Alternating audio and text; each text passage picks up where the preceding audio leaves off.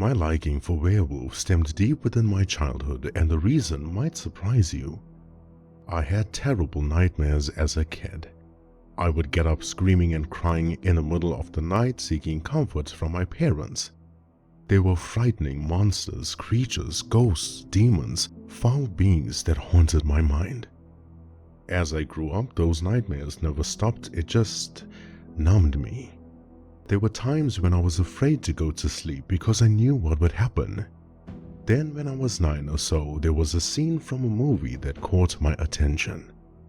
Just glancing at the TV, I saw a monstrous werewolf, tall and muscular with black fur, sharp teeth and piercing eyes that looked through my soul. But that creature didn't frighten me for some reason. Not once did I turn my head away from the TV or cover my eyes. I just thought it was so damn cool.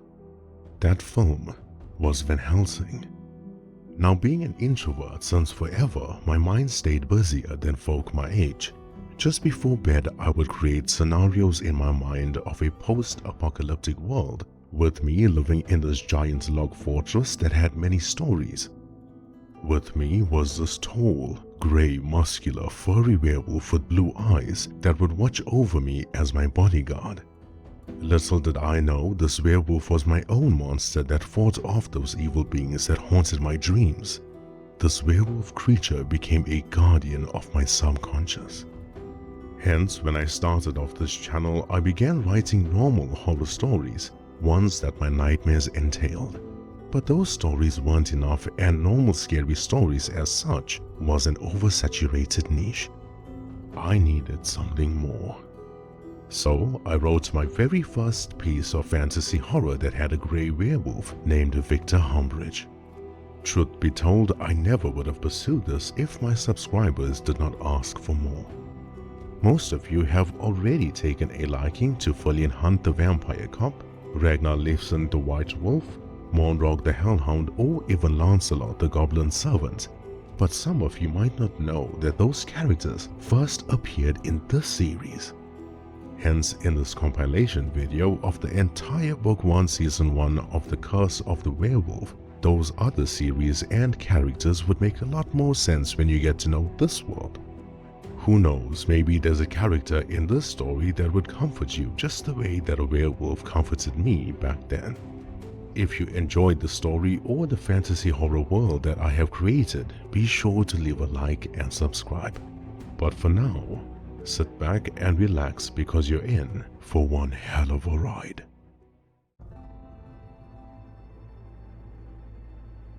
Victor Humbridge and his wife Lisa Humbridge traveled long and far across the seas to a different continent.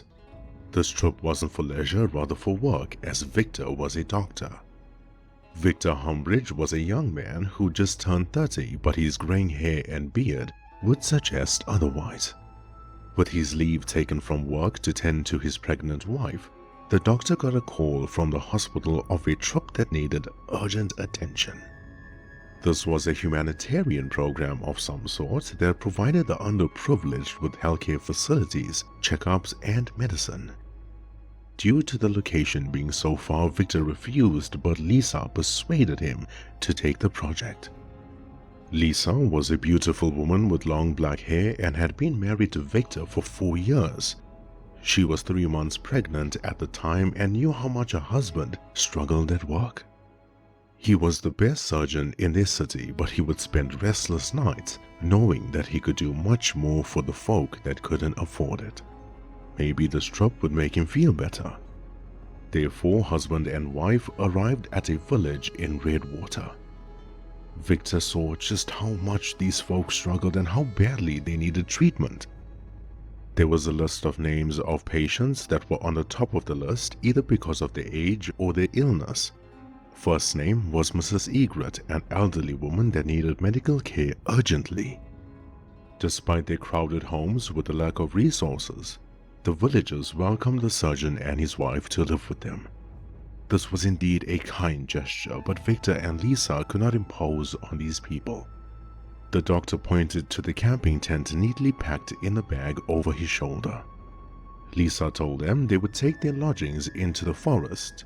They loved the outdoors and the fresh air anyway. But the forest in Redwater wasn't as it seemed. The air felt different, the leaves rustled with the warm summer breeze, but faintly, an eerie whisper traveled in the wind. The energy felt tense and heavy, but why was Victor Humbridge the only one who could feel it? They set up a camping tent with their foods and water nearby. Lisa was exhausted from the trip, so she had some well-needed shut-eye. Victor went through the list and the map given to him by the locals. Mrs. Egret lived in the forest itself, which worked out perfectly for him. But as he made his way with medical equipment in a bag over his shoulder, he stopped dead in his tracks. Then he tilted his head to the side, making his ear more visible as he listened carefully. Lisa, while laying down with her eyes barely open, had asked, "What's the matter, honey? Forget something?" Victor replied, "Do you hear that?" "Hear what?" "No matter," Victor said as he walked back to kiss her forehead and traveled apart again. Her husband did not want to worry her if it was nothing, but deep down, his gut feeling told him that he wasn't wrong. Victor heard a creaking and groaning noise. He heard the whistling and whooshing high up in the trees. He heard the sound of rope tightening. Victor tried to shake it off, but it wasn't just the sounds inside the forest that spooked him. Maybe the scorching heat was getting to him, but he could have sworn, though for a split second, the forest looked like hell. The trees were dead, the ground had burning pits, and the surrounding areas were mountain-like walls with sharp and pointy edges. The forest felt cold to the point of a burning, stinging skin sensation.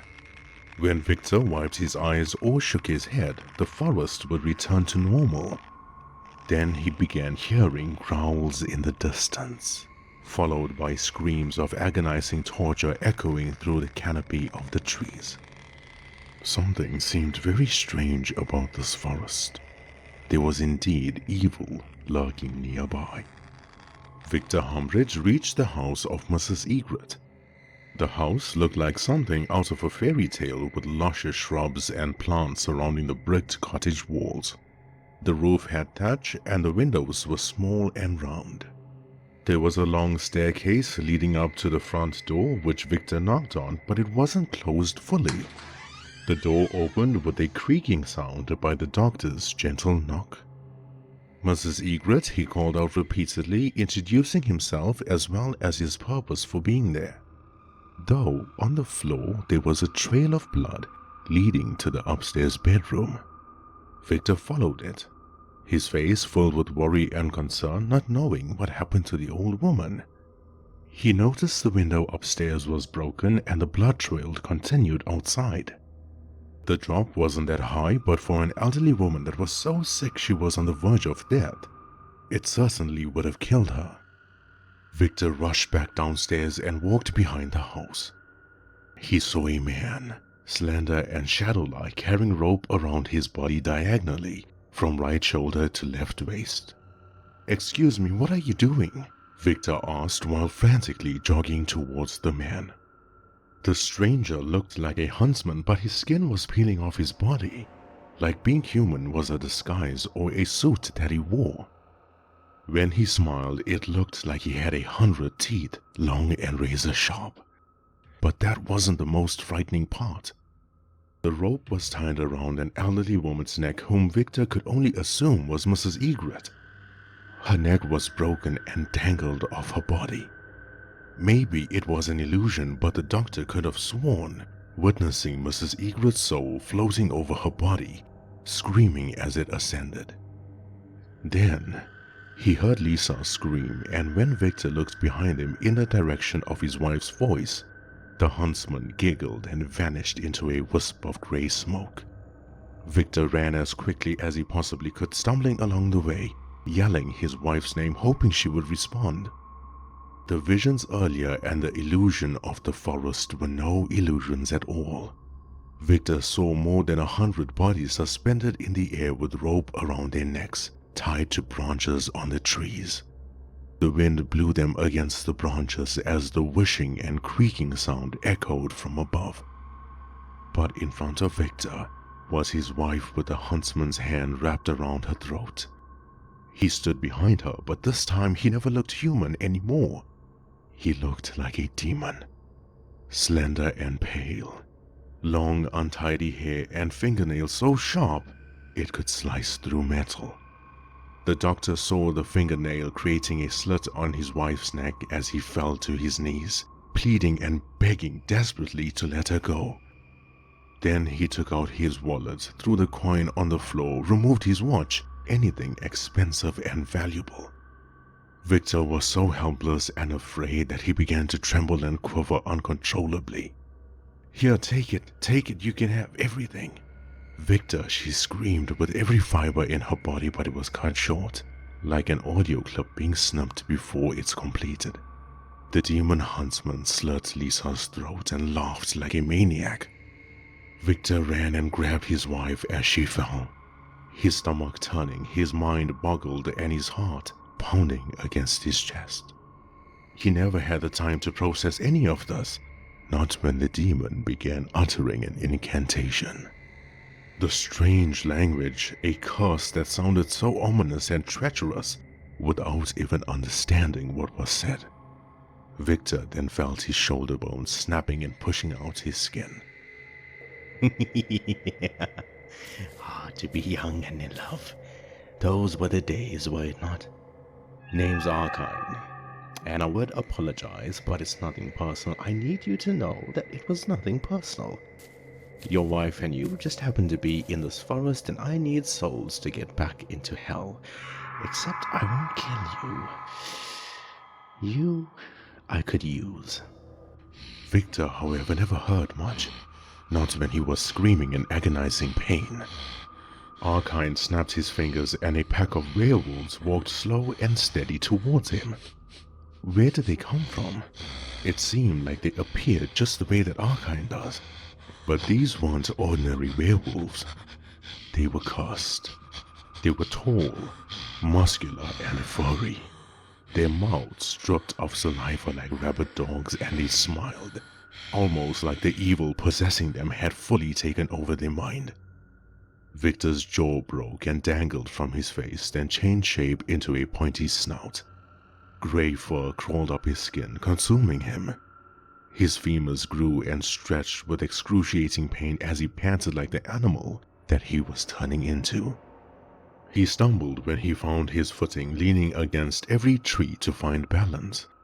Then Archine looked away in the distance and held his chest. Something wasn't right. The demon's skin looked worse than it did before. He whispered something to his cursed werewolves, then vanished into a wisp of smoke again. The pack of ferocious werewolves huddled over Victor as his werewolf transformation had come to its conclusion. He remained on his knees with his palms on the ground, wincing in pain. But the curse did not work as intended. He still had his memories, he still felt like a human being.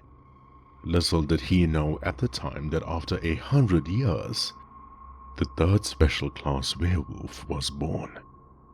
Rage filled his body and mind as he felt the cursed blood coursing through his veins. He picked his head up and looked at his hands. No fingernails anymore, but claws, long and sharp.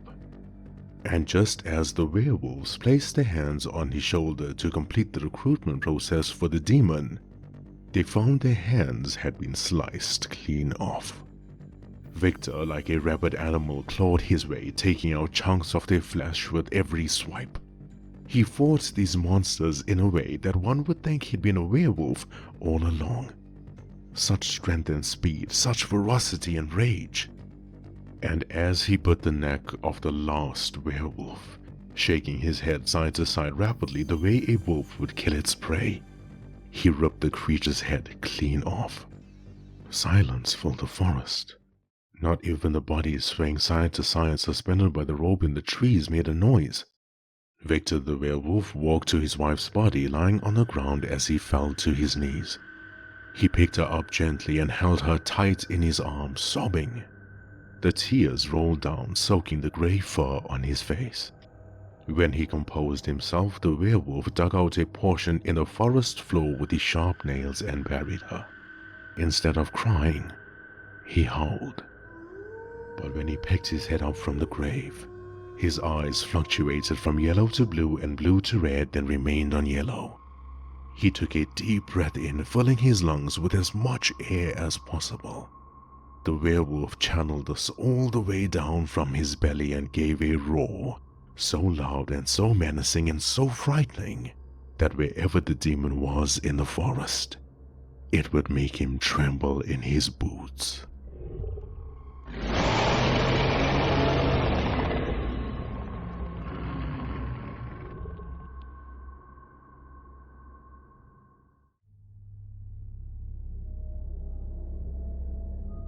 One week has gone by with no sign of Arkine. The werewolf searched high and low but made no progress. The forest in Redwater was the largest in the land, and finding the demon would not be so easy. However, Victor Humbridge found someone else. There was a girl, maybe 15 years of age, that entered the forest from the village side. She wore a red hooded cloak with black boots, walking carefully into the forest. She carried a medicine package in her hand, the same medic kit Victor left at the village. He never knew who she was, but he kept a nickname for her, Red Riding Hood. Red Riding Hood walked the path like she'd been there before, though her footsteps were weary, like the girl knew the dark forces at play in the forest. Arkine was still around, that's for sure. The bodies hanging from rope in the trees were hidden again. If the illusion remained, so did the demon. The werewolf followed Red Riding Hood. He snuck behind the trees, hid behind the foliage, and used stealth as his shield. Victor was a giant as a werewolf, but it was amazing how quiet he could be when he wanted to. But somewhere along the path, the girl became confused. She looked left, right, and then behind her. "Oh dear," she exclaimed, "I can't seem to find my way." Then, at that moment, the huntsman emerged from behind a tree. Victor's eyes widened. It was Arkine. But how was he going to intervene? Despite Victor being a werewolf, he had another secret. His werewolf curse did not revert when the sun rose. No reverse transformation, no aching of bone, shedding of fur. He remained this monster 24/7. Furthermore, Victor could still talk, think, and behave like a human. The moment Red Riding Hood sees a big bad werewolf walking towards her, she'll seek comfort in the huntsman's arms and it's game over. Victor waited patiently as his ears moved like antennas, listening attentively to their conversation. The huntsman pointed towards the distance, the same direction Mrs. Egret's cottage was at. Then Victor knew Red Riding Hood was the granddaughter of Mrs. Egret. "Why, thank you kindly," she said to the huntsman while continuing the path. Arkine vanished into a wisp of grey smoke and reached the house before she did. So many thoughts ran through Victor's mind. Oh no, how am I supposed to catch this demon when I know how elusive he is? Though one thing may be certain, I think I am stronger than him. He could have hunted me down, but he didn't. His skin peeled off the last time, so maybe he is getting weaker. But how do I save this innocent girl without frightening her? Maybe she has seen werewolves, vampires, and monsters roaming her land before, but has she ever encountered a werewolf that could talk? Oh no, what if she thinks I'm the demon? Red Riding Hood reached the house as Victor watched her making her way upstairs. He saw Arkine making his way towards the upstairs bedroom just a few minutes ago. Now was Victor's chance, but he had to be patient. The demon was trying to lure the girl in. The girl saw her grandmother waiting for her in bed. An illusion. Arkine was a masterful craftsman when it came to illusions. "What's in your hand, my dear?" said the grandmother.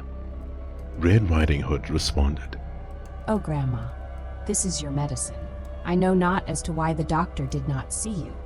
He said you were on the top of the patient list. But then she noticed how strange her grandmother looked. Almost like the illusion was failing, just the way it did inside the forest. Red Riding Hood said, Why, Grandma, I never noticed this before, but what big eyes you have. All the more to see you, my dear. Oh, right. But Grandma, what big ears you have. All the more to hear you, my child. This was the moment. Victor climbed a tree to be at the same height as the upstairs bedroom window. One wrong move, one moment of hesitation, and the girl could die. The old lady's teeth grew long and sharp, needle-like if you will. Red Riding Hood backed up as she said, "Grandma, what big teeth you have!" All the more to eat you. Victor crashed through the window like a boulder. Just as Arkine lunged at the girl, ready to devour her, the werewolf dug his claws into the demon's neck and threw him out the window. Red Riding Hood stood frozen against the wardrobe in disbelief. The werewolf jumped out the window and landed on his knee and fist, while the demon rolled on the ground, finding his footing shortly after. From humans and creatures, it began changing into numerous people, but ultimately chose its natural form. The demon was big, ugly, and menacing with sharp horns sticking out from its body. Victor realized that in that moment, the demon could change into all the people that he had killed. From thunderous punches, kicks, elbows, and knees, a vicious fight echoed in the forest, shaking the leaves off the trees, sending the birds flying away from their homes. Victor clawed Arkine's face while biting his neck and pressure points. Arkine was weak, too weak in fact that the next blow, when Victor impaled his claws under the demon's chin through its skull at the top, he was done for. Victor panted with blood filled in his mouth and dripping from his claws. His ears moved again as he heard footsteps behind him, soft, afraid, and slow. Red Riding Hood was standing behind a tree. Listen to me, little one. I know how this looks. But please do not be afraid of me. The huntsman was no human but a demon. He killed Mrs. Egret. I did not abandon her. I was going to treat her when I saw this foul being wrapping a rope around her neck. He killed my wife as well, and he cursed me. My name is Victor Humbridge. Look it up. It's okay, I understand. Red Riding Hood said as she tore a piece of red cloth from her hooded cloak. Take this. For the blood and the wounds you may have obtained, I shall make my way back now and tell the villagers the truth. You just stay right here. Okay? Victor Humbridge used the cloth to wipe away the blood and dirt from his face and hands as he watched Red Riding Hood walking away. How strange, he thought. She trembled with fear in the upstairs bedroom not too long ago, but now she was calm. Why was she walking like that? Like a puppet being controlled by strings from above. The werewolf looked towards the right where the demon's monstrous body lied. Victor's eyes widened as he frantically looked back at the girl in the distance. Arkine's body had vanished. Red Riding Hood turned to look back with glowing yellow eyes and an evil smile on her face. She placed her finger to her lips as a gesture for the werewolf to keep quiet. Then she giggled and entered the village. The grey wolf clawed the bark of the tree in frustration. How naive and foolish was he, thinking Arkine would be slain so easily. No wonder the fight lasted for as quick as it did, because Arkine transferred his soul into the girl. He possessed Red Riding Hood. I fear the truth about the forest will remain untold. I fear Red Riding Hood will not tell the story as it played out. How do I convince them looking like this? After all, which would be easier for them to believe? Their own village girl or the big bad wolf?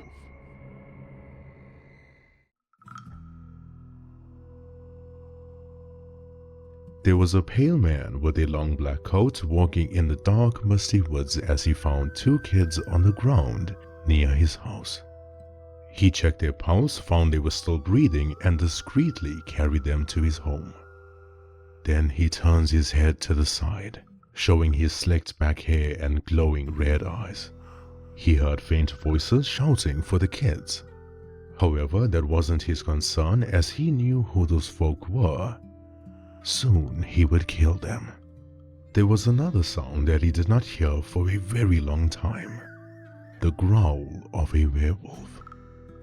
The mist then engulfed him completely, making it seem like he was never there at all. The demon Arkine hid in one of the villages of Redwater like the coward that he was. His time was running out and the number of souls needed was many. His acceptance back to hell was being held by a thread. Victor the Grey Wolf hid behind each tree as he moved forward, but stopped hesitantly. How could he enter the village? With his last battle, the way he massacred those werewolves had frightened him. The rage he displayed, the curse that he carried, and the bloodlust that consumed him in that moment.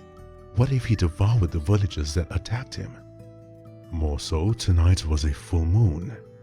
While sunrise did not revert the curse, his cursed blood boiled in the presence of a full moon. His human self felt like he was losing control over the werewolf. Arkine as Red Riding Hood convinced the entire village the werewolf was responsible for the gruesome murders in the forest.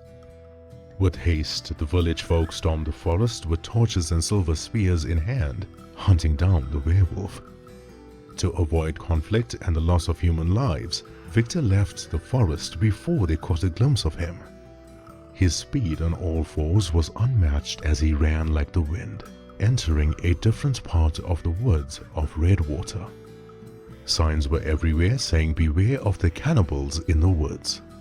After spending a few days in this woodland region, the werewolf found a secret cave that he could take shelter in. At night, he would hunt or eat animal carcasses just to feed the werewolf hunger. This made him feel sick as his human conscience was still very much intact. Victor sat in the cave trying to sleep, but he played back his wife's death over and over again. He buried his face in his fur-covered hands and cried. Why has this happened to me? Monsters, werewolves, demons, I have no part in this. Why did my wife have to suffer? Why was my unborn child, who has done nothing wrong in this world that he never entered, taken away from me? His eyes then emerged from the darkness when he heard a scream in the woods. He walked out the cave and moved towards the source of the noise. He saw a log cabin in the distance as well as a pale man with a long black coat that carried 2 children over his shoulders. Behind the werewolf were 2 humans, strange-looking folk that had stitches on their face like they just had surgery with tools you would find in a shed. This man and woman were crying out for their children. From Victor's eyes, it seemed like the man with the long coat had kidnapped them. Rage filled the werewolf's eyes as he clenched his fist. Before he finds a way to lure Arkine out of the village, he'd make sure those kids returned home safely in one piece. When the couple fell behind in the woods, Victor continued pushing forward towards the log cabin. This mysterious pale man that he saw was different. The werewolf not only sensed how strong he was, but also knew he wasn't human. The moisture from the mist kissed the werewolf's fur as the gentle wind blew through the trees. Victor walked on all fours as low and stealthy as possible while getting closer. He saw the kids from inside the cabin looking out the window staring at him, but he had an uneasy feeling. He snuffed and smelled out something peculiar. Cold-blooded creature with no heartbeat. However, before he could even process it, the mysterious pale man was already standing behind him. An elbow to the werewolf's head which brought him down to one knee, dazed. The mist made it difficult to see the man's movements, but even so, boy was he quick. Victor, however, did catch a glimpse of him moving like the wind. Slicked back hair, long black coat, pale skin, glowing red eyes, and sharp fingernails. Though when his fangs pushed out his mouth, Victor knew he was a vampire. He circled the werewolf multiple times as Victor growled, turning his head trying to keep up. This wasn't about speed or power. This was about timing. The Grey Wolf had to be patient. The vampire made his move for the second blow. Victor unsheathed his sharp claws as he took a swipe, scratching and sending the vampire flying against the tree trunk. The vampire held his chest and got up slowly. Victor growled deeply and menacingly while the vampire hissed and grunted. Then they ran to each other. The vampire threw a punch as Victor ducked and landed a left hook to the body. The vampire winced in pain but grabbed Victor's head, pulled it down and kneed the werewolf right in his nose. As Victor's head recoiled in pain, his nose pouring blood, he used the momentum to rush his head forward, crushing the septum of the vampire. Truth be told, his human self could never do this, but his werewolf instincts moved his body involuntarily. The couple in the woods from before approached the battle with caution, with creatures they thought were mythical. They hid behind a tree as they watched the werewolf and vampire fight while both of them were covered in blood. The fight, however, abruptly stopped when the children from the house ran out and hugged the vampire's legs. Victor the werewolf stopped dead in his tracks as he hit his sharp teeth. "What's going on here?" he said. The couple behind the tree was stunned when the werewolf spoke. Seeing a werewolf as big as Victor was terrifying, but seeing one that could talk, now that was a sight. But it was more than that. Werewolves that were tall and humanoid while retaining their human attributes were special class werewolves, something only written in books by witches, elves, and hunters. "Step aside, wolf. If you stand in my way of those people hiding behind the tree, I will remove your head." The little boy had tears rolling down his face as he begged the werewolf to spare the vampire. Victor's heart felt so sore seeing the boy cry like that, while his sister tried to console him. The boy told the werewolf those two people hiding behind the tree were not their parents. "They kidnapped us, but we managed to flee.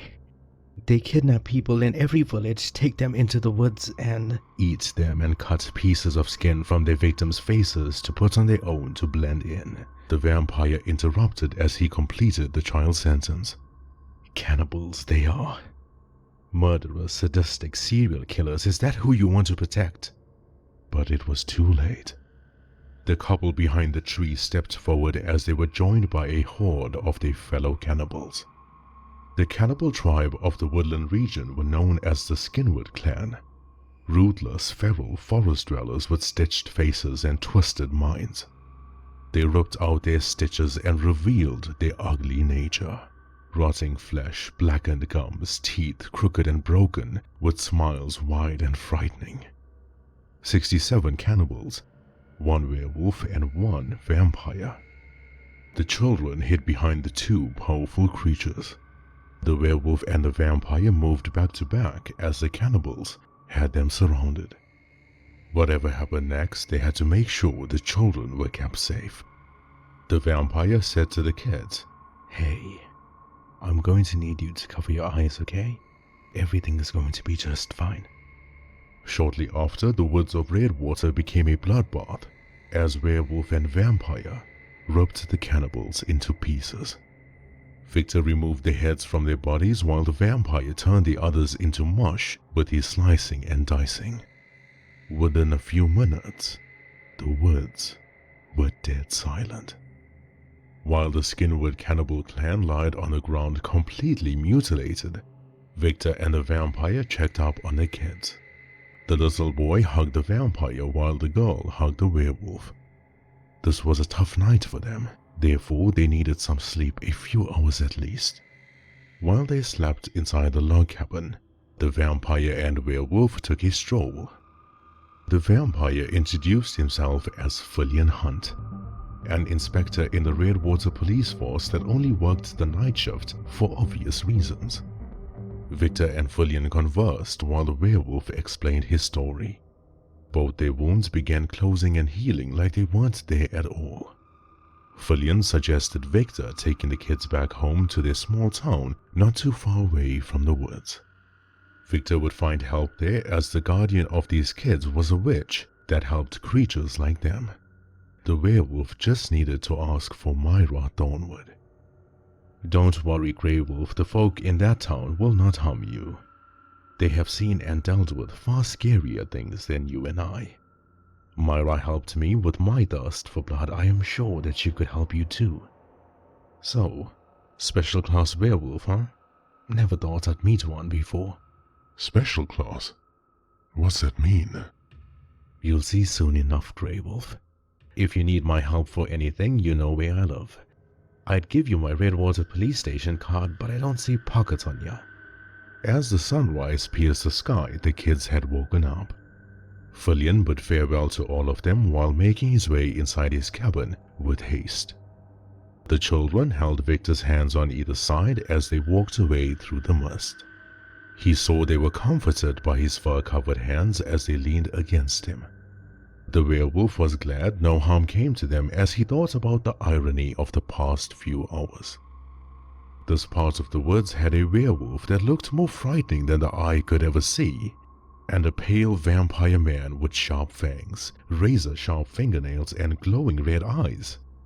Yet the real monsters that night were those human cannibals that kidnapped the kids.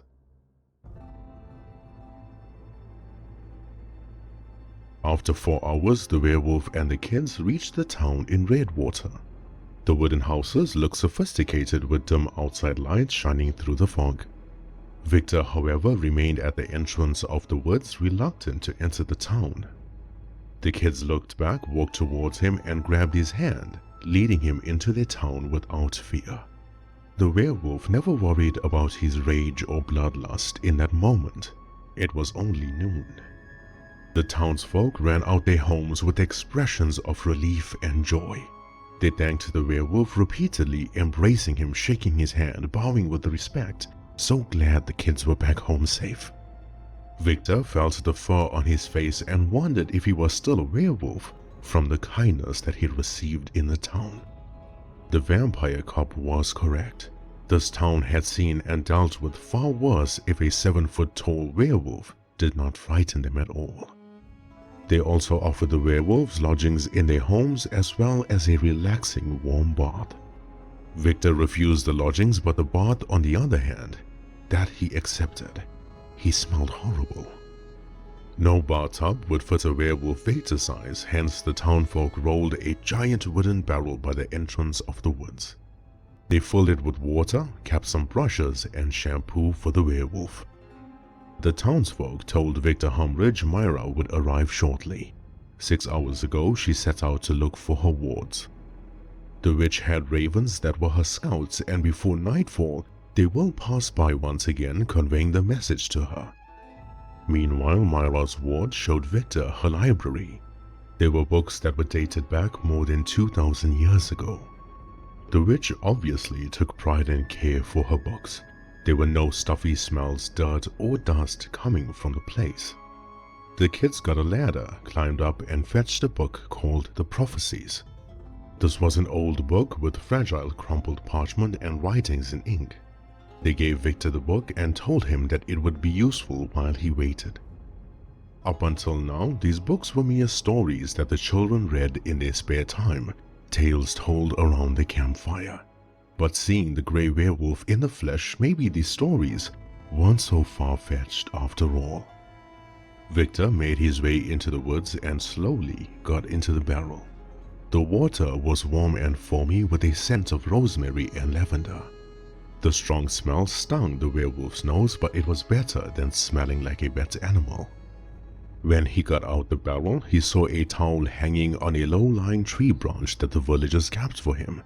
Such kind folk, he thought.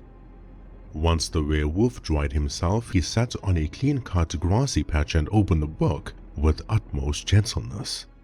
He was fearful that his sharp claws would damage the pages. There were many prophecies in the book about angels, demons, vampires, Dracula, the crowns, and finally the werewolf. Victor began reading. Long ago, to battle against the dark forces of hell, angels created a monster of their own. A special class werewolf, brown in color, like the soil from the village that he came from. Unfortunately, the name of the werewolf was smudged out in the book. B-L-U-C-A-R with a few missing letters in between. However, the mind games played by angels were even more treacherous than what demons had in store for humans. This werewolf turned against the ones who created him, solidifying his reputation as the devourer of angels and demons in order to save humanity. They called him the legendary werewolf. Then the demon queen Jorah put a bounty on his head. Jorah was the scribe of the prophecies, which meant that whatever she spoke came into existence. She wrote down prophecies on her stone tablets, making sure that no other werewolf born would reach the same power level as the legendary werewolf. Though, the legendary werewolf found a way to undo her prophecies as a failsafe. If he failed in defeating the demon queen, there would be two other werewolves born just like him, sharing his power, one to destroy hell and one to destroy heaven. But the third werewolf was the sole reason for why the prophecy was written. This werewolf would be the only one capable of activating the stone tablet, freeing the legendary werewolf from captivity if hell won. He hated speaking it into existence. He was ultimately damning these two men by ruining their lives whenever they were born, but there was no other way. Though, the legendary werewolf was not strong enough to completely alter the events to follow. Jorah's vision remained for the latter. Before the legendary werewolf was turned into stone, he got rid of the tablet, so that no angel or demon could find it and alter the prophecy further till the third special class werewolf was born. It was with deep regret the werewolf could not alter the most important aspect of these newly born werewolves. Their lives would be filled with misery and torture. Sacrifices would be needed as a cost of nobility, honor, and virtue came with a hefty price. The third special class werewolf would have to undergo the werewolf trials of the prophecy. This was a series of challenges and opponents from hell that now lived on earth, with Jorah being the final monster this werewolf would have to defeat to free humanity from the chains of hell. The legendary werewolf completed 4 out of the 5 trials before he was defeated. If successful, the werewolf could undo his curse as well as destroy the clutches that both heaven and hell has on earth. Humans would be safe again. Demons wouldn't be able to make deals at the crossroads because they wouldn't exist at all. Angels wouldn't be able to destroy earth because the gates of heaven would be closed. Now that's easier said than done, for the third special class werewolf would have to deal with the hell, but at that moment, Victor's eyes moved away from the book. He felt an ominous presence in the distance. Not even the demon Archine had such an aura to make the werewolf clench up this way. Victor ran like the wind with the cool breeze blowing through his fur. He was worried that whatever he just sensed was in the town that he departed a few minutes ago. When he reached the entrance, he skidded on his feet and came to a stop. His eyes widened with fear. The townsfolk approached him with smiles and warmth, but his eyes remained fixed in the distance. What the hell is that?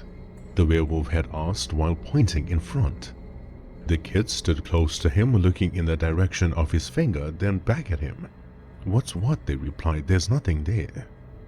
Victor panicked. Nothing there. Don't you see those beasts walking into the town?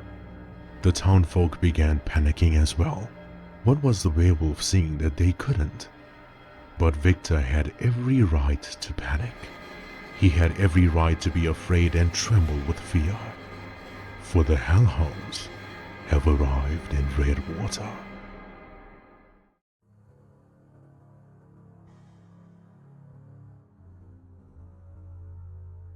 In Victor's world, the hellhounds are among the oldest and most evil creatures. As mere pups, they were larger than full-grown wolves, lurking in the darkest pits of hell, searching for souls to feed on. The hellhounds belong to this entity, Zelza, the demon of hell responsible for collecting and torturing souls for all of eternity. Zelza is known as a higher demon with a power scaling unimaginable. Higher demons are mostly giants, standing at 10 to 15 feet tall, and strike fear in the hearts of those who merely glance at them. Archine is Zelza's underling and has been tasked to collect souls on Earth, guilty and innocent included, to build an army for the battle ahead. The innocent souls get tortured so much that they have no choice but to give in. Due to natural law, higher demons cannot walk the earth. Hence they send their pets or their minions to do their dirty work for them. Now while natural law can be broken, ever since the incident with Ragnar and Gilroy respectively, no higher demon would risk their life to be on earth. They fear the White Wolf, and the first ever vampire. There are only 3 hellhounds. The youngest is called Monrix, known for its incredible ability to rip flesh off the bone of any creature, normal or supernatural. Its jaw widens much like a Burmese python, 4 times wider than its skull. The second born is Monrax, known for its brute force and speed. A swipe from this hellhound's paw and the fight would end instantly. Monrax also has the ability to turn invisible, even to those who are marked for their soul. The firstborn and the leader is known as Monrog, much more powerful, faster, and intelligent than the other 2. This hellhound usually sits back unless there is dire need for its skills, but most of the time the other 2 do get the job done. Now, to put things into perspective, Monrog is the size of a bull moose, that is 6 to 7 feet tall on all 4s. This hellhound is so fearless that Zalzar sees it as an equal rather than a pet. Monrog loves his brothers dearly. He spends most of his time patrolling the dungeons in Hell and making sure that every soul gets tortured right till their breaking point. Monrog reeks of sulfur and is the epitome of evil. Now, while the Hellhound sits on his throne, his beloved brothers are fighting Victor, the werewolf.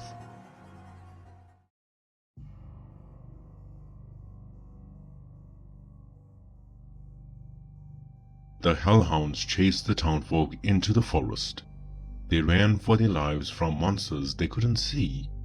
Ordinary humans would be incapable of witnessing the beast from hell, but they felt its presence. It felt like an evil creature the size of the trees ran behind them. They felt the ground shake. They felt that fear flowing through their veins. The end was near. Men, women, and children were running out of time. The werewolf, however, could see the hellhounds. Fiends, pure evil incarnate. And this was a new feeling to the werewolf. A new feeling indeed. Was this fear, hesitancy, or sheer panic? Monrax and Monrix walked slow and steady. They never needed to run. In the hounds' hearts they knew death and destruction was inevitable. Their eyes wandered the forest, and finally their target was in sight. Victor the Grey Werewolf stood far away from them. They could smell the fear on him. Terrified or not, he stood tall and strong, but his focus divided. How was he going to get the townfolk to safety? The Hellhounds weren't alone. Weaker, expendable demons from hell stormed the forest in front of them. They ran towards the werewolf as each tree they passed withered and died.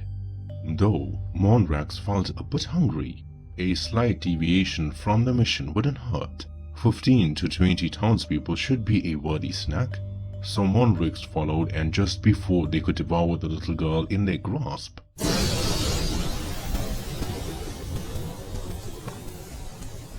a massive explosion erupted. The entire forest lit up purple as waves of energy ruffled the trees. An aroma, sweet and alluring of jasmine, had gently kissed the nose of the werewolf. In the midst of all the chaos, the feelings of calmness caressed the forest. Monrax was trapped. A ball of soft purple energy barricaded the hellhound, hypnotizing him by keeping him stuck. What magic was this that it was so powerful it could keep a vicious fiend like Monrax at bay? At least that's what it seemed like. Monrax wasn't bothered at all. This purple portal poses no threat whatsoever. In the hellhound's mind, this was more like, let the witch have her fun. Let's see how long it lasts. The weaker demons were pushed back by the magical explosion. It wouldn't be long before they rose, but Victor walked carefully, trying to touch the purple energy scattered throughout the forest. It felt like a dream. A huge round portal opened up in the forest, and the townfolk ran towards it without fear. They've seen something like this before. They weren't confused or taken aback by the purple aura. Then, a voice softer than velvety fabric, so smooth, warm, and comforting, said calmly, "Make haste, my dear people of Redwater. Fear not jumping into the portal, as this will lead you to a lake, and the fall would not hurt any of you. Hurry now. Don't look back." No wonder the townfolk weren't afraid. This immensely beautiful soul was none other than Myra, the witch and the protector of Redwater. Her long dark brown hair, so smooth, wavy, and elegant. The witch had breathtaking purple eyes and plump lips. With her long purple dress, silky smooth as her skin, she looked at Victor and gave a smile. No words were spoken, but her eyes showed deep gratitude for the wolf as a thanks for rescuing 2 of her orphans 2 days prior. More and more people entered the portal, and once they passed a certain point, they vanished into thin air.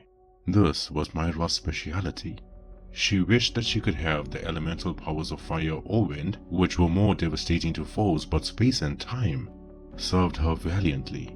The people, however, were falling into a lake located in the city called Harrow. A very quiet place with the vacant wooden houses and shelters. Although, maybe Myra made a mistake. This was a poor decision made in the heat of battle, for this was the last place that anyone needed to be in. She knows what lurks in the Harrow, always watching carefully. Or maybe the witch knew exactly what she was doing. The frightening, powerful monster is probably seeing the innocent people falling into the lake. Maybe this was a message to him from Myra, almost trying to urge him to leave his cabin on the mountaintop. Or perhaps this monster dwelled in his cave below the mountain. This plan, however, was something that she really hoped worked.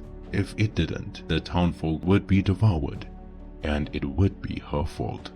The weaker demons in groups of 3 had got up to their feet. They ran like wild animals, possessed by an evil force that would drive them to fight, no matter how much of pain they received. Myra summoned 7 stone soldiers to her aid. "Help me fight the demon," she said. These stone soldiers have served Myra for her entire life. They were protectors passed down from her late mother, and she respects them dearly. Meanwhile, Victor ran towards Monrix, the hellhound that wasn't trapped. The werewolf could sense how strong this beast was, and wanted it nowhere near the witch or the people. With each stride, the demons got closer. Myra formed a huge magic ball with her left hand, filled with purple and black substances. Her long silky dress blew elegantly with the gush of wind the ball created, and then she threw it at the weaker demons. Finally, time to breathe. The witch opened another portal from the ground this time, and called upon a giant, terrifying creature. Xena, she called it. "Protect the portal with your life," she said. "Make sure that no demon passes through." The monster nodded in acknowledgement. But her most trusted creature of protection was a 50-meter purple snake with dragon-like scales and amber-colored eyes. The witch called this powerful pet Nala. "My baby," she said. "Your job will be to prevent the hellhounds from reaching the werewolf. No matter what happens, he cannot die. These hellhounds are extremely vicious and powerful, so please be careful." The snake flickered its tongue at her and slithered away with haste. Just as Monrix was going to bite the werewolf, Nala wrapped her body around it, squeezing the hound of his life. Monrix snapped its double jaw, biting the snake each time, weakening the grip. Too much of the witch's power had been working at once. Her energy fluctuated, and the barrier that trapped Monrax, the bigger hellhound, made a fuzzy sound before disappearing, and Myra panicked. Monrax, without hesitation, ran towards Victor, disappearing with each stride that it took, making it seem more terrifying than it already was.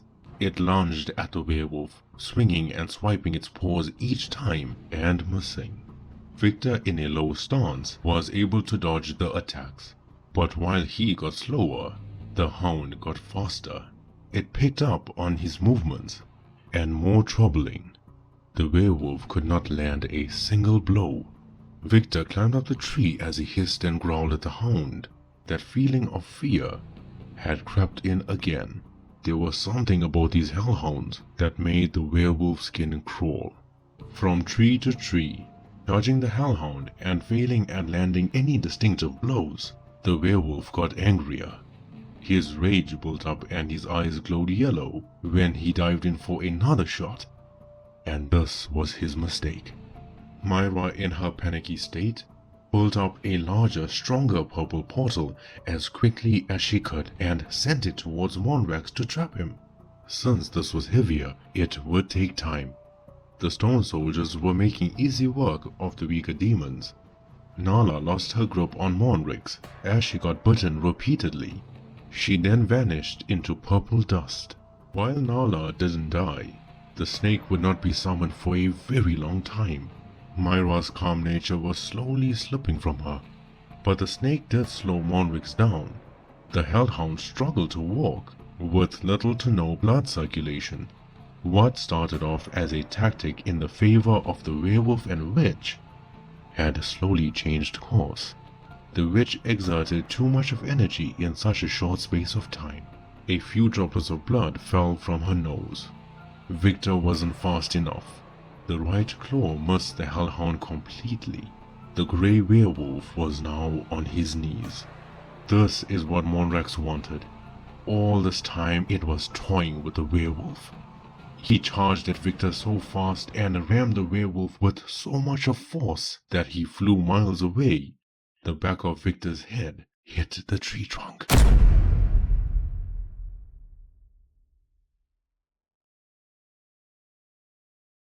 This place. Where are we? This is the void. You and I were hit in the head pretty hard this time. Our bodies have separated.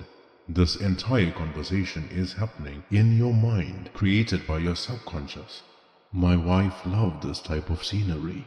You know, she always told me that we needed to settle down somewhere similar like this. I feel tired. I have no idea what I'm doing here. If I had never taken this trip, then I would still be a doctor, performing surgery or working on my research. If I had never taken this trip, then Lisa would be alive. This curse would never have found me. I think this is my farewell, werewolf. This place, this world, monsters, vampires, demons, this was all the stuff that I have read from mythology. I don't belong here. My path for revenge has led me further away from reaching it. Forgive me, but I cannot save these people. Victor, you are a doctor. Aced your exams and graduated with flying colors and on your own merit. No siblings or cousins. Parents passed on at a very young age as well. Your beloved wife has parted from this earth, and you have every right to feel this way. But do you know what is the most difficult part in treating a patient suffering from a disease?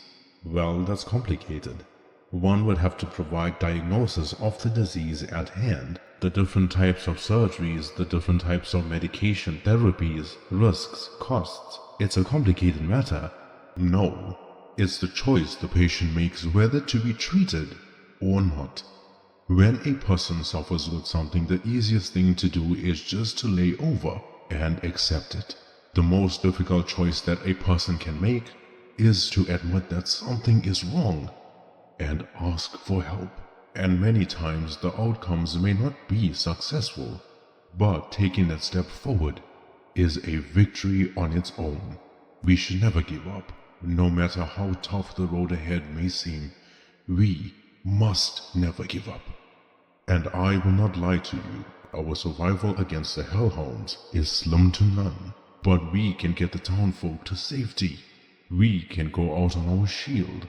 I am no warrior. I have zero battle instincts. You were the one that defeated the pack of werewolves in the forest that day.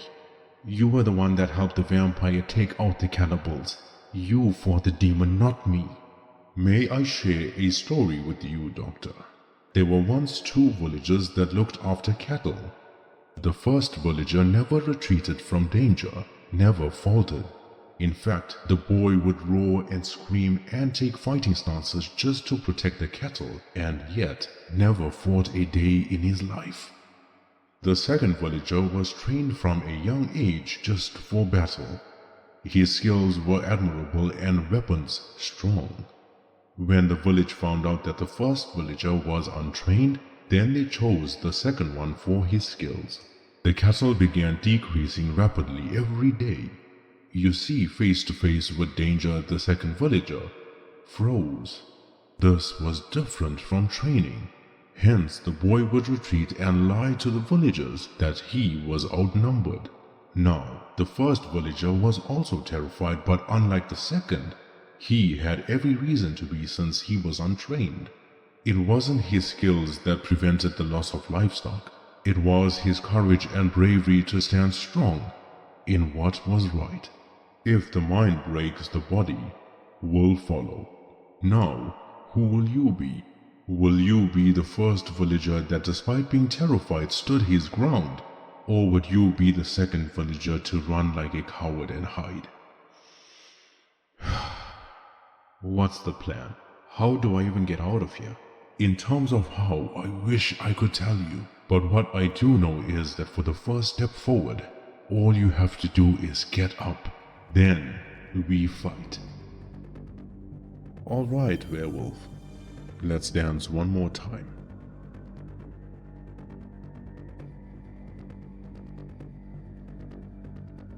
Victor the werewolf rose to his knees like a man possessed. The wobbly feeling still ran through his legs. That was the hardest he had ever been hit. The hellhound that knocked out Victor was still encased in a lilac-colored force field, courtesy of Myra. The other one gnawed and snapped its jaws, trying to devour the townfolk that ran towards the portal, while Myra cast purple projectile orbs, slowing it down. Her strength wavered and her nose began bleeding. No witch in the history of the supernatural world fought a hellhound, let alone enclosing one in a barrier for this long. Her strength was impressive, but the barrier diminished with each swipe that Monrax took. Victor, in a push-up position, stretched his arms forward past shoulder length, channeling all the energy to his legs. With the stronger hellhound still barely enclosed, Monrax was about to bite Myra's neck.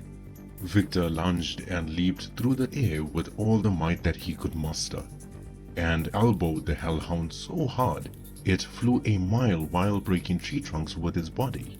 This would not kill the hound, but it did buy some time. After landing, the werewolf had his eyes fixed on the other one. The witch was at her weakest now as blood poured out from her nose. The portal became smaller and smaller. She could not hold the force field no longer. Time was running out.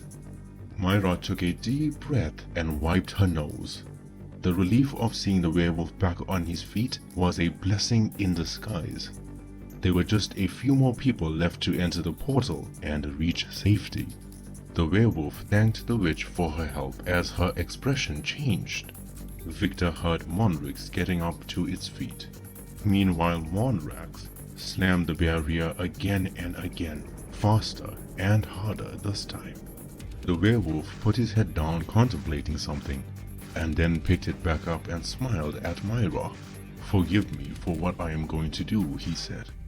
As the last person climbed through the diminishing portal, the barrier shattered, and Monrax was released. Victor grabbed Myra by the waist and tossed her into the portal seconds before it closed. The witch fell into the lake and slammed her hands against the water in frustration. Myra tried reopening the portal, but her energy was depleted. She had no choice but to focus on the townfolk beside her and getting them to safety. The witch knew that the werewolf had sacrificed himself just so that she could make it out alive. The werewolf took a leap of faith and faced the danger head-on. For the first time, his thoughts were empty, and for the first time he entered battle knowing fully well that he was going to die. The werewolf landed in a thunderous manner with bend in his knees. Victor made himself look bigger by puffing out his chest and giving a roar so loud that even the birds throughout the forest scattered. This was his version of a battle cry.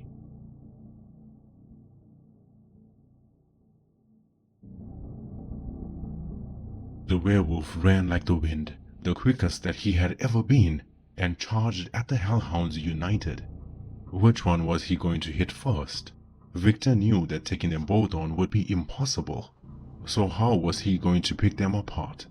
Mondrax, the powerhouse, sprinted forward, miles faster than its brother.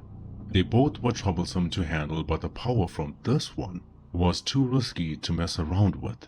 It lunged and flew directly at Victor.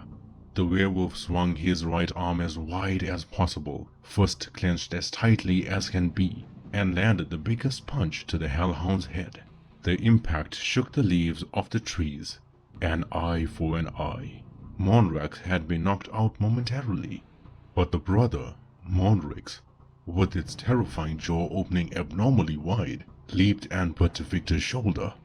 Its teeth pushed through the muscle and penetrated the cartilage. The werewolf took a swing afterwards, but missed hopelessly. The hellhound wasn't done. It landed on its feet and swiftly turned around, charging at Victor for the second time. It wasn't the speed or the power from this one, rather the double jaw able to change trajectory of its bite at the very last second. The werewolf hit his damaged shoulder from the charging hellhound. Victor took more of a fully shell stance, inviting Mondrax to target the left shoulder and capitalize with a right claw to the face. But Victor was sadly mistaken. There was a last-minute change and the hellhound ripped out the werewolf's stomach. Looking high, yet targeting low. The wound was deep, gushing out with blood, and yet the werewolf's rage had blinded him from the pain. Mondrax gained consciousness from the massive blow. It barely got to its feet as it wobbled around.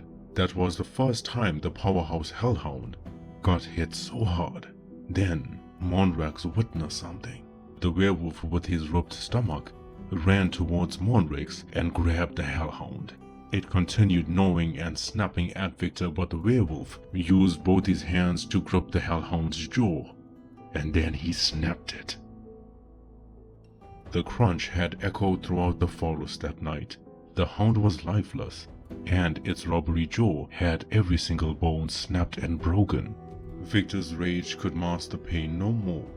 The werewolf fell into a seating position and dragged himself backwards against the tree trunk as he bled out. The toughest battle indeed. Mondrax walked to its brother and gave a whiny cry. It sniffed the body of the hound and nudged it, trying to wake it up. But Mondrax was dead. The remaining hellhound was distracted by Victor's laugh as it picked up its head. An unusual evil laugh with a hint of mockery.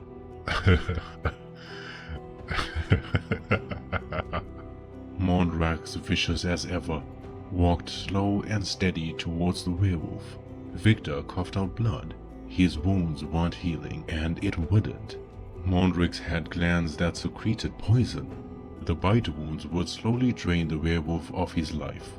And yet, whether it was Victor in control, or perhaps the cursed werewolf, but maybe both of them, he raised his middle finger to the remaining hellhound and smiled with blood dripping from his mouth. Going out on their shield, remember? The people were safe.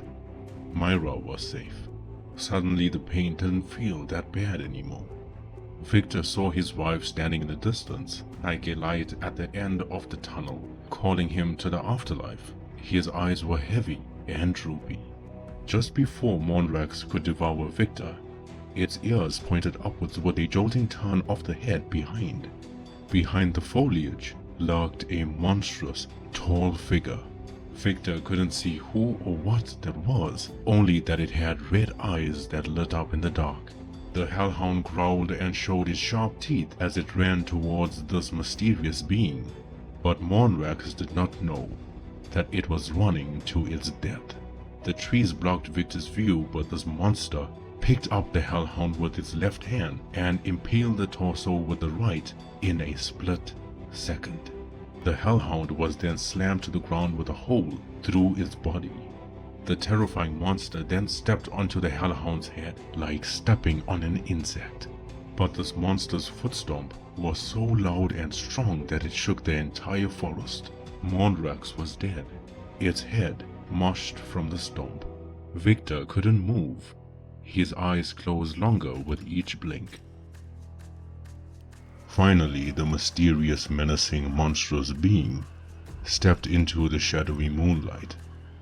Glowing red eyes, 8 feet tall, claws and teeth so sharp that it could slice through metal. Muscle upon muscle. This aura that it gave off felt terrifying. And as Victor's eyes closed, the questionable thought of this unknown beast being friend or foe was left unanswered. With its red eyes fixed on Victor, Ragnar the White Wolf approaches.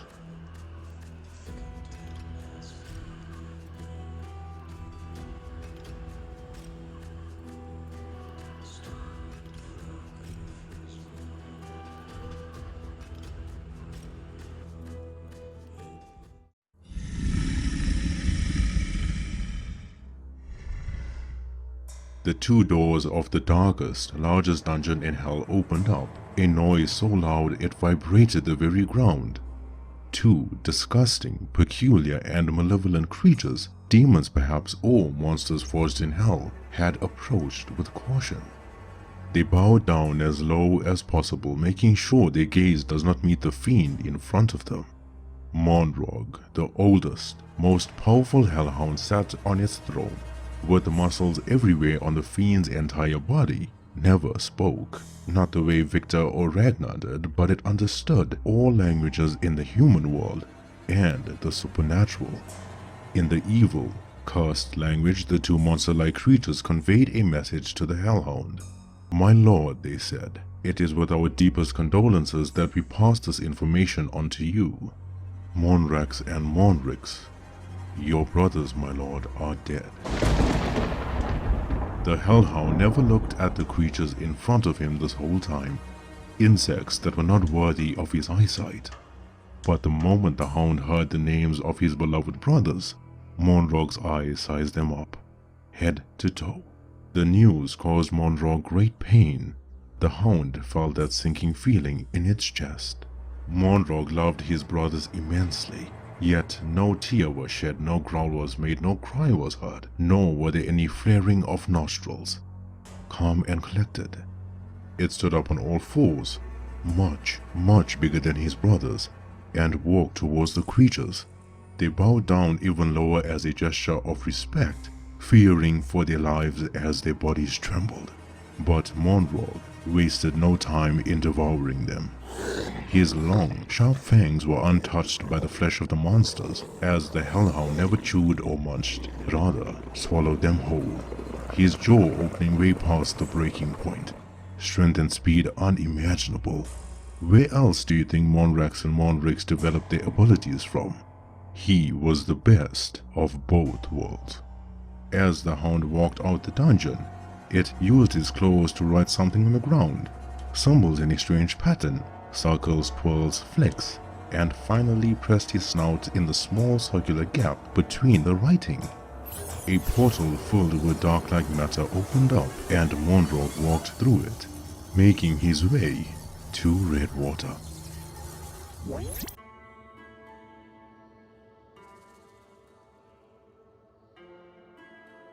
The journey, on foot at least, from Redwater to the land of Freya would be 5 days. Ragnar Leifsson hoped that he could make it in 4. The White Wolf could run with Victor, but the fear of the grey werewolf's intestines flying out from his ripped stomach was too risky. Ragnar, while in Redwater, tied the werewolf onto a slapdash bamboo stretcher that he made and set forth on their journey. The nights were brutal, the snowstorms intense, and the creatures every night many. The battle in the woods of Redwater drew the attention of evil supernatural beings in the surrounding areas.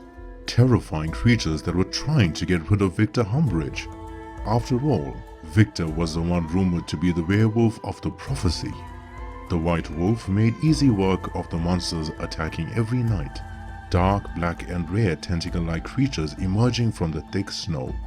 They were flies and Ragnar was a giant fly swatter. Victor's health worsened the moment they left the woods, wounds that would soon end in catastrophe. The days were cold and the nights colder, but with a new climate came a variety of plants, one of them being Marora, a special plant used to speed up the healing process of supernatural beings, mainly werewolves.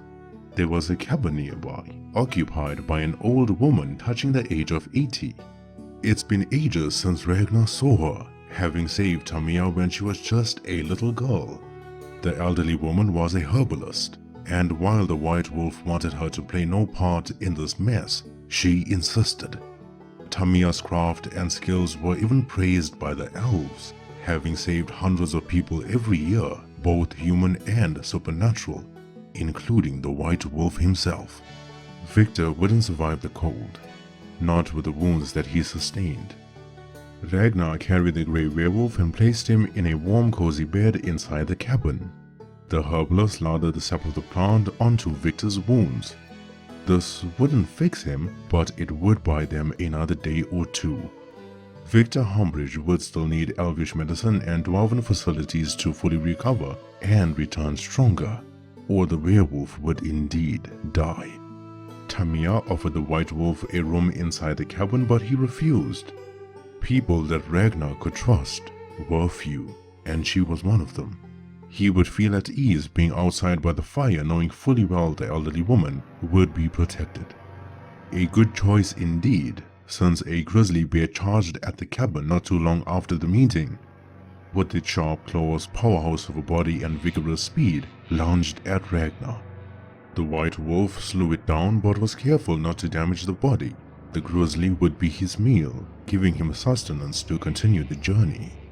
As he sat around a small fire, Ragnar Leifsson reminisced about his own life as a werewolf. The warrior was in a similar position as Victor when he was almost 34 years old, except his condition was not caused by a hellhound or demon, rather, a crone. So many people, human and supernatural, have this misconception of what the crones really are, let alone their power. They think the witches are just old hags that practice rituals in a secret room, worshipping evil. While that's not entirely false, the reason the crones are so troublesome to kill is because they are already dead. They were once human, evil, cunning witches that pledged their allegiance to hell. Sometimes young, beautiful, mesmerizing, whereas other times old, decaying, withered, and foul-odored. Both appearances are spells and illusions. The crones, in fact, are really wraith-like monsters. Their strength and speed are always unknown, which makes them very dangerous. Some could be weak and easier to deal with, while facing others would lead to certain death. These wraith-like monsters have further protection from the higher-ups like Zelza and company. Ragnar, being the werewolf that he is, has often been labeled as the strongest being in the universe, since he was the only one not to kill just one crone, but 3, and has kept their souls in jars placed in his wooden cabin.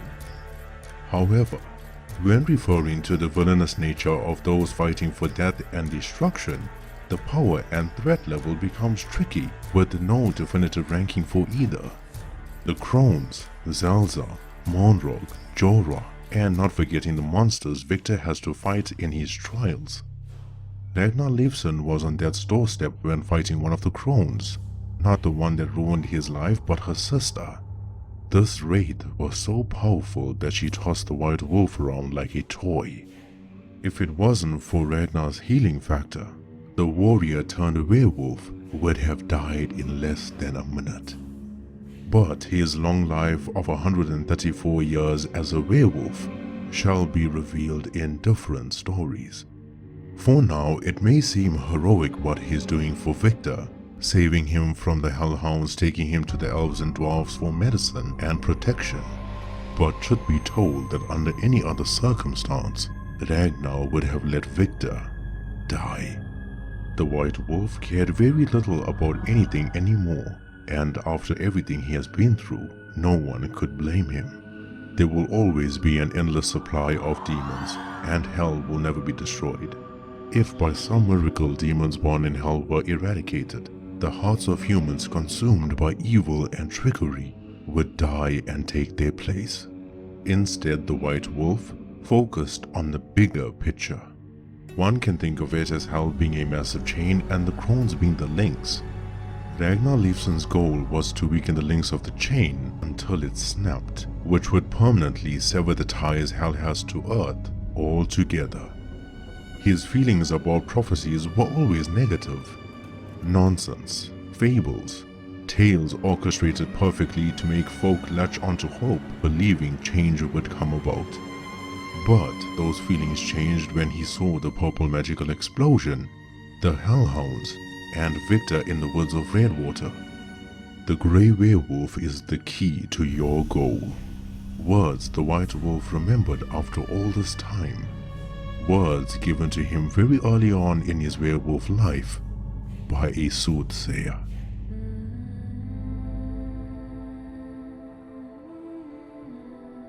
Ragnar Leifsson, the white wolf, was driven by rage and had turned his heart into stone. It had been 34 years since his wife and son had passed, but that emptiness never diminished, not even in the slightest. There hasn't been a single night since the werewolf had a decent night's sleep. The nightmares of watching everything unfold were too much to bear even for a brave soul like his. Month after month, year after year, Ragnar had been fighting monsters left, right and center. No shortage of them in this world, hoping that with each evil creature he killed, it would lead him closer to the crone that caused the chaos in the Harrow. Alas, the werewolf was wrong. The cunning, manipulative hag was always one step ahead of him. His frustration grew, and the monster within the warrior was battling against his own conscience to fully take over. Ragnar usually took a stroll in the woods to clear his mind. He would walk slowly, playing back the memories of Luna and Maximus. The werewolf could hear her voice in his head. He could see the smile of Maximus in his eyes, the only two things in the world that calmed him down. But somehow the good memories were even more torturous than the bad. There was an old man in the woods with an untidy beard wearing rags for clothes. A beggar holding a small tin to collect coin. The white wolf frowned as the man never fled. Folk always ran for their lives whenever they saw the werewolf. But upon closer inspection, Ragnar observed the old man's eyes and saw them full white and murky. The beggar was blind. The man rattled the coin in the tin in the manner to attract Ragnar's attention. The white wolf said, "You shouldn't be here, old man. The woods are dangerous. Besides, I do not have coin to give unto thee." Oh no, it isn't your coin I want, my child, it's your time. "I'll pass, thanks. Respectfully, if you had your eyesight, you would know who I am. And I am no child, nor am I human." The hole in your heart from losing your wife and son will not close anytime soon. The werewolf turned around and walked towards the beggar, fuming with anger. "Choose your words carefully, old man. Your age will not spare you." The beggar held his hands up and pleaded his case. I am no supernatural creature, just an old soothsayer willing to share what I know.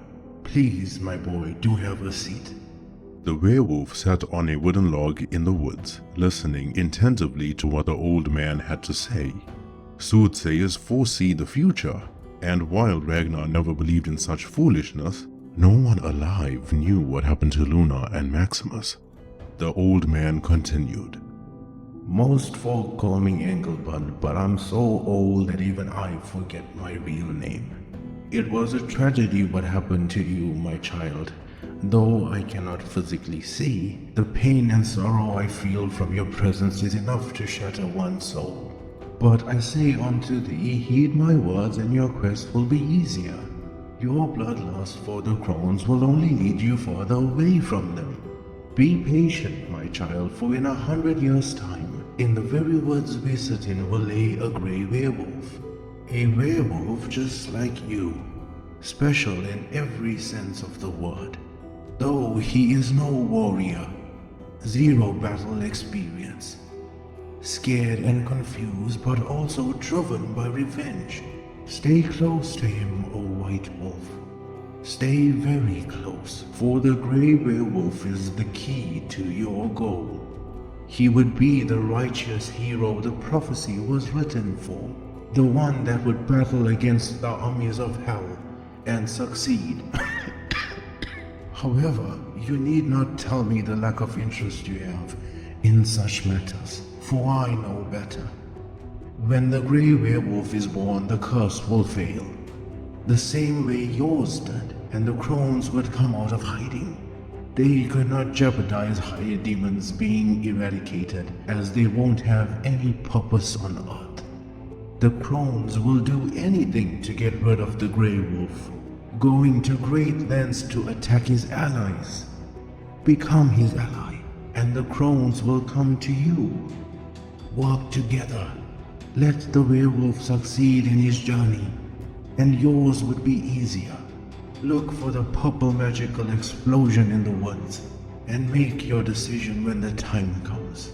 Ragnar Leifson said, Who are you really, old man? On one hand, your foresight could be true, or you could be working for the crones trying to make me stop hunting them. Oh, I work for no one, my child. I too want the crones dead. I am just an old blind man stricken with poverty, trying to help as many folk before the end of my days. I must take your leave now, my child. I wish you well on your journey. The old man stood up, used a long staff-like walking stick, and strolled away. Ragnar remained seated on a wooden log, staring at the soothsayer walking away. How true this tale was would be put to the test. It didn't mean Ragnar would sit idly by for 100 years.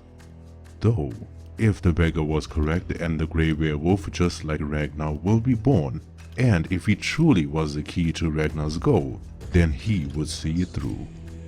But there was something very strange about this old man. No soothsayer gives a prophecy that detailed. They would often speak in riddles, and most of the time things don't really end up the same way. Little did Ragnar know, this was no ordinary soothsayer. The White Wolf was speaking to death.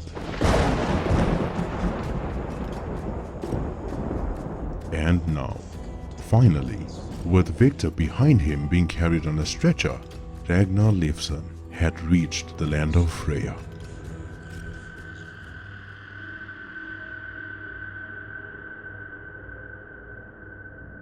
Fesliyan Hunt slowly got up to his feet with moans and groans, but the vampire could finally move his legs and hands.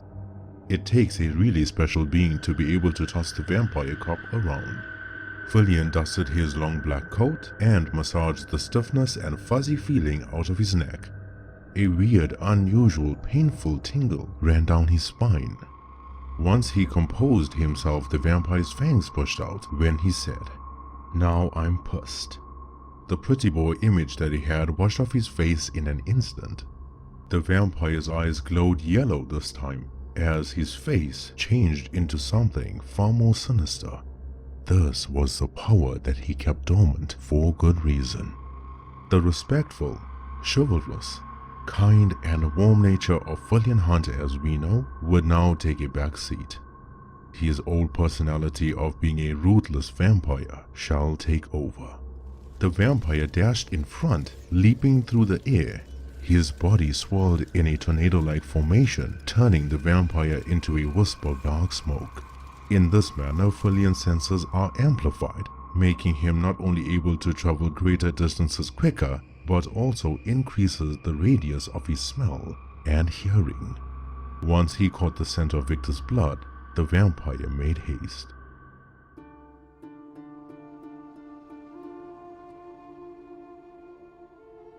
While the cold might be disliked by many, one could not deny the beauty of this place. The air felt so clean, the land pure and peaceful. Despite the trees being covered in snow lacking any greenery or vibrancy, everything just looked beautiful. Be it the stone walls, the mesmerizing architecture, the breathtaking snowy mountains surrounding the land, the warm, amber, ambient light showing through the windows of the cozy homes, not a single type of pollution in sight, or the fact that the fortress was built by the very hands of the elves and dwarves. Ragnar arrived at the main gate in the middle of a wall that stretched miles on end. Tall towers made of stone but built in such a way that it could withstand an attack from even the largest of cannons. A battle horn sounded loud and clear. Ragnar did not hear the marching of the elves on the bridge behind the main gate. They were so light on their feet, swift, silent, and elegant in every movement that they made. Their soft, silky smooth outfits weighed less than a feather. Their bows, strong and sturdy. Their arrows, sharp and coated with silver at the front. The archers in the watchtowers drew their bows, and the elves on the bridge had followed suit. The dwarves marched and stood behind the main gate, holding their axes and warhammers with the tightest grip possible. Ragnar definitely heard that. Dwarves were not stealthy in any way, especially with their armor being so heavy. Though they didn't need to be stealthy. They were warriors that wanted to be heard, knowing damn well that they could back it up. With over 500 arrows pointing at the white wolf, he never moved. Rather flinched in his facial expression, the same face that one would make when anticipating a loud bang, as he knew what was about to follow. Then there was a voice, loud and slightly obstructed by a long bushy beard that echoed from a dwarf standing on the wall at the top. "What the bloody hell are you doing? Lower your weapons, you foolish children, unless you want to get us all killed." The dwarf held a large mug in his hand full to the brim with the finest ginger beer. He slipped on the snowy staircase and tumbled his way to the bottom.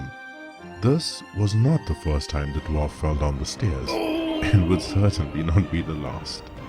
The ginger beer spilled all over his long beard, but the excitement still could not be contained.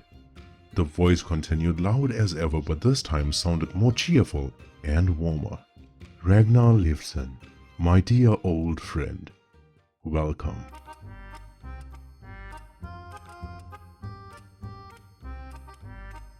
Dwarves, fearsome warriors born for battle. Incredible stamina, ruthless aggression, and close combat skills one could only dream of. Their hospitality and loyalty would put a smile on the face of even the cold-hearted. Berthold Helgek, the tallest dwarf at 1.5 meters high, 4 feet 11 inches tall, but he insists on telling everyone that he is well over 5 feet. Do not be fooled by the big belly caused by the mead, for his strength and agility had once frightened Ragnar the White Wolf. At 675 years of age, Berthold is the leader not only of the dwarven army, but the people as well, overseeing their well-being and prosperity, making sure food is on their table every night, especially in a climate that has snow all year round. His personality might be difficult to get used to, loud and drunk, sometimes rude, and would even steal food straight out of your hand, but no one could rival his loyalty and friendship. Berthold and the White Wolf have fought side by side in a total of 10 battles. 6 of them was when Ragnar was part of the Night Watch, and 4 more when he was a werewolf. Both warriors have laid down their lives for each other countless of times in battle. Their bond of friendship runs deep, so much so that even after hundreds of years, there's an entire vacant spot in the land of Freya with a large house built specifically for the White Wolf. Although Ragnar has respectfully declined. Luna and Maximus were buried in the Harrow, and he couldn't leave them just yet. For centuries, the dwarves have used their hard-working hands to gather resources and build their city from the ground up. But they weren't experts in crafting weapons or armor, not at first at least. For that, they needed the elves.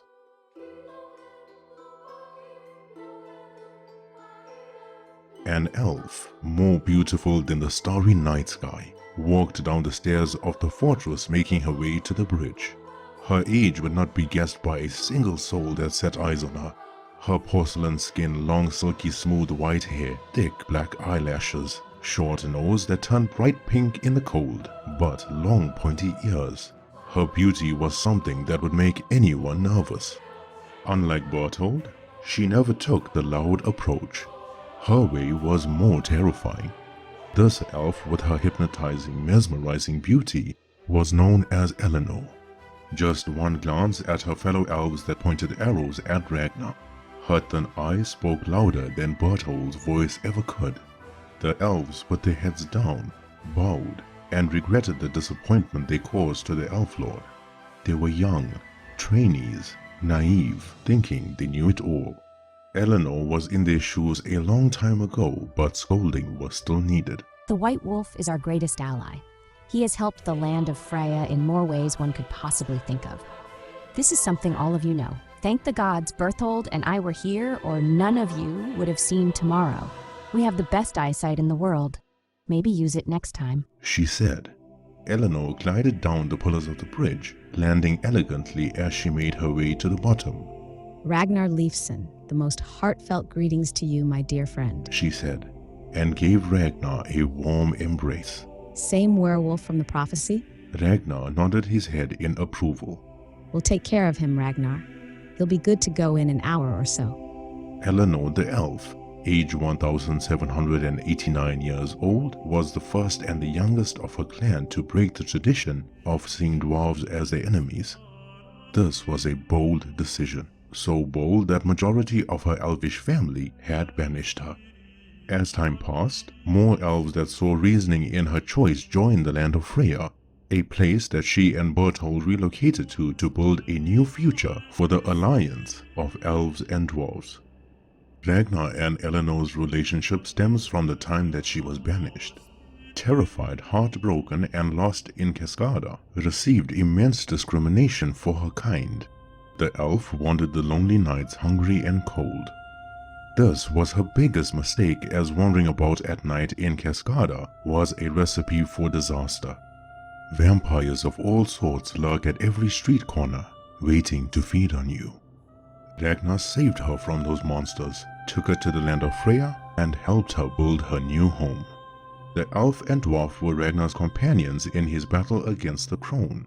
As much as they owe their lives to him, Ragnar owes them way more. If Berthold and Eleanor didn't show up when they did, Ragnar would have certainly died that night. Eleanor has honed her skills, becoming the fastest archer in all the land, having killed vampires running at full speed and those with wings soaring through the air. But something more valuable than combat was their craftsmanship and medicinal procedures they have mastered for centuries. The witches in Redwater, alchemists in Cascada, herbalists in the surrounding area have much to learn from the elves when it comes to herbalism and alchemy.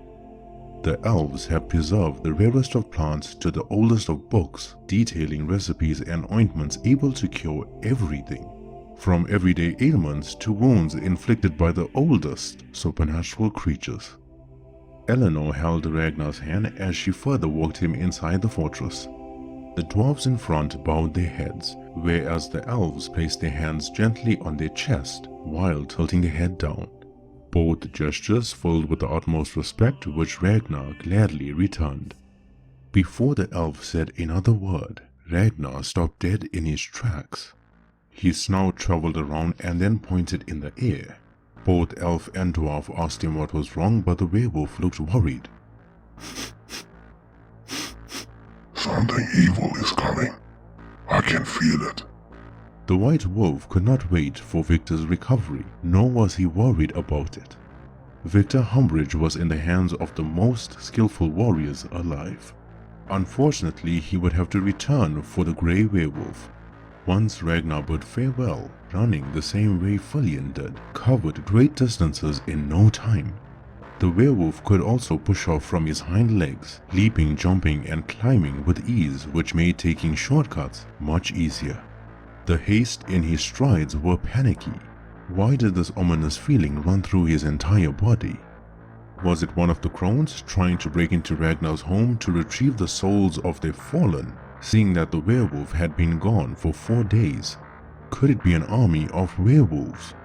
Vampires? all monster clans from earlier working for higher demons trying to get rid of the White Wolf now that he has aided Victor in his journey. Nevertheless, Ragnar was almost home.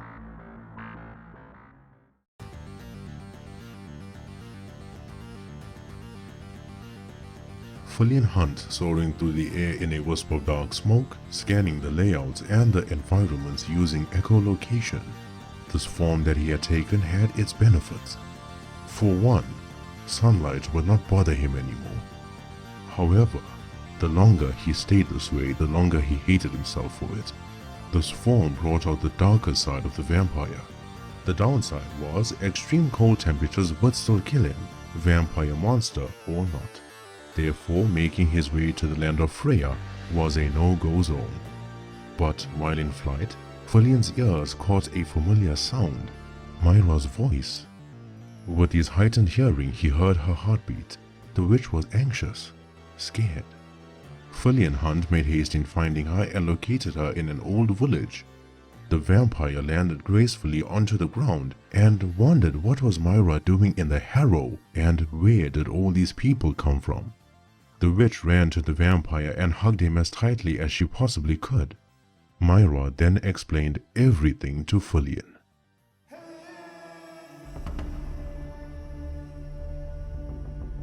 The werewolf arrived in the harrow, and while whatever he felt was absent from his eyesight, he saw maybe 100 townspeople roaming around in his village. The werewolf glanced behind the cabin and noticed the farm was untouched. Thank the gods, or there would be a repeat of what happened in the harrow 134 years ago. Outside his cabin stood a beautiful witch with long dark brown hair and a silky purple dress. The woman looked anxious, constantly biting her nails. And just before the werewolf could spot Fesliyan, the vampire ran past Ragnar, landing a punch packed with all his might.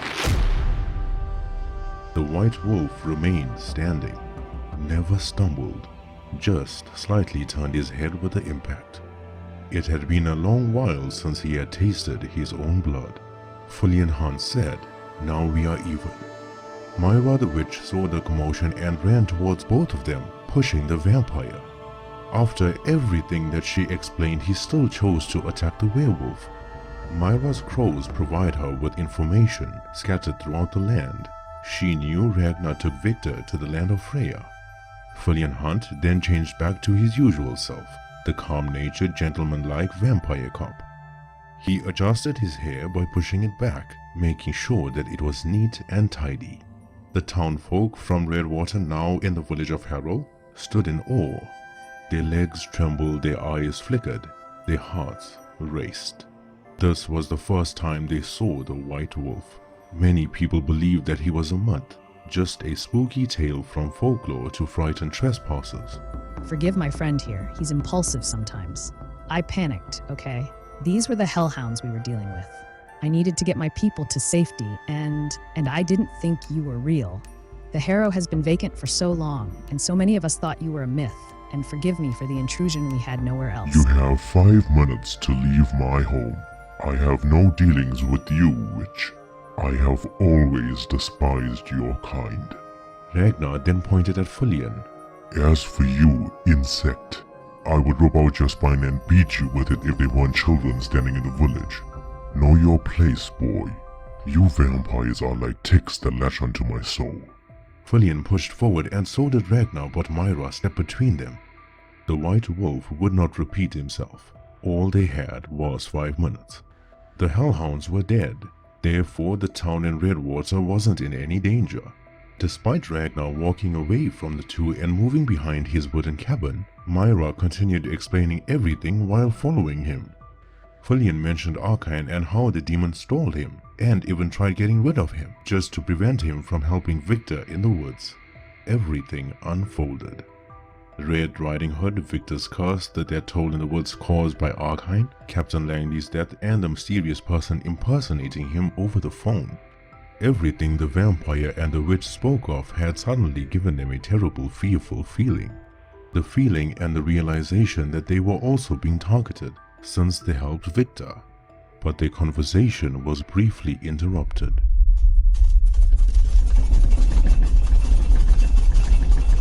The townfolk screamed in horror as the ground trembled. Tremors in succession. Myra, with her panic-stricken voice, yelled, "Earthquake!" She screamed at the top of her lungs for her people to get to safety, yet the white wolf never moved. Instead, he closed his eyes, with a facial expression that one has when they receive the worst news possible. This ominous feeling returned, a feeling not unknown to Ragnar. It's been so long, but he remembered it now. The werewolf experienced the same exact feeling that he has now when he walked past that specific dungeon in hell. Still, he never moved. The witch and the vampire emerged from behind the cabin. Standing on the elevated land, they had better vision, overseeing the entire village of the Harrow. Fesliyan's eyes widened, trembling with fear. Myra stood frozen from what she was seeing, and yet Ragnar still never moved. His eyes remained closed, still the same facial expression. The white wolf knew that is no earthquake. The ground shakes. The trees wither and the plants die. With every tremor getting closer and louder, the green pastured land had now become barren. A foul smell looms the air. Faint snorts, grunts, and growls are heard. Not all the hellhounds are dead. Monrog is here.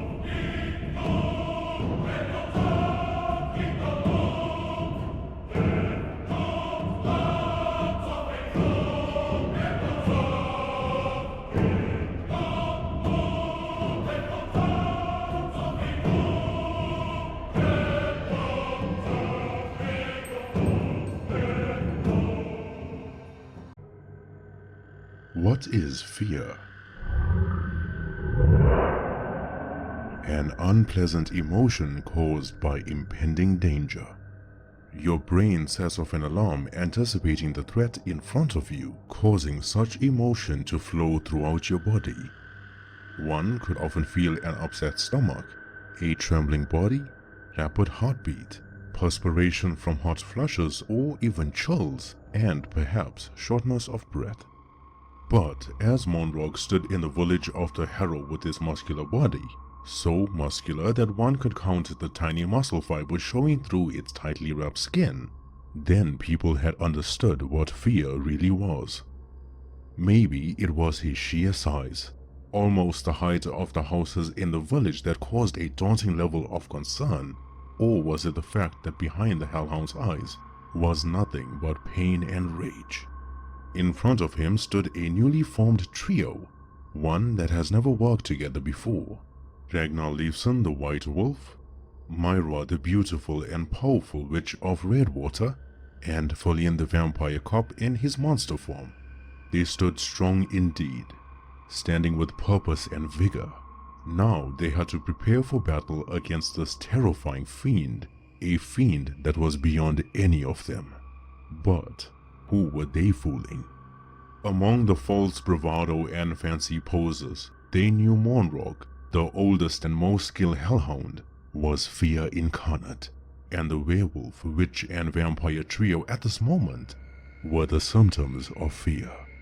The townspeople from Redwater, now occupying the Harrow, ran for their lives, stumbling and trampling on each other.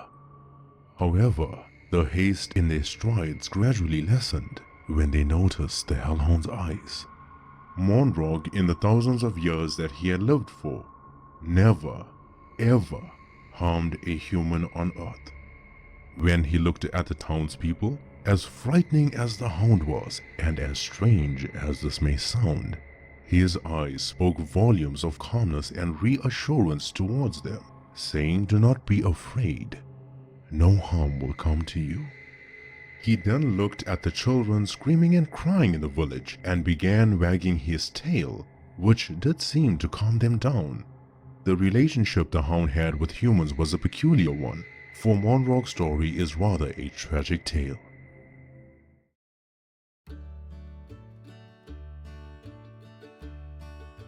No person or animal is born with evil. Hatred and prejudice is something that is learned.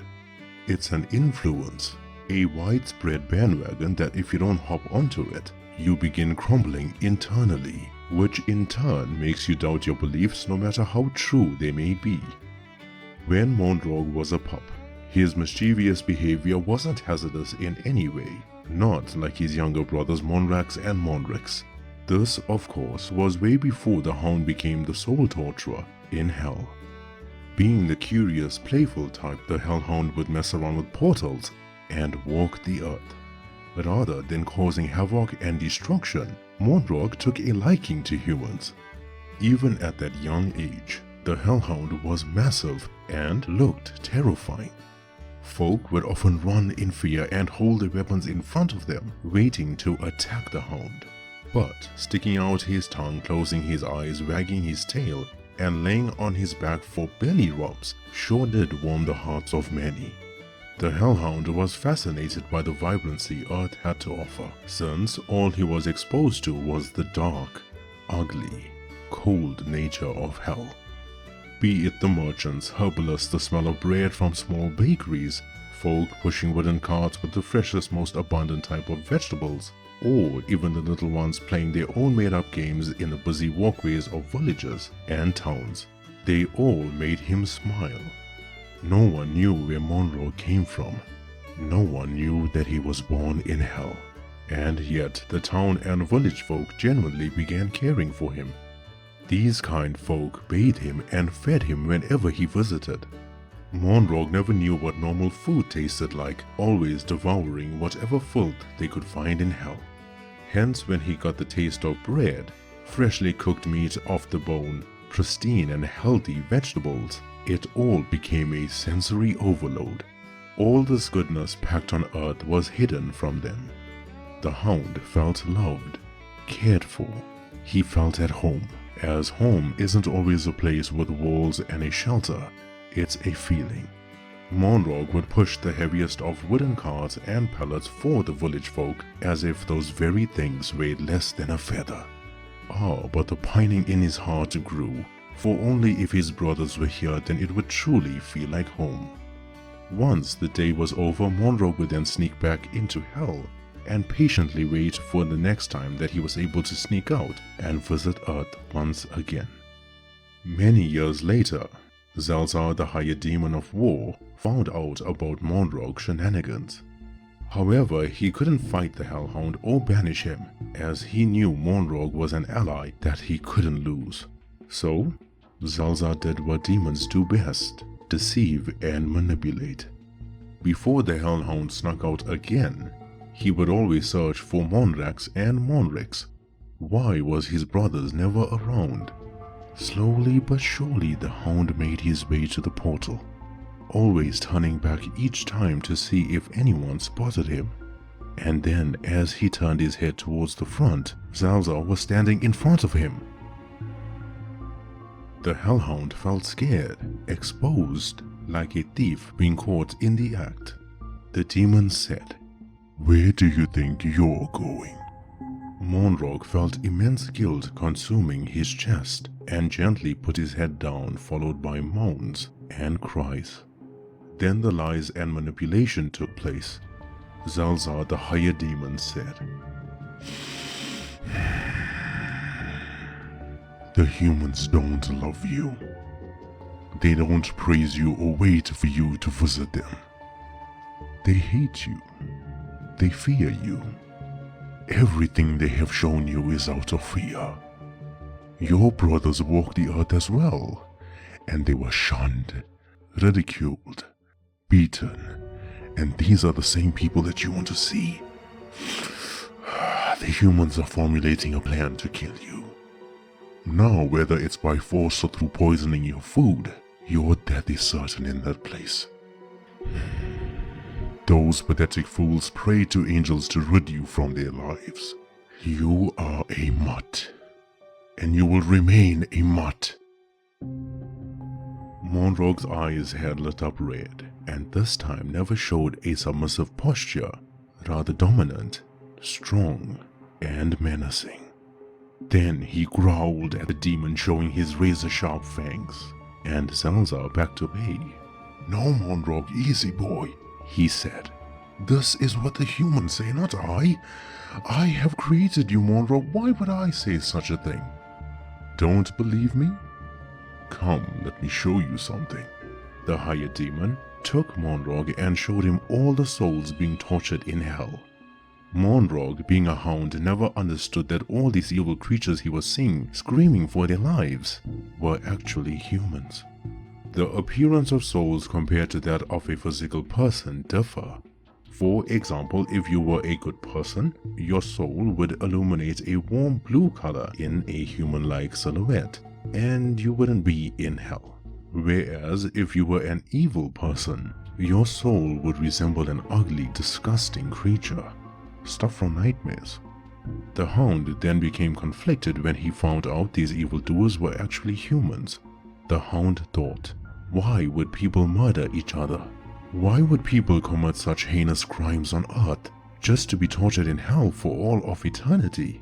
Was Zalzar telling the truth? If so, why did he feel loved by the humans? Did they really despise him? Was whatever he saw on his frequent walks a lie? Some sick facade, a false portrayal of the human race.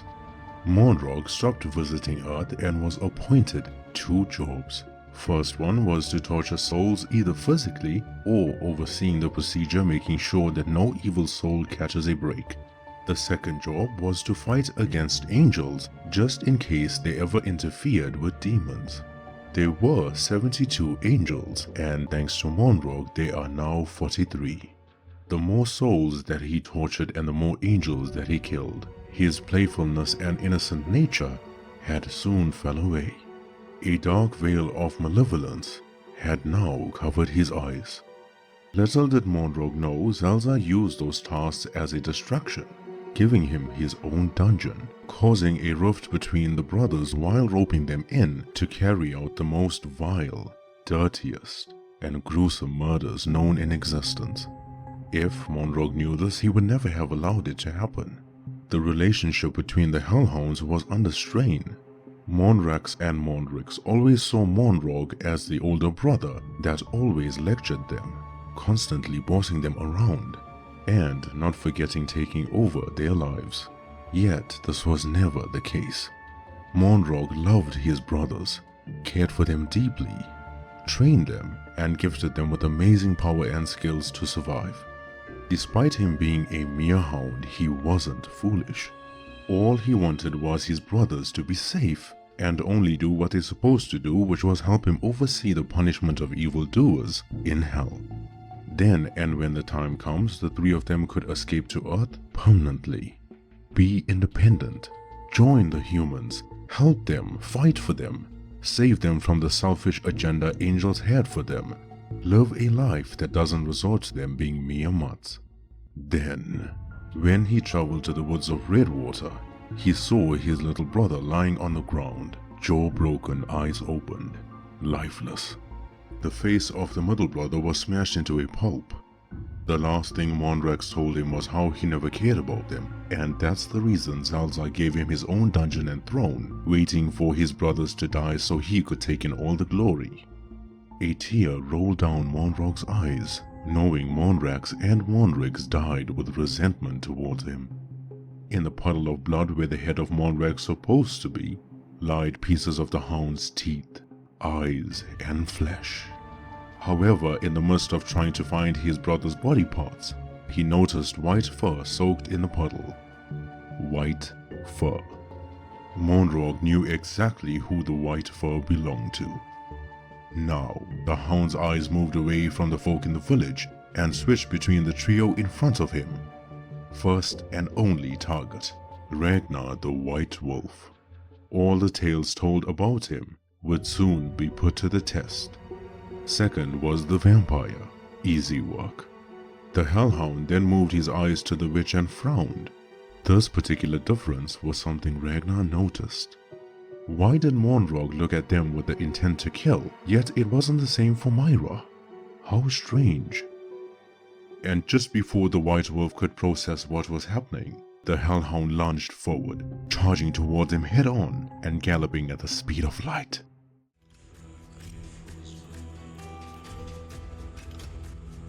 The white wolf returned the maneuver, lunging off his feet and pushing forward. Fesliyan Hunt changed into a wisp of smoke, flanking Monrog. Myra levitated in the air with glowing purple eyes, while conjuring up a dark light matter orb between her hands. When Ragnar got closer, he knew that he was in the wrong position. The werewolf accepted his fate by forming an X with his forearms to withstand the blow. Monrog used his head literally and ran the werewolf with so much of force it sent Ragnar flying through the houses in the village. The white wolf knew Monrog was strong, but this strong, no one would have imagined. The vampire crept up to the side and landed a barrage of lightning-quick punches all towards the ribs. These were powerful shots, make no mistake, but the reaction that Monrog gave was colder than a winter's night. The hound never retaliated, not at first. Rather turned his head slowly towards the vampire and looked at him.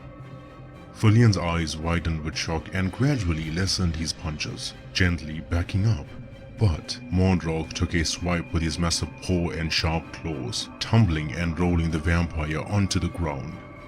Myra's projectile orb, big and powerful, reached the hound and hit him square in the face. Monrog backed up. The fuzzy purple dust made him sneeze. The hound had the same expression as earlier, looking at the witch without the intent to kill. This time, however, with annoyance, a warning to stay back. Why was the hellhound not going after Myra? Ragnar the white wolf leaped through the air from miles away, landing on top of Monrog, mounting him and pummeling the top of his head. Punches, elbows, hammer fist, no fixed pattern. The hellhound tried shaking off the white wolf, but couldn't anticipate the angle the next attack would come from. While the next moment only lasted for a millisecond, this had cost the werewolf his position. This was something that a former warrior knight should have known from his impressive resume of battle experience. Never take your eyes off your opponent. Ragnar picked up his head and noticed Myra standing from afar, sending projectile orbs one after the other, yet Monrog did nothing about it. Why was the witch important to the hellhound? The vampire finally stood up from the massive strike earlier and dusted himself off. And at that moment, the hellhound jolted his body to the right, making Ragnar lose balance and fall to the ground. The hellhound used his front legs and stood on Ragnar's chest, putting all of his weight onto the white wolf. The werewolf coughed out blood with impact, but tried grabbing Monrog's head. The same manner that a fox would dive into the snow, the hellhound did the same on Ragnar's chest. A 600 kg beast repeatedly jumping and landing on the werewolf, crushing his sternum and ribcage with ease. Monrog's mouth opened wide, his gnarly sharp fangs inches away from Ragnar's face, ready to take his head off. The vampire ran so fast, it seemed that he literally teleported from point A to B. He used the side of his palm and hit Monrog in the throat, retreating the hound while making it cough. Ragnar used those few seconds to look at the vampire and nodded his head as thanks. The white wolf barely crawled out. His lungs were punctured, but the werewolf gene had been slowly repairing the damage caused by Monrog. So maybe Fesliyan wasn't an insect after all, but he was still holding back. The vampire had an aura of immense power within him. This was something Ragnar noticed when they were in the woods of Redwater. Perhaps his kindness and warm nature was the cause of suppressing it. Myra further used this opportunity to cast a barrier around Monrog, the same way she enclosed the hellhounds in the woods of Redwater, lifting the hound up and then slamming him to the ground. The witch was powerful, way too powerful for a 29-year-old. This one tactic or move that she had done confirmed Ragnar's suspicion. Myra saw the werewolf staring at her but couldn't seem to return the gesture. Secrecy and lies behind those mesmerizing purple eyes. Of course, the purple spherical barrier surrounding Monrog never lasted, nor did it hurt him. This was more of an irritation or annoyance, and yet again never attacked the witch, rather growled at her menacingly as a final warning. Fesliyan charged at the hellhound again, but Ragnar, with blood in his mouth, exclaimed, "No, wait!" Monrog's tactics were sly to say the least, making him seem distracted by something when in reality, he was more focused than before. In the corner of his eye, he saw the vampire running towards him and swung his body around in an instant, going in for a bite. This final move would have been the death of Fesliyan. Monrog's jaw and fangs were so strong and sharp that it didn't matter how quick or powerful one was, they would not be able to escape. A wounded Ragnar Leifsson used every bit of his speed, lunging forward, grabbing the vampire's long coat and pulling him back. But the werewolf had sacrificed a limb. Monrog latched onto the werewolf's arm and viciously shook its head, ripping the forearm clean off. The white wolf roared in pain, but still managed to land a powerful right hook to the hound, pushing it back further. The witch cast yet another shield, this time to protect, not harm, in front of Ragnar while she ran to the werewolf's aid. The vampire stood in front of them while constantly turning back to check on Ragnar, blood shooting out from his ripped arm, moaning in pain, and Myra trying to stop the bleeding. The werewolf's wounds would heal. Monrog didn't have poisonous glands, not like Monric's, but with Ragnar being immobilized, the chances of the vampire and the witch surviving looked pretty glum. The night had come to an end. The townfolk hiding in their temporary homes looked at the sunrise in the distance, a chilly morning with a gentle breeze. Monrog needed to wrap this up. For a moment he had forgotten the cardinal rule. Supernatural beings like himself that do not belong on Earth would soon fade in their strength the more time they spent. Then in the quiet morning, among the sounds of Ragnar grunting in pain, holding his arm, Myra talking to the white wolf, Fesliyan preparing to face the hellhound head-on, there were two more sounds that followed. First sound was a loud exertion of force muffled by a long beard, a large silver axe soaring through the air, spinning vertically and finally impaling the left side of Monrog's neck. Second was the sound of 3 arrows whistling by like wind. This was so quick that if one blinked they would miss it entirely. The arrows weren't fired at random or in panic, rather with precision targeting the pressure points. Berthold the dwarf, while holding his second axe, emerged from behind the houses in the village. Eleanor the elf then glided down the rooftops. Now, this was what an attack looked like of 100 years of experience working together. The elf and dwarf were a powerful, troublesome duo to deal with. Monrog moaned in pain, but when he tried to charge at them, he noticed that he was stuck, constantly jolting forward but being pulled back each time. Then, as the hound turned its head behind its body, he saw why he couldn't move. His tail was being held by none other than Victor the Grey Werewolf. Victor Humbridge looked different. He looked bigger, stronger, and filled with purpose. The confusion, conflict, and weakness that he had seemed to have departed from his body. The dilemma of still thinking that he was a human, an ordinary townsman trying to make a living, had now detached from his soul. This wasn't Victor the doctor holding Monrog in place. This was Victor the werewolf. Then he tightened the grip on Monrog's tail and swung the hellhound behind him. Monrog never fell injuriously, rather landed on all fours but skidded across the ground. The elf and dwarf by the sides of Victor respectively was then joined by the vampire and witch, but Myra's purple magical shield was still protecting Ragnar behind them. Laughable. Monrog chuckled and then spat out blood onto the ground while snorting his nose. He slammed the side of his neck to the ground, removing the axe and leaving a nasty wound. The hound then used its paw and swiped the arrows impaled to the side of his neck, snapping them off. In the heroes' minds they thought the tides have changed, but for Monrog this fight had just gotten interesting. Time to show his real power. Alas, the moment was ruined. Next to the Hellhound, a fiery beam shot out, and the ground began crumbling, turning into a sinkhole. Zalzar, the higher demon, emerged from the hole and placed his hand on top of Mondrog's body. Then, as quick as snapping one's fingers, Zalzar and Mondrog disappeared into the sinkhole. All this happened in such a brief moment, but there were so many noticeable things. 1. Mondrog tried fighting off the teleportation process back to Hell. 2. Zalzar caught a glimpse of the heroes standing united. And number 3. The same confused look Mondrog had when he saw Myra was the exact same expression Zalzar had when he looked at the witch. Once again, despite being in agonizing pain, the White Wolf noticed this unfold before his very eyes.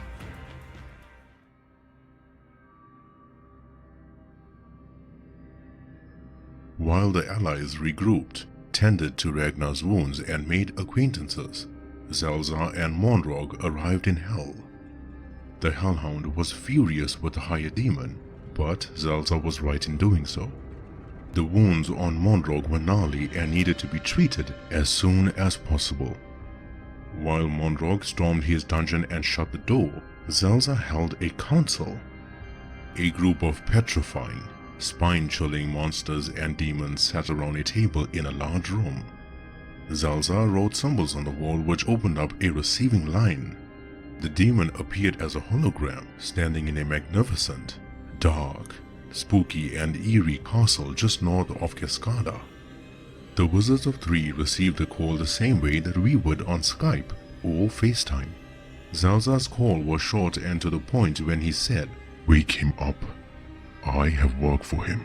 He's summoned to the council meeting in 5 minutes." Then the hologram disappeared. The Wizards of Three, old, cunning, and evil yet wise men, walked up the many flights of stairs of the castle. They made their way to the master bedroom and found a pale man lying on the bed with tubes and pipes joining to his body, like a patient in the hospital. The old wizards, Cornwood, Connolly, and Caleb, looked at each other in fear, deciding which one of them had to carry out the death wish task of waking up this mysterious person. How we would normally do rock, paper, scissors, the Wizards of Three decided using magic. They stood in a circle, held out their hand like they were trying to grab something, and 3 respective astral-like monsters were cast within the circle. The first astral monster that died means the wizard casting that projection loses. Cornwood lost and moved towards the bed. He then removed the tubes and pipes from the pale man's body, long siphon-like tubes that led right around the castle all the way to the dungeon below, filled with innocent people being drained of their blood. Cornwood felt his heart pounding against his chest. Sweat dripped from the sides of his forehead, which was constantly dabbed using his long robe. "Sire," he whispered. "Sire, you have been summoned." Connolly and Caleb hid behind the door, peeking through, watching this nerve-wracking moment unfold. "Sire," the mysterious pale man with his eyes still closed grabbed the neck of the wizard. His fingernails were long, pointy, and razor-sharp. Cornwood, while being strangled, still managed to spit out the words, informing the pale man of the council that he was summoned to. The wizards had left the room, perspiration all over their bodies from the dangerous encounter. Gilroy, the higher vampire, had awakened from his deep slumber of more than 50 years. The vampire walked to his old wardrobe, pulled out his long grey coat, similar style to what Fesliyan wears, donned his pants and a neatly ironed white shirt that had an upturned collar, his black boots, and walked out the room. The Wizards of Three bowed in respect or maybe fear, then opened a portal for him that led straight to hell. The foul and despicable creatures waited for Zalzar to begin. Monsters with ugly, sharp teeth, demons with rotting flesh and skeleton-like faces, vile and dirty creatures larger than the White Wolf himself, all conversed about the matters at hand. Zalzar spoke. "That weasel Archine has made an awful mess. Now, I don't know whether he knew about the prophecy and still chose to create a werewolf in the woods of Redwater, or was he just a dumbfounded imbecile? Nevertheless, I was hoping that the grey werewolf died before he found allies, but we are running out of time. Ragnar the white wolf has joined him, so has the elf and dwarf. There was also a vampire cop among them with troublesome power. Thankfully, the power is still dormant. It's only a matter of time before the trials commence. We cannot attack them head-on. The white wolf is smart, he knows better. I fear that he will not leave the side of the grey werewolf. If the crones go after the grey werewolf, Ragnar takes them out. It's just too risky. One of the monsters interrupted. But my lord, what about the witch of Redwater? Shouldn't she be on our side? Zalza replied, "That's the reason the white wolf wasn't at his best today. It's only a matter of time before they piece it together. But to answer your question, no, she isn't on our side despite..." The next demon had interrupted. Why don't we all just walk the earth and get rid of them before the trials begin? Zalza shouted at the monster, "Silence, you foolish creature! Do you know how difficult it is for the crones to help us roam freely?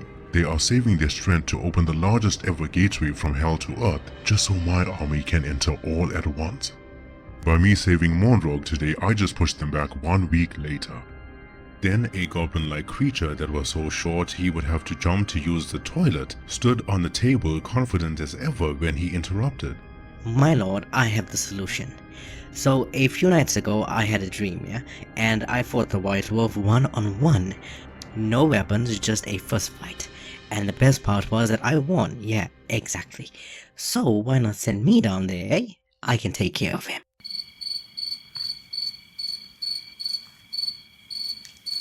Everyone began speaking over each other, blurting out nonsensical solutions. The noise in the dungeon sounded like a fish market. All the demons and monsters were eager to tackle Victor's allies, the vampire, witch, elf, dwarf. But when it came to Ragnar Leifsson, except for the goblin, no one spoke. Then the sound of boots knocking on the floor was heard outside the dungeon door. Slow, steady, and confident. The doors opened slowly and Gilroy the higher vampire walked in. He said, "I will take care of the white wolf." The monsters in the dungeon gasped while widening their eyes. Gilroy looked around the room and laughed at how weak they all were. Zalza acknowledged him and then responded, "You and I have never seen eye to eye, but as per our agreement, only this one time we are working together. Make no mistake." "Make no mistake, demon," the higher vampire interrupted. "There's one thing you seem to have forgotten. I do not take orders from the likes of you. Your memory fails you, demon. I've warned you before. If any of you cross my path on earth, I will rip you to shreds. It just so happens that our goals have intertwined." None of the demons in the dungeon moved. The fish market of a council turned into deafening silence. The soft-spoken, mysterious, eerie vampire has a reputation far exceeding the white wolf. They call him Gilroy, the first ever vampire to walk the earth and the man responsible for turning Fesliyan hunt. The silence in the dungeon was surely fitting for what this vampire has done, make the crones and demons look like saints. No one in the council knew what Zalza offered Gilroy. Some things were better left unsaid to weaker demons. The higher vampire's job was a tricky one. Once and if the trials begin, no supernatural being living or dead could interfere. Rules. The crones will handle Victor, which saves them the trouble of exhausting their energy trying to get demons on Earth so soon.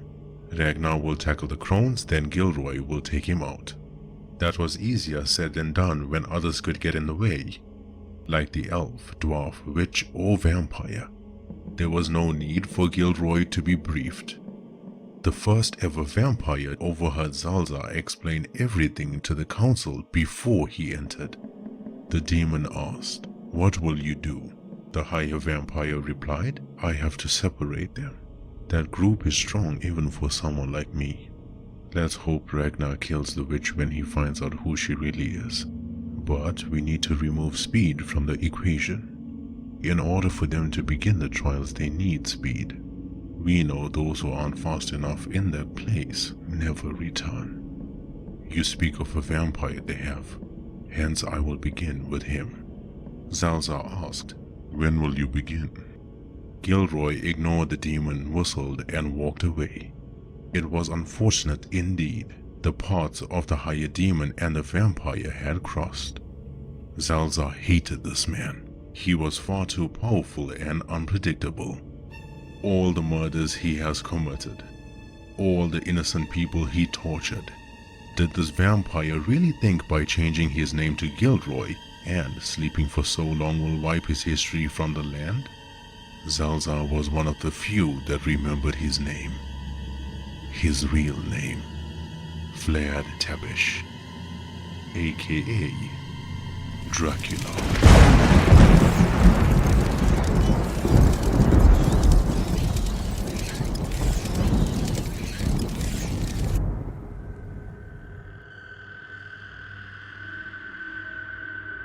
The dark storm clouds looming over the Harrow burst with rain. The day was silent for a while, the breeze cool and the land somewhat barren from the presence of the Hellhound. None of them celebrated. What was there to celebrate? The fact that they stopped the Hellhound, not defeated, but stopped, or that it took 6 of them to do so. Then a sudden realization crawled on their skin. Monrog was better than them. Ragnar looked at his arm and noticed the bleeding stopped. The cells were repairing themselves and the tissues were regenerating, slowly but surely. Still, his bones would take longer to heal. No one could hide pain like that. For a warrior, he slipped up and felt disgraced. While the werewolf within could heal the physical wounds, unfortunately, the sting on his ego wouldn't be so easy to overcome. The group stood near the mountaintop conversing with each other.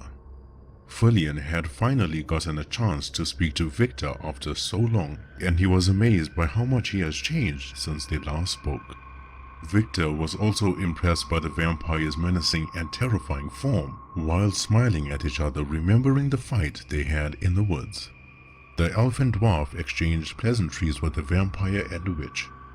Fesliyan and Myra were starstruck, seeing how absolutely breathtakingly gorgeous the elf was, almost like looking at an angel without wings.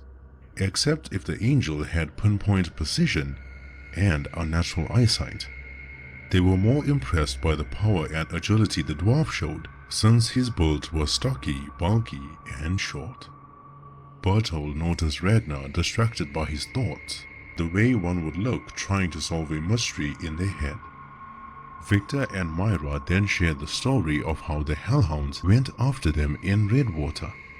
The battle then moved into the woods, the people entered the Harrow through Myra's portal, Victor was momentarily knocked out by Mondrax, and before the witch could continue, Ragnar had interrupted. When the Grey Werewolf was momentarily knocked out, how did you fend off 2 Hellhounds by yourself, witch? That is some remarkable power. Not a single scratch on your body. The group looked at Ragnar, but Myra kept her head down. The witch nervously and anxiously rubbed her fingers together when she said, Oh, that was luck, I guess. Besides, Victor gained consciousness quite quickly. My main priority was the townfolk of Redwater and trying to help the werewolf. Fesliyan stepped back and frowned. The vampire skill of knowing when someone lied screamed at him. Myra was indeed lying. Ragnar hurt all over his body, but mustered all the strength that he could with his one arm and grabbed the witch by her neck. The werewolf dangled Myra over the mountain ledge as she squirmed in his grasp. One more lie, witch, and my fingers just might slip. Victor and Fesliyan, confused and angered, dashed forward, but they were stopped, dead in their tracks. Berthold held his axe in front of Victor and said, This is a silver axe, laddie. The elves can give you life, but the dwarves can take it away. Eleanor had already drawn 3 wooden razor-sharp arrows, pointing at the vampire's chest. The elf's flirtatious wink might have given the wrong impression, but upon further inspection, Fesliyan saw it in her eyes. No hesitation to kill. The dwarf and elf had no idea why Ragnar grabbed the witch, nor did they need to. They knew the white wolf would have a very good explanation for doing so, hence they chose to have his back. That is undying loyalty. Ragnar Leifson said, Speak quickly, witch. My arm is giving way. The white wolf never held Myra in a position to hurt her. His hand was placed rather than choking. The more she moved, the more pain the witch brought upon herself. There was no doubt that witches in this world were powerful, sometimes way too powerful for their own good. Be it spells, portals, healing, persuasion, they were talented, knowledgeable, and fascinating. However, no witch alive can enclose a hellhound and toss him around like a toy. This reminded Ragnar of the time when he was trapped in the same barrier, being tossed around by the crone with ease. This was more than Myra being possibly stronger than Ragnar or Monrog, since the white wolf knew that normal magic doesn't work on beings that went to hell and back. Monrax, Monrix, Monrog, and Ragnar himself will not have any trouble facing normal witches with ordinary magic, which is the reason Monrog sneezed when Myra first attacked him. The Witch of Redwater had dark magic flowing through her veins, and dark magic only comes from.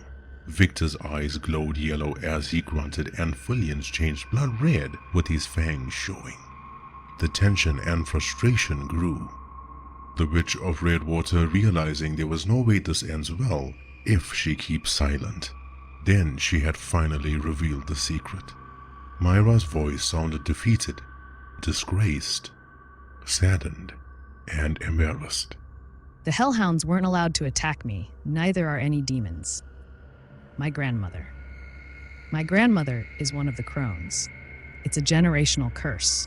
I was supposed to follow in their footsteps, but I swear, I'm not like them. Please believe me. Fesliyan's eyes widened with shock. The elf lowered her bow and the dwarf his axe. Victor the werewolf was confused, having not known about the crones yet. The vampire said, "How is that possible? You told me your grandmother died." Ragnar gently placed Myra back onto the ledge. This time there was no insect remark, no vampire insult. This time Ragnar referred to the vampire respectfully, then explained the crones aren't living people. The white wolf told Myra how the demons downstairs would want him to kill her after the reveal, something that he wouldn't do. If Myra was a crone, then Ragnar would have taken off her head by now, but she was merely a granddaughter. The werewolf knew how a stigma can ruin one's reputation. Furthermore, if the witch did work for the crones, then Victor would have already been dead. Now was the time to strengthen the alliance, not break it. Ragnar just wanted the truth, but not everyone felt the same. Fesliyan the vampire didn't show the same compassion towards Myra. His stare at the witch was filled with betrayal, disappointment, and rage. While Captain Langley's death was still being investigated, he knew it had to be one of the crones. They were also responsible for the werewolf massacre in Houndsville, the deaths of Holt and Lincoln, and not forgetting wanting his heart for a ritual. Just as Myra raised her hand to justify herself, a flare shot in the distance. Thick red smoke traveled through the sky, and Eleanor jumped on the roof of Ragnar's wooden cabin. The elf landed like a feather, so silent the group never heard her. She squinted her eyes and noticed the flare came from Redwater, miles and miles away. The elf said, Strange. The flare is coming from the Redwater police station. Fesliyan the vampire cop, with urgency in his expression, changed into a wisp of dark smoke and traveled swiftly without saying goodbye. Victor Humbridge ran to join him, but Ragnar stopped the grey werewolf. "Unfortunately, you cannot leave," he told Victor. "There's no time, the trials need to begin immediately.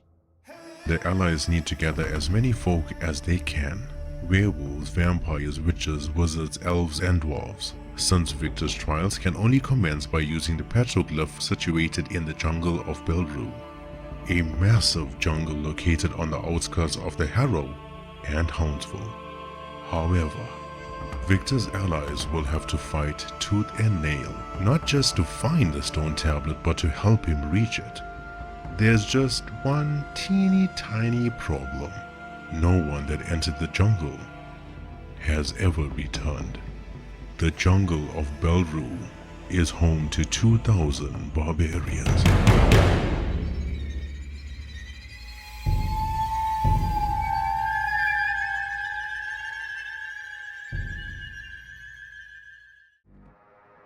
The jungle of Belru is a place of darkness and mystery.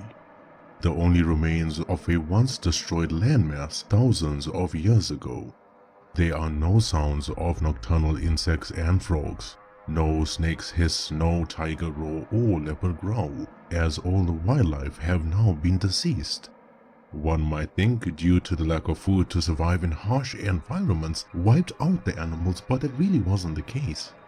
The wildlife in the jungle of Belru, big or small, were eaten.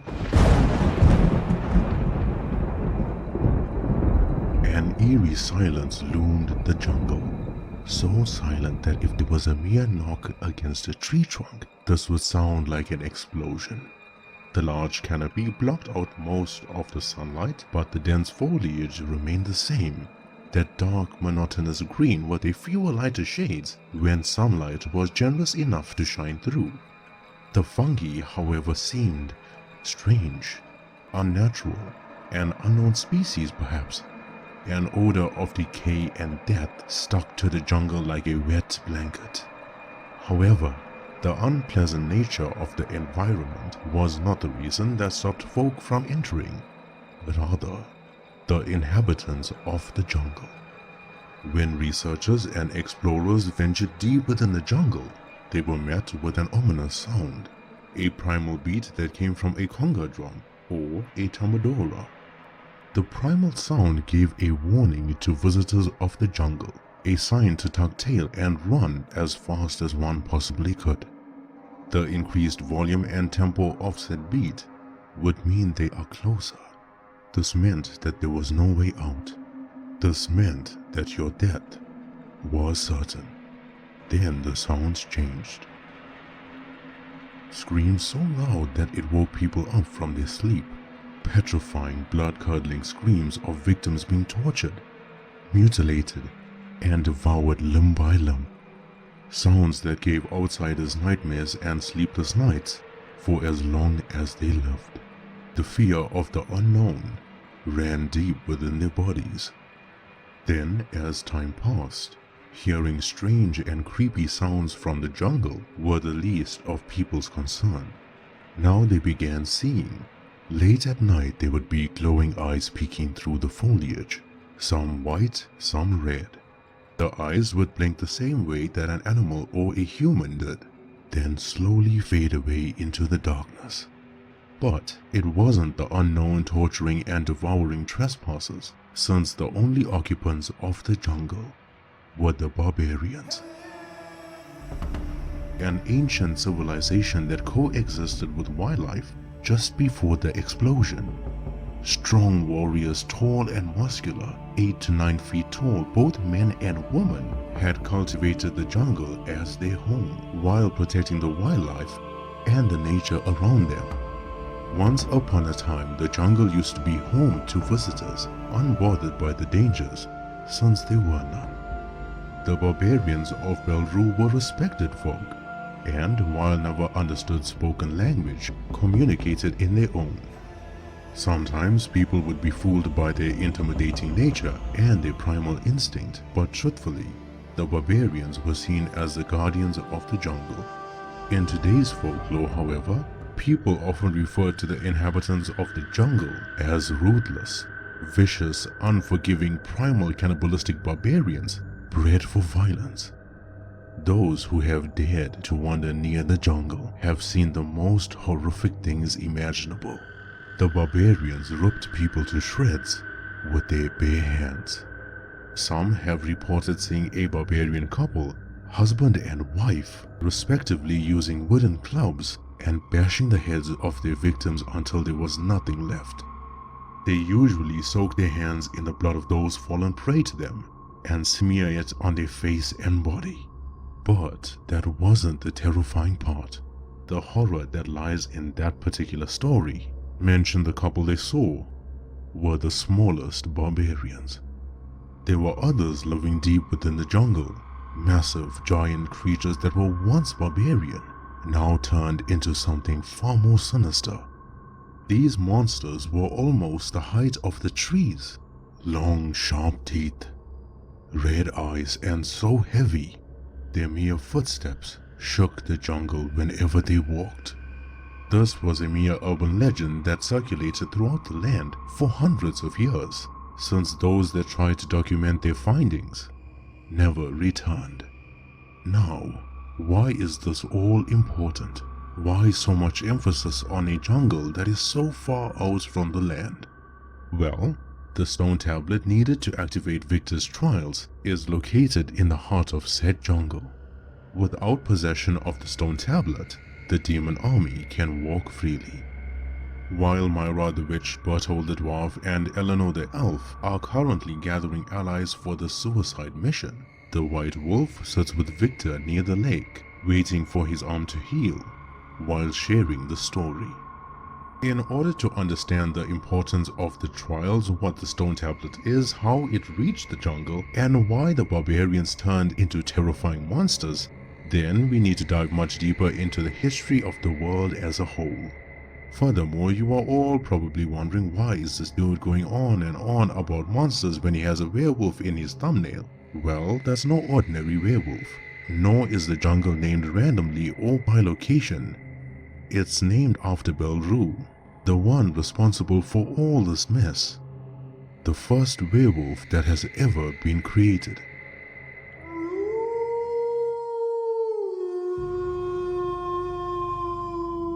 Before this particular world reset, before the formations of Cascada, Hornsville, Redwater, the land of Freya, and the Harrow, existed one big landmass.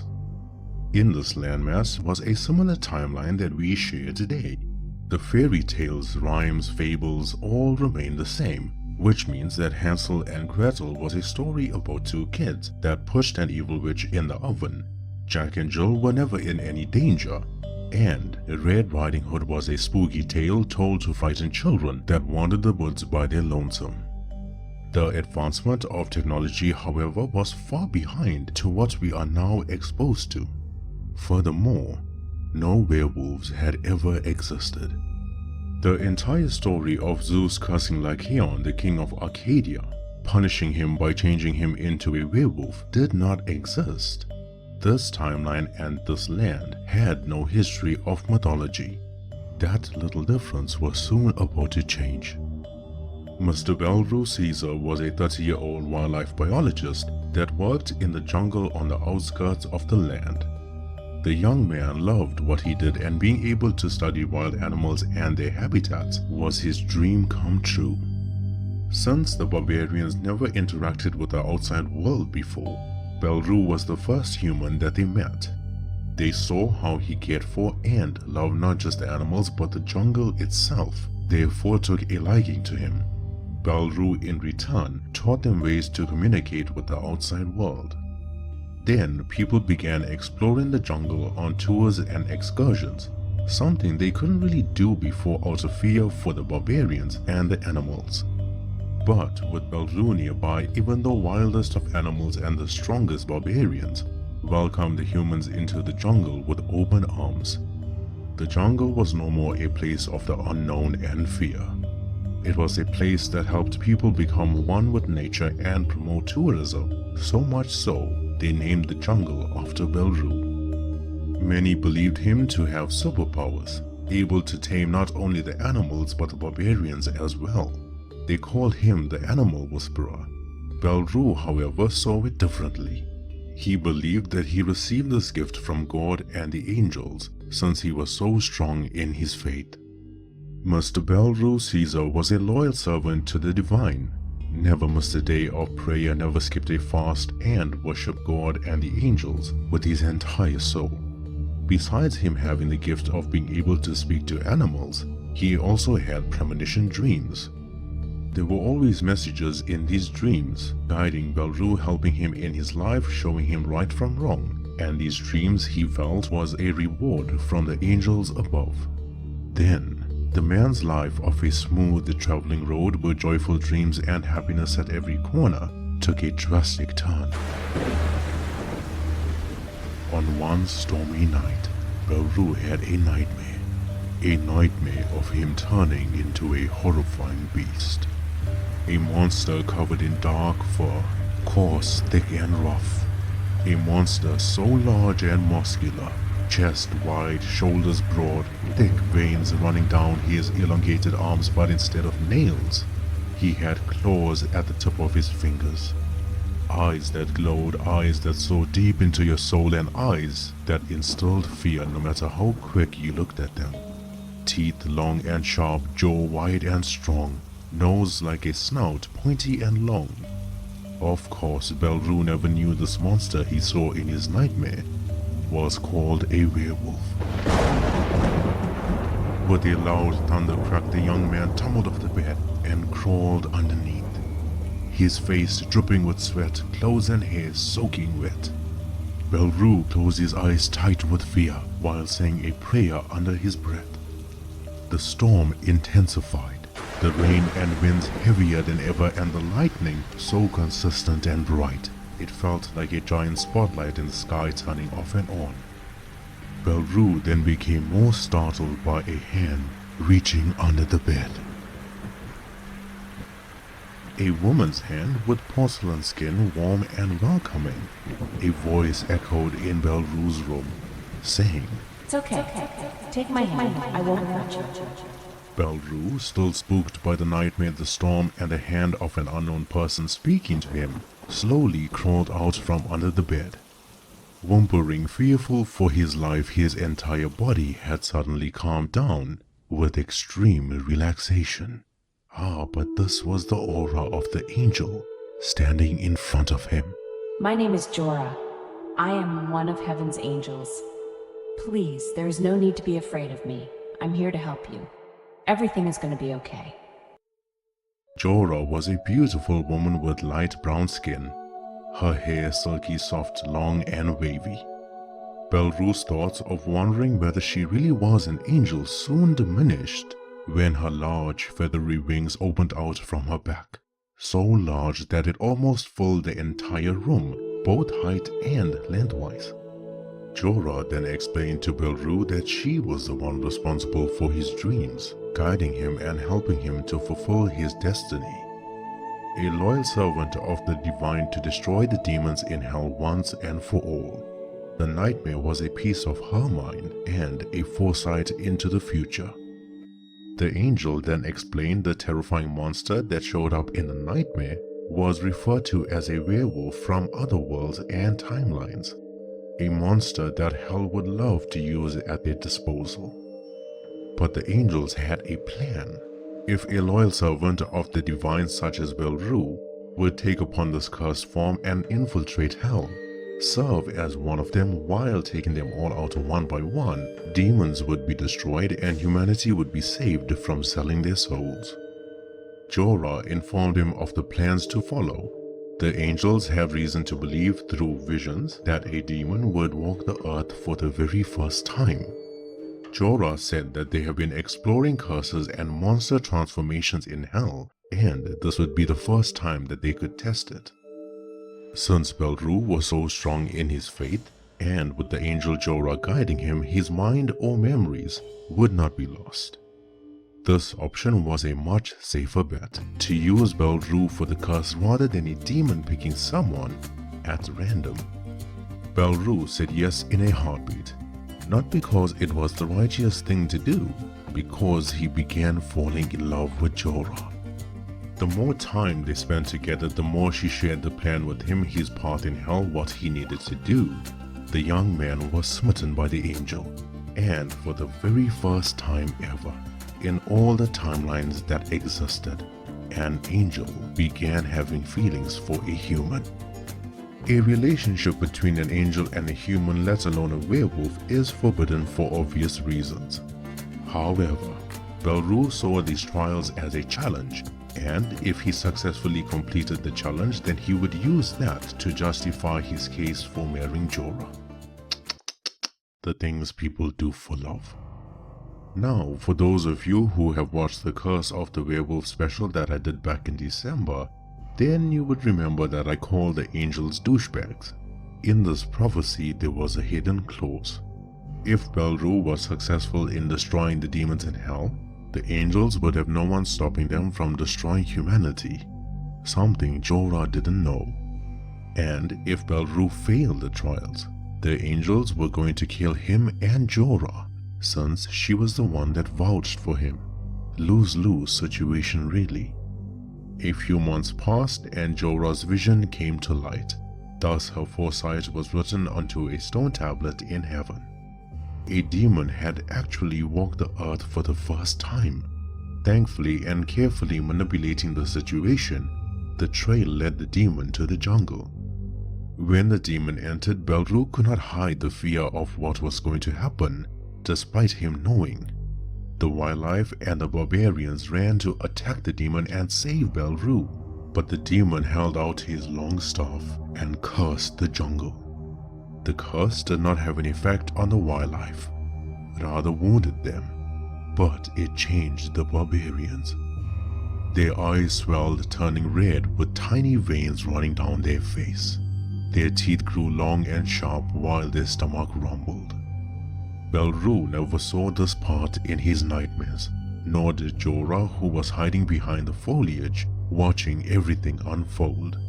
Before the young man could back out, the curse fell upon Belru, turning him into a werewolf. This was a painful, torturous experience, but his mind remained intact, his faith still strong as ever, and his love for Jorah unwavered. The demon escorted him to the portal, and just before walking through, Belru the werewolf looked at Jorah behind the foliage and gave a warm smile. This was a message without spoken word, that everything was going to be okay, that he would destroy the demons in hell and everything evil in this world would come to an end. The angel looked worried and petrified that if everything went wrong, Belru would die. The only way that Jorah escaped the jungle that day was because the barbarians were too busy devouring the wildlife. Ravenous, voracious, wild, cannibalistic monsters were now eating the animals they once coexisted with. The more they ate, the more hungrier they became. The animals fought back, killing some of the barbarians, but there were too many of them. Their strength was amplified, their speed enhanced, and this menacing, troublesome rage drove them to insanity. So much so that even after the smallest of insects were eaten, the barbarians began ripping out pieces of their own flesh, eating it, hoping the hunger subsided. The strange, unknown behavior afflicted onto the barbarians was known as the curse of cannibalism. The angel could have stopped it right then and there, but her hesitancy was justified. One slight change and the entire timeline could shift. Unfortunately, folks, Ragnar's telling of the story was interrupted. The tentacle-like monster clan that he killed when taking Victor to the land of Freya had now reached the Harrow in numbers, summoning monsters from the dead again. This was the work of the crones, which meant they were near. The White Wolf said, I have received more unwanted visitors in the past week than I have in 100 years. Literally. Victor got ready to demolish these ugly creatures, but Ragnar told him otherwise. I've got this. Do not waste your energy on this filth. You're going to need it for the jungle. I wish you well, kid, I really do. Make haste now. As Ragnar pointed to the direction the jungle was at. The elf, dwarf, and witch will meet you there. Thus Victor ran like the wind, the cool breeze ruffling through his thick, long grey fur. A million thoughts flowed through his mind. The trials, Belru, the angel Jorah. But wasn't Jorah the final demon creature stated in the prophecy book? Why or how did she become a demon? What happened to Belru? Last but not least, Victor thought, how the hell was he going to find this damn tablet?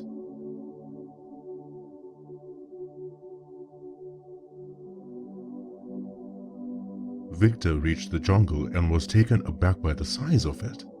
It was one thing trying to picture it from a story, but standing in front of it, the werewolf felt like an ant. That smell. There was a foul odor of death and decay that blew like a gush of wind and stung Victor's nose. The werewolf felt that dark energy thriving in this place. He felt that weight pressing down on his shoulders. He felt nervous. Then a portal with purple fiery sparks and orbs shooting out opened near Victor. The werewolf took a battle stance, prepared to claw his way at whatever emerged from the portal. But rather than being met by demons or monsters, it was a startled Myra holding up her hands. Holy moly, you scared me. As Victor apologized.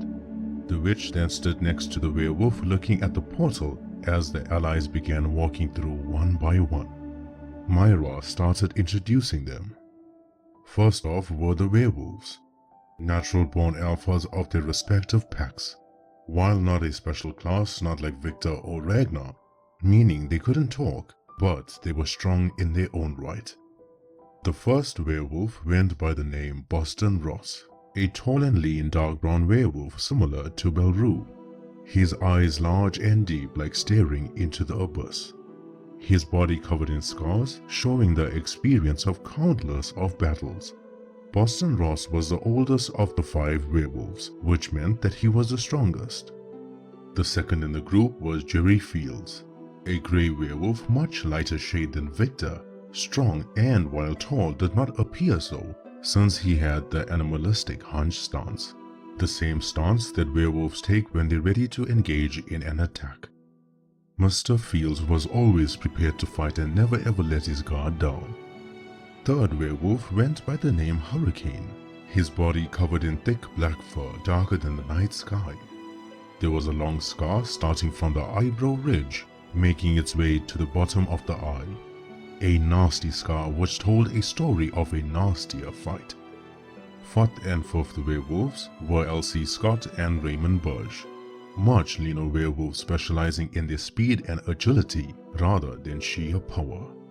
For this particular mission, these werewolves had the highest chance of survival. Raymond Burge and Elsie Scott were the first members that agreed to join Victor when Myra approached them. Safe to say their bravery is unmatched. Let's hope their skills are too. Next were the witches. Samantha, a beautiful witch with hazel color eyes. She wore a long black dress which complemented the color of her hair in a bun. Her skills in the jungle would be highly useful, specializing in the powers of space and time, being taught by none other than Myra herself. The witch had brought along 5 other of her fellow classmates, willing to fight for Victor. Samantha made acquaintances with the group and seemed to be the friendliest. The second witch, named Sasha, specialized in fire. Her lipstick scarlet, matching her long dress, fingernails, and pointy hat. Her eyes looked greenish-gray in the moonlight. Sasha softly snapped her fingers, almost practicing and honing her skills just before entering the jungle. Every time that she snapped her fingers, there was a fireball that hovered over her hand and then slowly vanished. The witch had brought along 6 others, having the same skills taught to them by her. The next member was the only warlock in the group, a muscular black man named Aholu. His specialties weren't like the witches, instead used his powers through spellcasting. We then move on to the next member of the group, a pale man with short hair, sunken eyes, slender and cold. This was the only vampire from Cascada willing to help Victor on his mission, Shadow Moon. Incredible speed and years of battle experience, useful in helping Victor retrieve the stone tablet. It was unfortunate that Cascada was filled with the most despicable and evil vampires roaming the street corners, but Shadow Moon was one of the few they could trust. Then the elves and dwarves. This team was led by a 1.3 meter tall dwarf named Marston. He wore heavy, highly crafted armor, wielding a sledgehammer axe. It was a miracle for someone so small not only to carry the armor, but the weapon itself. This dwarf was personally vouched for by Berthold. At his sides, Marston had 5 elves and 5 dwarves ready to fight for him. Berthold and Eleanor, the last 2 members, walked through the portal just a few minutes before Myra closed it. They stood confused, looked around and asked Victor where Ragnar was. The Grey Werewolf then explained the monster clan showing up in the village. The elf and dwarf looked at each other worryingly and ran. Victor, now also confused, tried stopping the duo by telling them Ragnar would be more than fine facing those creatures by himself. After all, he was the one that told Victor to leave. But the elf, with her concerned tone of voice, said, If that was the case, Ragnar would be here by now. Forgive us, Grey Wolf, but something is terribly wrong. We hope our allies can serve you just as well as we would. Berthold and Eleanor made haste to the harrow. Myra then asked Victor, Hey, you ready to begin? The Grey Werewolf looked at all the allies, kindly nodding his head as a gesture of thanks. But his eyes could not hide the troublesome thoughts. This group was young. Most of them have seen too few winters. Most of them might not even walk out the jungle. Hell, Victor might not even walk out the jungle. The werewolf felt like he was leading sheep to the slaughter. As Myra was about to lead the team into the jungle, Victor gently pulled her aside and whispered, Listen, if everything Ragnar told me is true, we are most likely going to die in this place. So we need to move as silently as possible. But if things go south, you all need to get out of here at once. Hell no, Victor, I am not leaving. That is my condition, witch. That if things go south, you give me your word. You will get yourself and all these people out of the jungle. Myra tried arguing, tried convincing Victor, but he never budged. Finally, she agreed. The werewolf and the witch did a pinky promise, then spoke to the allies, warning them about the jungle. Stealth was key for this mission. Victor described the tablet from Ragnar's description, so the allies knew what to look for. The Grey Wolf also told them that every group that splits up must have a witch with them, easier for teleportation purposes. Thus, 33 members, werewolves, witches, elves, dwarves, a vampire and a warlock, had entered the deep, dark and frightening jungle of Belru. Once the night ends and the moon fades away, the werewolves will change back to the human selves, and the vampire will burn. But, most importantly, they entered the jungle, not knowing if they would ever come out again. While I hate deviating from the story, which is why my videos are fast-paced and straight to the point, I feel like I need to disclose the next part. Some of you that have been mentioned in the story are unfortunately going to die in the next chapter. Now, when I wrote the death scenes, I used unnamed characters first. Then, I wrote down the names of those who wanted to be featured in the story and chose them at random. Hence, please do not feel like I am signaling you out in any way. This is merely a fantasy horror story, yes? Please treat it as such.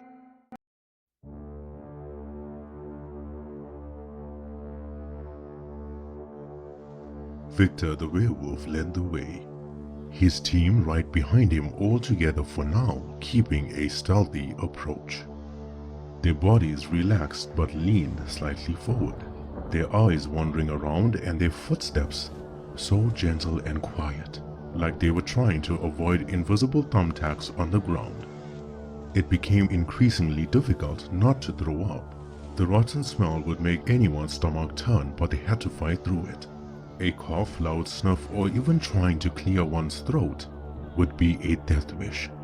However, the further they traveled in, the allies understood why the jungle stunk.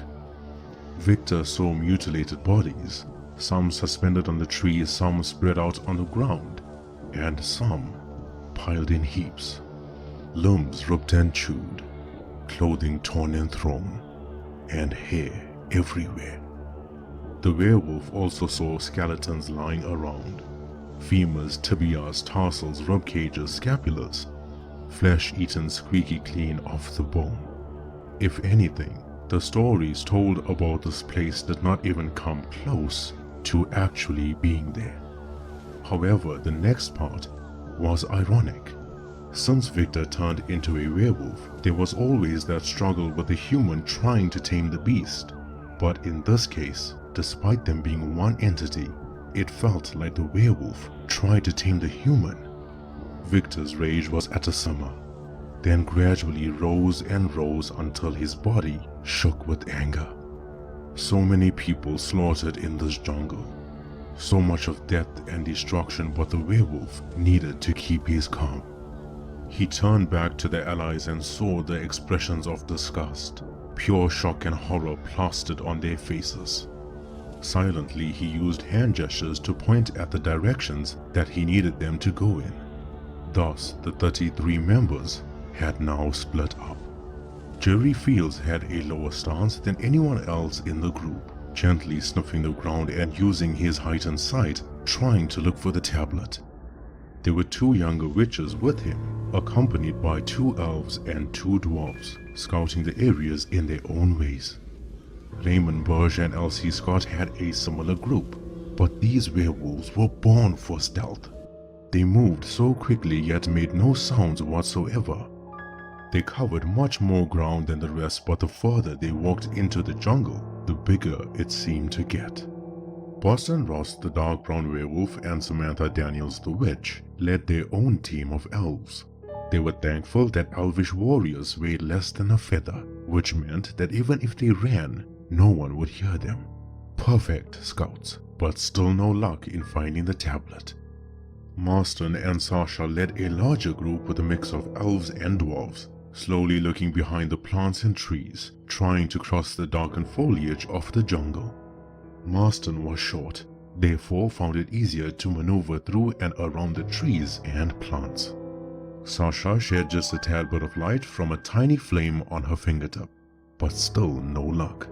Time was flying by and there was no sign of the tablet. Shadow Moon, Hurricane, and Aholu had a group of their own. The young vampire noticed movement behind the foliage. He walked slowly towards the source of disturbance, carefully and cautiously. And there it was, the stone tablet. It seemed to be just stuck in the air, literally. The warlock and the dark black werewolf remained behind, while Shadow Moon gently reached for the tablet. Then, the once eerie silence looming the jungle was no more.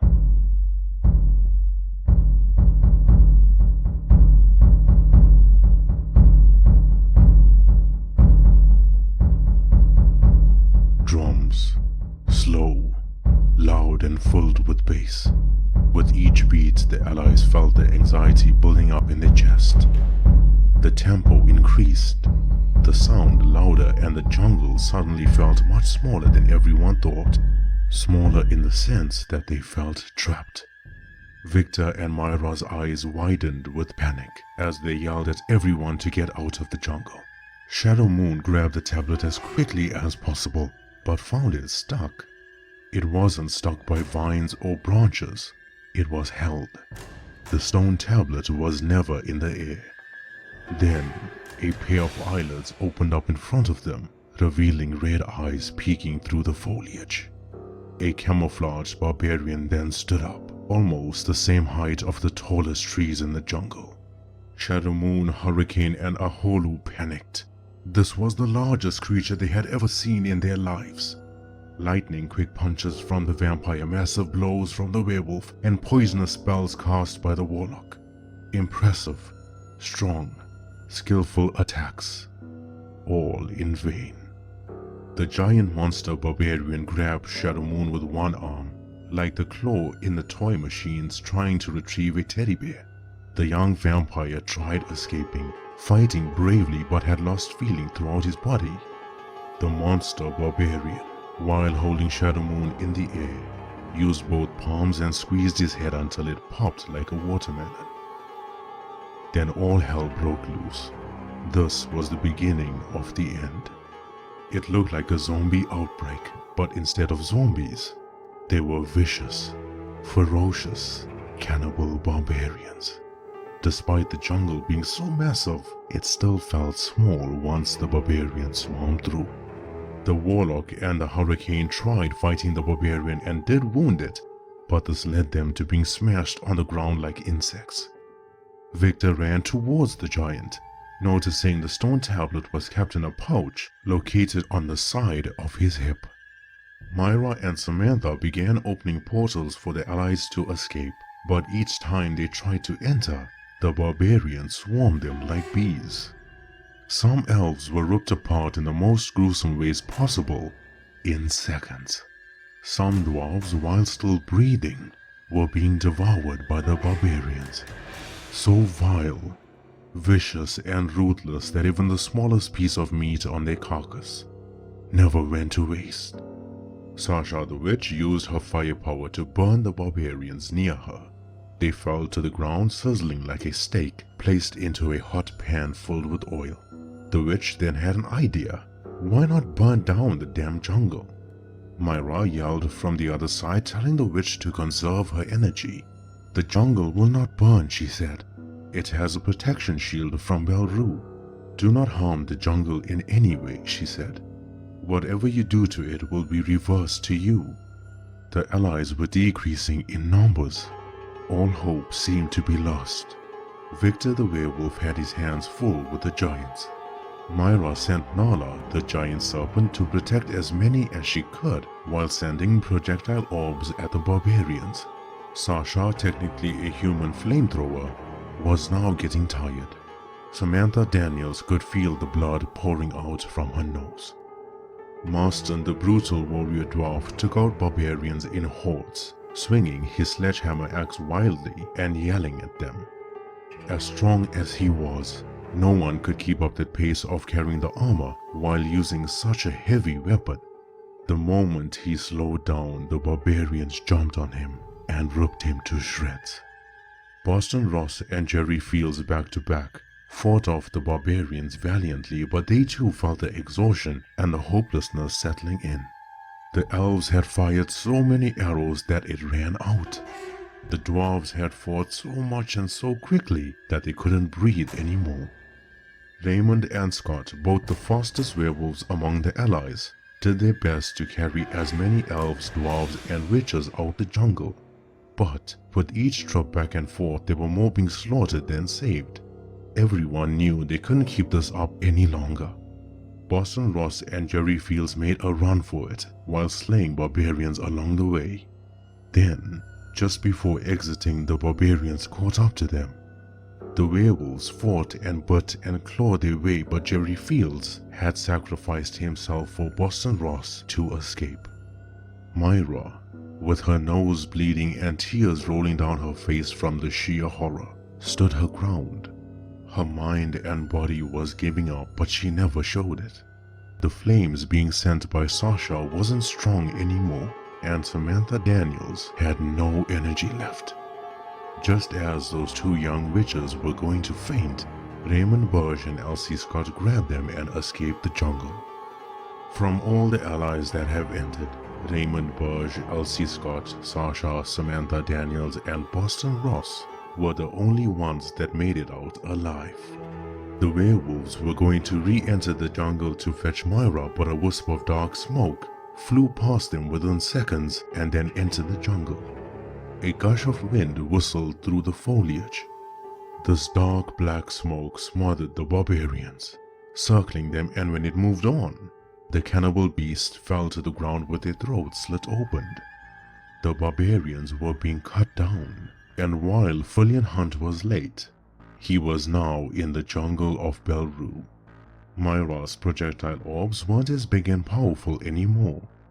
Nala the snake had vanished into thin air from the lack of energy the witch had from keeping her summoned. Within seconds, The vampire cop used his 6-inch sharp fingernails and cut down the barbarians surrounding her in a swirl motion, then grabbed Myra and took her out of the jungle. Fesliyan left her in the arms of the werewolves waiting outside, then bolted back in. The vampire needed to find Victor ASAP, hoping the stone tablet was in his hands. However, the barbarians stopped like they were frozen. Those cannibalistic monsters felt fear after a very long time. But why weren't they moving? What had terrified them? The barbarian horde was standing in a circle, and in front of them lied the severed heads of the 5 giants. Those heads landed at that spot when Victor kicked them like footballs. The vampire then saw Victor walking from behind the foliage. The werewolf, however, looked terrifying. His muscles much larger, filled with lactic acid. His eyes were no more yellow but rather amber. His eerie smile sent a chill down Fesliyan's spine. A smile so creepy that it stretched his jaw, showing how sharp his teeth really were. Victor was holding the stone tablet in his hand. When he looked at Fesliyan, that evil smile slowly diminished. This entire exchange happened within a few seconds, while the barbarians were grunting and speaking their own language from witnessing the severed heads of their giant leaders. The werewolf and the vampire never said a word, they just looked at each other. Victor then gave the stone tablet to Fesliyan. The vampire then gently grabbed it while looking into Victor's eyes, witnessing it changing rapidly from amber to red in succession. Amber to red, amber to red, amber to red. The werewolf then calmly nodded his head while looking at Fesliyan, and the vampire returned the gesture. No spoken word, just communication with the eyes, and somehow Fesliyan knew exactly what Victor was going to do. The vampire cop with the stone tablet in his hand ran at the speed of light, slicing and dicing however many barbarians in his path, making his way out the jungle.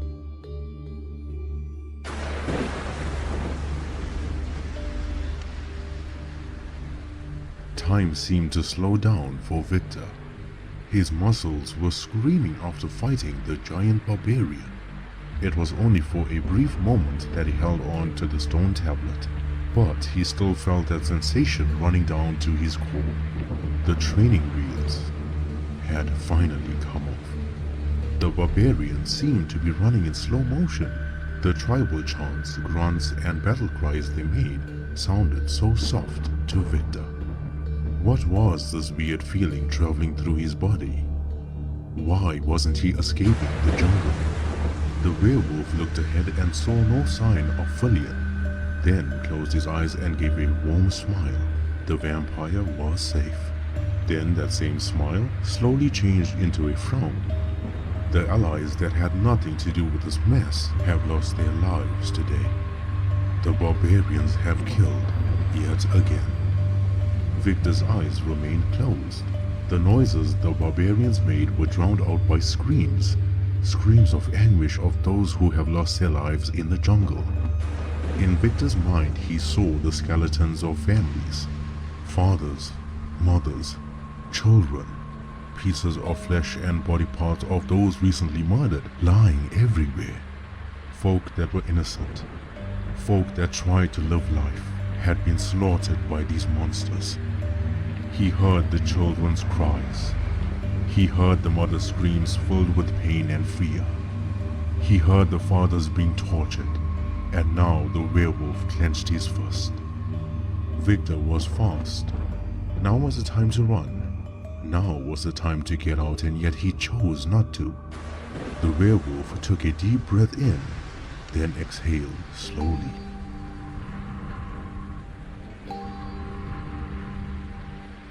Victor was almost in the barbarian's grasp, but then he jumped backwards onto a rock.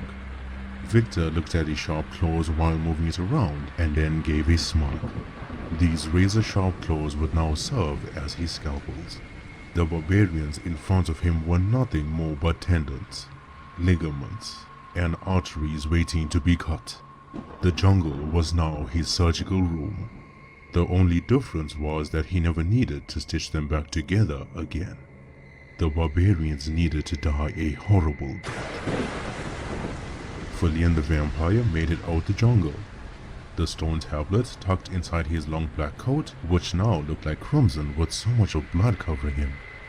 His hair messy, his body tired, but his eyes had nothing behind them. Myra ran to embrace him, but he stopped her by holding the stone tablet in front of him. "Keep it safe and leave," he said. Myra was confused, and so were the allies. Fesliyan looked up at the sky with only a few minutes remaining for sunrise. The vampire then thanked everyone that stood in front of him, then suggested to one of the witches, either Sasha or Samantha, to open a portal for them to return at home at once. As confused as they all were while looking behind the vampire to see if Victor made it out, they had no choice but to leave. Myra then thanked the allies one last time, a heartfelt and graceful thank you for risking their lives on this mission, something that will never be forgotten. Once the portal closed and the allies returned to their homes, the witch then turned to Fesliyan. What happened to you, Fesliyan? Whose blood is that? She said, looking at all the blood soaked into his clothes. The vampire said, "It's a long story, one that I will not share, one that I will not be judged for, one that I would like to forget." "You can leave," he said, his voice slow and calm. "What happens to the stone tablet in Victor's absence is your responsibility. Farewell." The vampire never looked at Myra this entire time, perhaps still angry with her for hiding the secret of her dark magic, or perhaps whatever Fesliyan has been through in the past day or two had changed him. The vampire then began walking away. Myra said, Fesliyan, please. If you don't want to tell me what happened, that's fine. If you don't want to open up to me again, that's fine, I can take it. But please, we need to get Victor. He's stuck in that jungle with those ruthless barbarians. The vampire continued walking away with his blood-covered back facing the witch. He remembered the look Victor gave him a few minutes ago inside the jungle.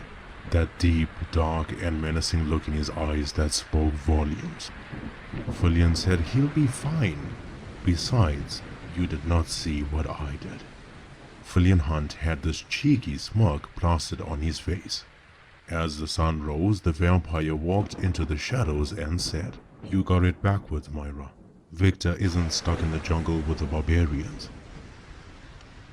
They are trapped in the jungle with him."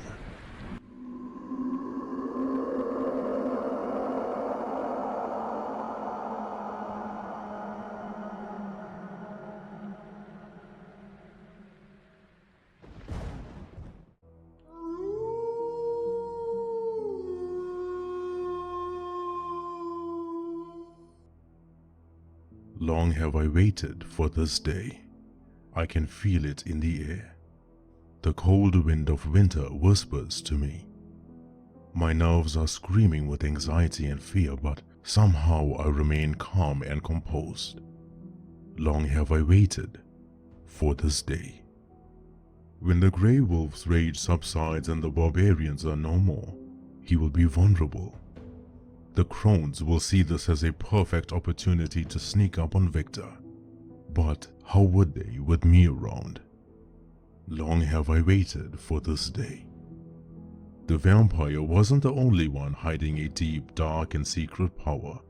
I had to keep it hidden from the hellhound. Patience and perseverance.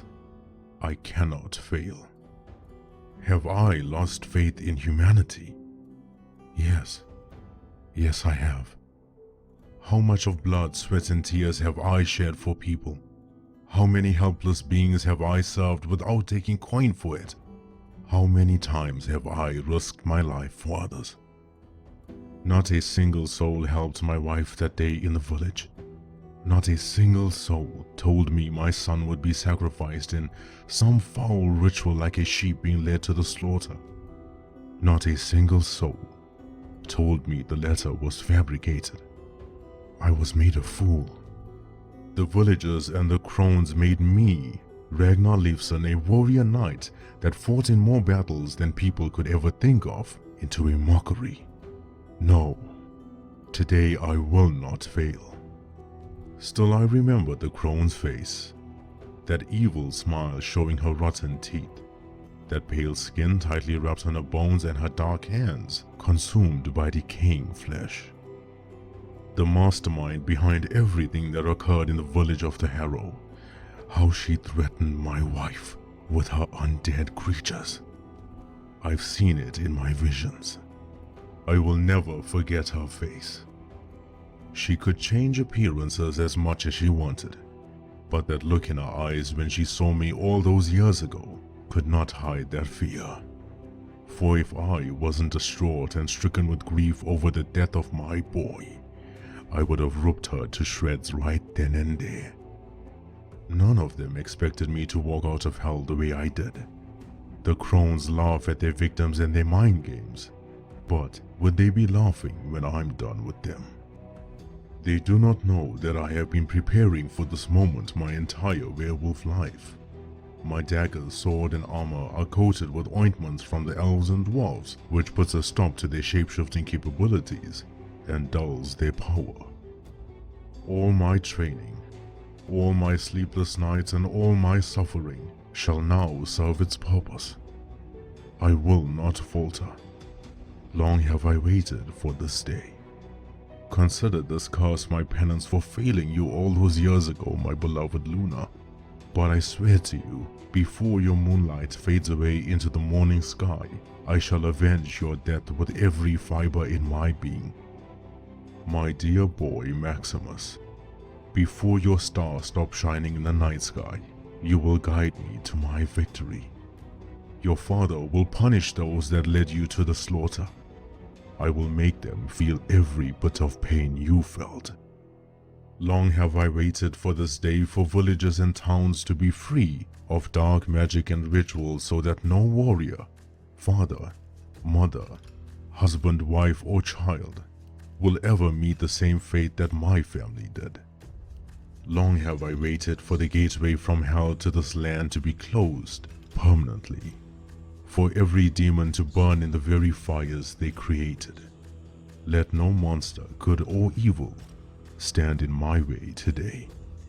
For I, Ragnar Leifson, the White Wolf, former captain of the Night Watch, a wifeless husband and a fatherless man, shall have my revenge.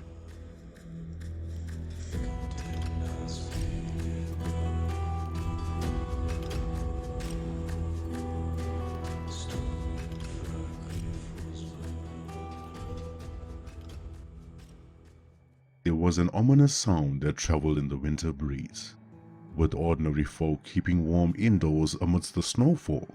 Though faintly, the sound raises the hair on their body. A sound that was heard by the elves, dwarves, and warriors alike in the cold fortress of the land of Freya. From the vampires all the way in Cascada to supernatural creatures known and unknown hiding in their caves and dungeons, they all heard the massacre. Among the faint screams of torture and struggle, sounds of limbs and flesh being torn apart, there was a roar that froze people with fear.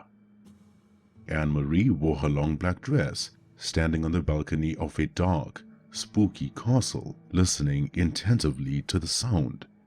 She then turns back and looks at Dracula. "That noise," she said. "It's coming from the jungle of Belru. Could that be Ragnar? Surely the White Wolf cannot be that strong." She continues by saying that I am not doubting you, my lord. It's just... However, Dracula doesn't respond. Not yet, at least. His eyes are focused on the distant jungle. "My lord?" she says, but this time she sensed an expression from the almighty Dracula that she never would have expected to see. An expression of fear. Flair Tepish never looked at Anne-Marie.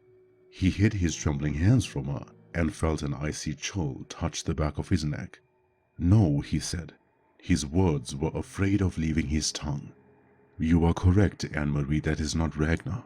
I do not know who or what that is." While fear consumed the faces of many, the white wolf in his knight armor, accompanied by his best friends the elf and dwarf, stood in the village of the Harrow overlooking the jungle, waiting patiently for the massacre to come to an end. Myra the witch, with the tablet in hand, had joined them shortly after and saw the monster clan laying on the ground lifeless. They had arrows in their bodies and deep gashes from a large axe in their chest, but most of them were ripped apart. After explaining the jungle mission to the trio, they waited out the massacre. "Why are you smiling?" the witch asked the white wolf. But he responded with a statement that shocked not only her but the elf and dwarf as well. Ragnar looked at the jungle and said, "At this moment, only for this moment, with his rage fully consuming his entire soul, he is much, much stronger than I am." That monstrous, deep and menacing roar whispering in the winter wind came from none other than Victor the werewolf.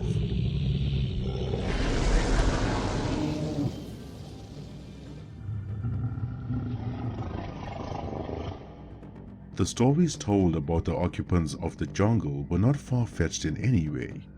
The creatures were described as fearless, evil beings that could not feel pain, and monsters that would devour anyone in their sight. Victor the werewolf made all those statements untrue. With his glowing red eyes and rage flowing through his veins, with his large muscles and fur blowing in the wind, he faced those monsters head-on. One werewolf against an army of the cursed. Little did they know that Victor had a curse of his own, the curse of the werewolf. The monster barbarians were the oldest and biggest bullies known in the land, but now Victor had treated them like his test subjects. They lunged and leaped towards him with their sharp teeth and dirty fingernails, not forgetting their possessed hunger of cannibalism and heightened speed. They outnumbered the werewolf by 1,000 to 1. Victor, however, was prepared for this. Alternating between an upright stance to a low, stealthy one, he dodged their attacks and clawed the first horde like they were pillows being tossed at him. The second group threw their spears at the werewolf while charging forward. This horde managed to get the closest while surrounding him and impaled Victor's body with their weapons. However, it seemed the werewolf never felt pain. The wounds inflicted upon him made him stronger, angrier. With his eyes illuminating a fiery red, he removed the weapons from his body. Excruciating pain indeed, but with Victor in this form, felt it merely as an insect bite. His body grew in size. He laughs under his breath and slowly pulls the spear out of his neck while looking at them. Maybe the curse cast upon the barbarians made them foolish or too hunger-driven to realize. With each group charging at the werewolf, they were running towards their demise. Despite the increase in muscle size, Victor moved like a shadow. He ran as low as possible, analyzing their movements, deciphering which tendons he could cut and which ligaments he could tear. In 1 hour and 15 minutes, the barbarians had already decreased by half. Their bites, their punches, their spears and clubs seemed futile against the grey wolf. Victor ran like the wind, slicing and dicing them, removing limbs from their bodies like a hot knife cutting through butter. His roars and growls were enough to vibrate the jungle ground and shake the leaves off the trees. And as they decreased in numbers, their roars and battle cries lacked confidence. It lacked vigor. Victor the werewolf could smell it a mile away. The barbarians were terrified of him, and they should be. The jungle of Belru, he thought. No, not anymore. Stories will be told about how an unknown grey werewolf had massacred these barbarians that claimed the lives of so many innocent people. From these monsters being the assailants for thousands of years, they now became the victims. Victor pounced on them like a predator, gnawing at their faces and ripping them to shreds. A red stream flows through the jungle. a stream of blood that carries the severed limbs and organs of the barbarian fiends. A stream that poetically washes away the wrongdoing of these monsters. They could indeed feel pain. With their limbs sliced off their bodies and their agonizing cries filling the jungle, they could feel pain. Then they looked around and realized how few of them were left. The werewolf's roar had frightened them. His sheer size and demeanor made them tremble and hesitant in their movements. His fierce rage had turned the jungle into a slaughterhouse. There was nowhere for them to run. Victor was no warrior. He never moved fluidly or as elegant as Ragnar, nor was his skill at the same level of Fesliyan the vampire cop. Rather, Victor was a brawler, and that meant he enjoyed beating up these monsters with his fists. What made him so strong? Maybe it was the tablet that he held for a few seconds. Maybe it was him finally snapping over everything that happened. Or maybe the werewolf prophecy was finally coming to light. Attack after attack, horde after horde, he slew them down. He swung his hand left to right, the same way Sauron swung his mace against the army of men, and there was no chance of their survival. The states Victor left their bodies in were too gruesome to imagine. Their bodies twitched from their severed nerves, and blood sprayed out from their dismembered limbs like a waterspout. Fearsome, immortal beings they were. No, just corpses now lying on the ground, which Victor continued to step on and turn into mush, almost like he was not satisfied with their punishment. The jungle was then quiet. His wounds were healed thanks to the regenerative healing factor that werewolves had. Then he took a deep breath in, filling his lungs with air and tightening his chest.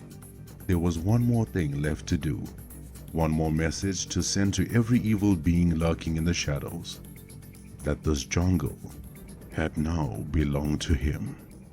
That particular message was Victor's battle cry.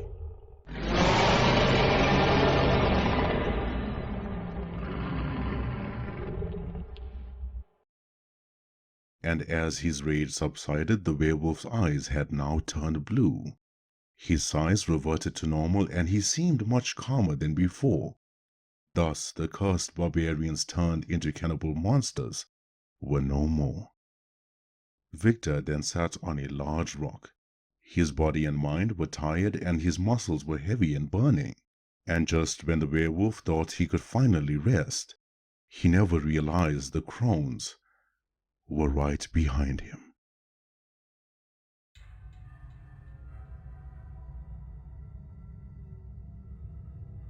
Lancelot the goblin creature walked in the hallway of one of the dungeons in hell. Since the monster council took place, he felt a sense of unease and needed answers. Zelzar the hired demon was lying to them. But his path wasn't an aimless one. He was making his way to the basement to summon someone that knew the ins and outs of hell. A gatekeeper, if you will. Another goblin creature so foul and deceitful that gave information for a hefty price. Lancelot reached the basement and found a goblin guard by the door. "Speak the password and enter," the guard said. Lancelot took a deep breath in and whispered, "Rumpelstiltskin." The guard then moved aside and let him pass. Rumpelstiltskin the imp sat on a comfortable chair like he owned the place. His ears large like Lancelot, but certainly much older. He had rings on his fingers and he moved them around. His eyes had nothing but darkness behind them. Lancelot, was it? Fancy seeing you in my basement," he said. "It's been quiet in here, you know, folk don't have much to give me anymore. But you know the rules. My information comes at a hefty price." Lancelot sat on a wooden chair less comfortable than the one Rumpelstiltskin used. In his high-pitched, peculiar voice, he said, 5. I am willing to give you 5. Rumpelstiltskin laughed cunningly. 5? What will I do with 5? Come now, you're a goblin. Naturally, you have much more to give me than others. Why don't we double that number and I tell you everything that you need to know? Lancelot, with his big goblin eyes, pointy large ears, and a surprisingly adorable face compared to the other goblins, sighed. He crossed his tiny hands and said, Fine. 10 years of my life. You get 10 years of my miserable life. 10 will do. Rumpelstiltskin gave a ring to Lancelot and made him hold it tight in his hand.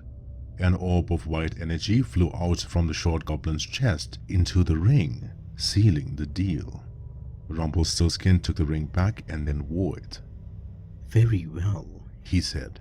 What's in your mind is correct. Zalzar was lying to you.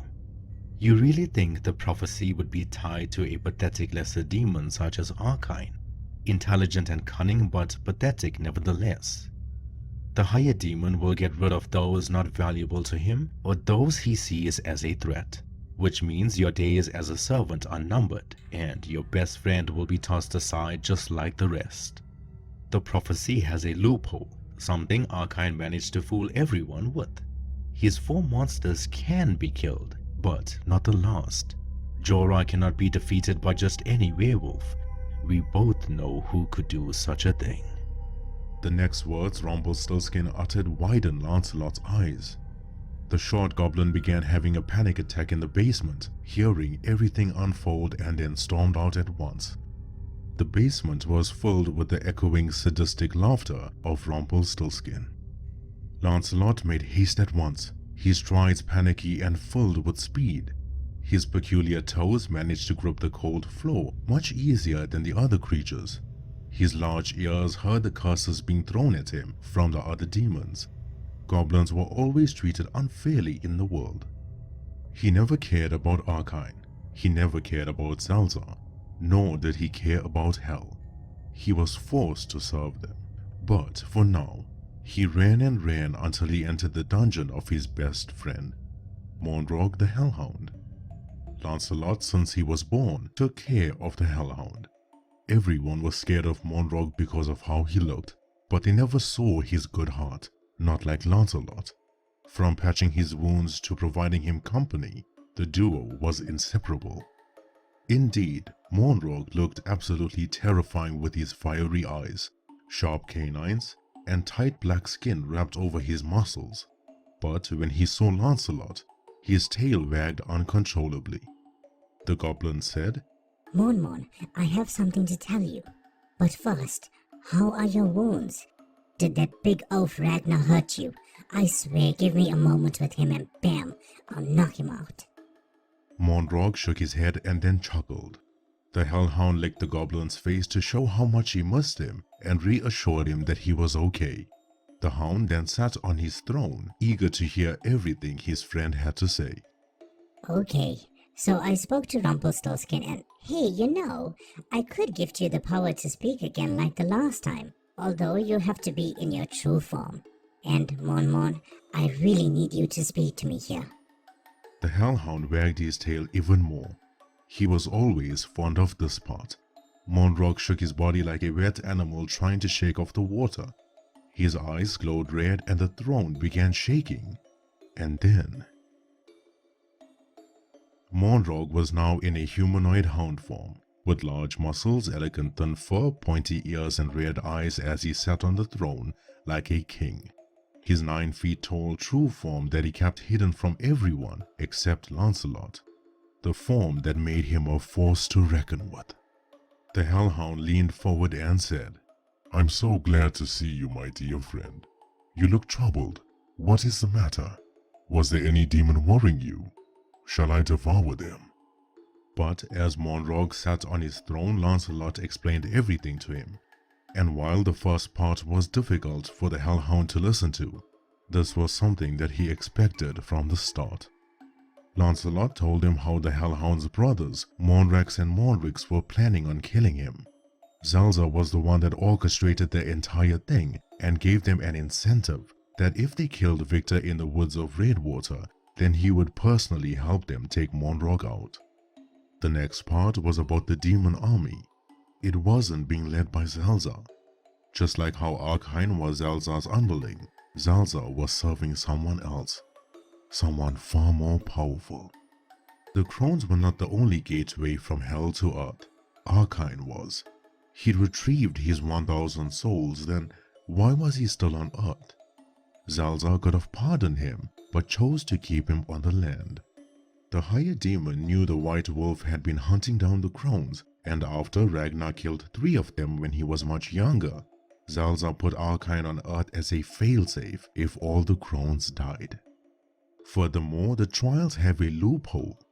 Even if Victor activates the tablet, he will always fail the last trial, since no one can kill Jorah but Belru, and since Belru was dead, this was a lose-lose situation. More so, Arkine can be killed. The trials would just be the final nail in his coffin, the witch they spoke about in the Monster Council, the same witch Monrog didn't attack, could help in this matter. Arkine is a demon shapeshifter, but not just in the flesh. His soul can possess others as well, which was how he lived for so long. The last time that he and Victor fought, the Grey Werewolf didn't check the body properly, hence Arkine's soul managed to possess Red Riding Hood. If Victor kills Arkine again, the witch needs to be present. She can seal the demon with her spells and keep him locked away. Arkine was the one responsible for making creatures from hell weaker when they spent time on earth. This was a law that he created just so no demon could hunt him while he made his devious plans. The goblin told Monrog how they needed to leave this place. They've been forcibly serving these evil creatures for so long and have tried to leave so many times, but now was their chance. And with Arkine sealed, Monrog nor Lancelot will lose power on earth. Even if the trials were a lose-lose situation and hell will not be destroyed without Belru, the Hellhound and the Goblin won't be in hell anyway, nor will anyone be able to follow them. Monrog took a deep breath in and said, Lancelot, I will follow you to the ends of the earth, my dear friend. Neither of us want to stay here anymore. Though, what if we make the trial successful? The Goblin leaned in with curiosity. Monrog said, The White Wolf is very strong. Yes, I bested him in battle, but he was holding back. We need to make sure that he doesn't kill all the crones. The Goblin replied, What? Mon, if they are still living, the gateway will still be opened. We will be hunted for the rest of our lives on Earth. That's no different than living in this hellhole. No pun intended. Monrog said, But that's just it. What if we could actually destroy hell? What if we used one of the crones to bring Belru back from the dead? The Grey Wolf is strong as well. I have no doubt he will be victorious in the first 4 trials, but as you said, that only Belru can defeat Jorah. The Goblin took a minute to ponder at what the Hellhound said, then slowly nodded his head in agreement. All right, then we should get going. Let us hope that we never see this place again. The Hellhound changed back into his normal form just before opening a portal. While he was still a giant beast, the portal would not handle his true form and the Goblin could get hurt. The Goblin locked the dungeon door and packed some snacks in his pockets for the journey. Thus, Monrog and his peculiar goblin friend Lancelot set out to Earth for a mission of their own. A mission that was far from easy. A mission that will decide their future. Maybe recruiting Myra in their plan would be the simple part. Maybe teleporting Victor and Arkine to the same location and having them fight it out won't be that difficult. However, how were they going to convince the White Wolf to spare one of the crones in his thirst for revenge? Nevertheless, for the Goblin and the Hellhound to live happily on Earth, away from the suffering and the hardship, they best hope their mission ends up being a success. Rumpelstiltskin got up from his chair and exited the dark and cold basement. He used a walking stick as he made his way down a dungeon passage in hell. Every monster, every demon, and everything in between that existed in that vile place had bowed down to him. Why wouldn't they? When he was the one that taught demons how to make deals. When he was the king of the underworld.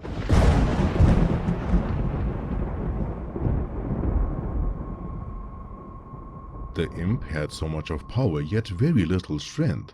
He had so much of influence without even lifting a finger. But how does one reach such a position of building an empire in the underworld? Rumpelstiltskin walked into his room and looked at what seemed like an endless wooden filing cabinet. He removed the ring from his finger, the same ring that he used for Lancelot, and kept it in one of the drawers. The ring had reached its limit. 100 deals were made, and the cold metal on his finger would not hold any more years. However, when he opened the drawer, there were at least 400 rings kept away, and that was just from one compartment. Rumpelstiltskin, being almost as old as the first angel and demon, had lived a life of stealing the years from others. He made deals by gifting them information that no one, human or supernatural, would be capable of knowing. He was a cunning, devious, and manipulative goblin that no matter how glum things looked, he always had his way. Although his power over the underworld was not just because of his deals, mainly because of the people that served him. The evil goblin opened the door towards the side of his room and saw 3 cloaked beings sitting on chairs. Their dark hooded cloaks covered almost everything of them, but with their hands being visible while unable to fully know by an outsider if they were male or female, one thing was indeed certain: these mysterious beings were somewhat human. The first being stood up and bowed his head as Rumpelstiltskin smiled and called him son. He had a red-like aura like mist or smoke that constantly surrounded him. The second one did the same, except she was surrounded by green smoke. This being was much more slender as her skeleton hands were clearly visible. The third one had blue smoke surrounding him. It was thick and heavy and mainly lingered by his feet, but he too bowed in respect and called Rumpelstiltskin father. Rumors had surrounded these mysterious cloaked beings of being faceless. However, those that have seen their faces spent nights on end in the hospital beds, stricken with severe nightmares, right until their hearts stopped beating. Rumpelstiltskin coughed as old people do and then sat down on his chair. My children, he tells them, the trials are going to begin. It seems your brother's rebellious behavior and disrespect towards me has begun taking its toll. I do not concern myself with the downfall of this hell or the land itself, for I know there are many worlds and timelines that we have lived through and will continue to do so. However, if your brother succeeds in his plan, the underworld in every timeline will cease to exist. Find him and bring him to me. Dead or alive, it doesn't matter. Rumpelstiltskin tapped his walking stick on the ground as the 3 cloaked mysterious beings bowed once more and left at once. They moved like the smoke surrounding them, quick, frightening, and elusive. As those dark, cloaked, phantom-like beings rode on their horses of similar color, they vanished into a portal and set out on their mission. But who were these mysterious beings that loyally served Rumpelstiltskin the imp and caused so much of fear in the underworld? Similar to how the timeline in this world has been shifted for Red Riding Hood, Hansel and Gretel, and Jack and Jill thus shares the same timeline with Rumpelstiltskin. His story pretty much remains the same as the tale that we know, with 4 major differences. When the Muller sold his daughter to the king from lying that she could spin straw into gold, the king ordered her to do just that in his castle. In despair, the woman did not know what to do, as no human could turn straw into gold. However, the Muller's daughter met an imp in the castle who never revealed his name.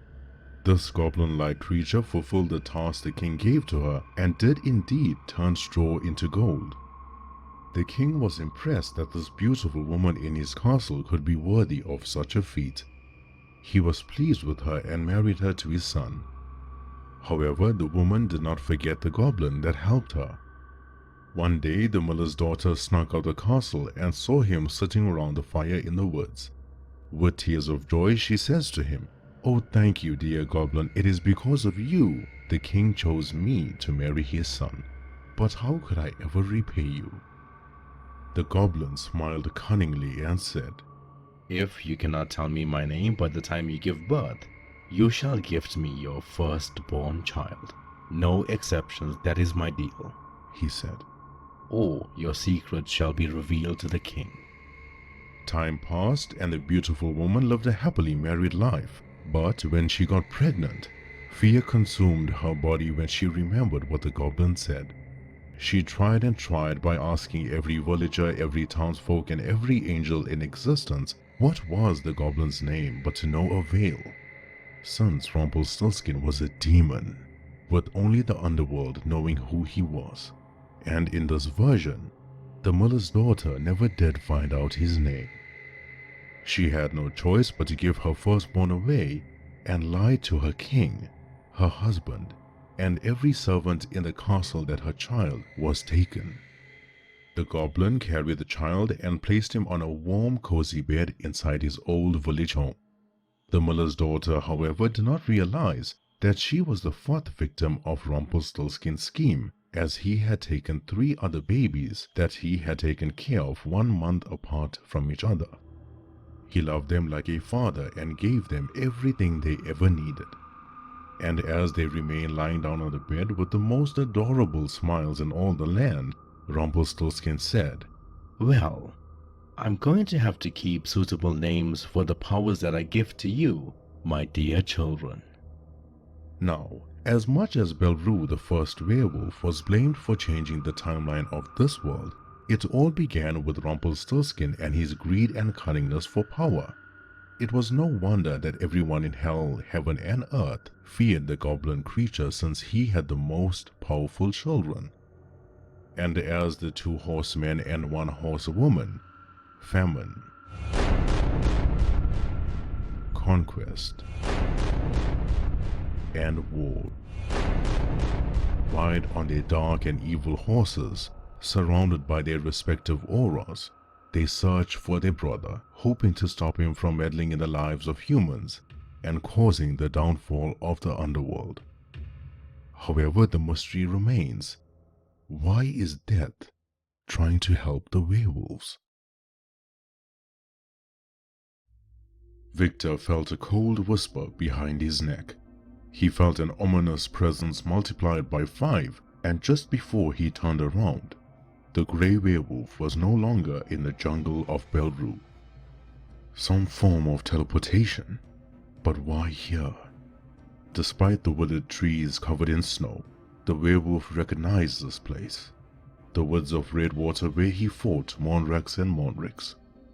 Victor turned around in a swift motion, his body tensed and muscles tight, his glowing blue eyes focused on the ominous foes in front of him. Who are you? He asks. 5 witches stood closely next to each other, their faces pale and skin tight. Their eyes had an emptiness to them and their dark, old cloak stained with evil. These were no ordinary foes. They were the crones of the Coven. Eleanor, standing in the village of the Harrow, had begun panicking. Ragnar, she says, I cannot see him anymore. He is not in the jungle. The white wolf, startled as ever, jumped to his feet. His breathing heavier than before. How could I be so foolish, he says. He slams his sword on the ground in frustration. Ragnar Leifson hoped the crones would ambush Victor in the jungle after his raid subsided, which would give the white wolf a perfect shot at these evil hags. While he was correct in saying the crones were cowards, waiting to attack Victor when he was depleted of his energy, Ragnar had forgotten the most important thing. The crones were very intelligent. The jungle still holds the curse of Belru. No human or supernatural being could ever harm the jungle itself, for it shall be reverted onto the attacker. The crones knew they would not be able to use their dark magic in that place. Ragnar's nerves calmed a little when the elf said, There, I see him. The woods of Redwater. Ragnar, hurry. The crones have surrounded Victor. The white wolf turned to Myra the witch and said, You know what to do. If dark magic indeed flows through your veins, This task should not be difficult for you. While the other two crones checked around the perimeter of the woods for any threats, the three remained in front of Victor. The leader of this group, Hazel, stands in the middle. Left of her was Ursula, and on the right was Esme, Ragnar's prey. Certainly, this wasn't how the crones looked. Now they may be young, with smooth pale skin, long and slender, but in reality, this was just a mere spell to hide their hunched stance and rotting flesh. Where is the tablet? Asked Hazel. Esme had interrupted. Who cares? Let's just get him. Silence, Esme. Ursula intervened. Your antics is the reason the White Wolf hunts us. It is best to keep your mouth shut. Victor took a deep breath in, filling his lungs with air. He couldn't show these evil witches that he was functioning on fumes. His muscles were sore, legs tired, and his strength was at an all-time low. Still, he charges forward. He felt the cold wind biting his ears. He felt his legs almost trying to give way and collapse his body, but still he runs.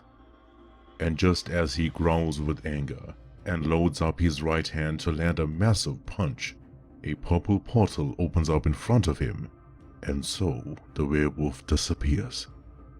What the? Where the hell am I? Victor stood stunned in the new woodland location. His breathing slowed down as he heard a calm, soothing, soft and warm voice say, Do you remember how you threw me into my own portal? Well, my dear Grey Wolf, now we are even. Myra the witch stood behind Victor, smiling at him as the werewolf smiled back. Victor's body then eased up as they embraced. However, the moment of a reunited friendship was cut short when Lancelot and Monrog landed at the exact same spot from the portal they opened in hell. As Victor and Myra took their battle stances, Monrog remained calm while Lancelot held his hands up and said, Hey, everyone just calm the fudge down. We are here to help. With a high shriek echoing in the first woodland location, the crones were infuriated. Where is he? Hazel exclaimed. Find him and bring him to me. Now. But there was a deep voice that whispered in the woods. The cold winter wind did not bother the crones, but this voice, this was the sound that sent a chill down their spines. You cannot run from me anymore. Ragnar the White Wolf stood behind them. He was no coward. He would not attack them from behind. He wanted them to see his face and look into his eyes, and know this was the day they die. He unsheathed his silver sword and said, I'm going to break all the bones in your bodies, and just when your soul is about to leave your flesh, I will resuscitate you and do it all over again. Young and beautiful, what a facade. Ragnar knew how foul these witches really were.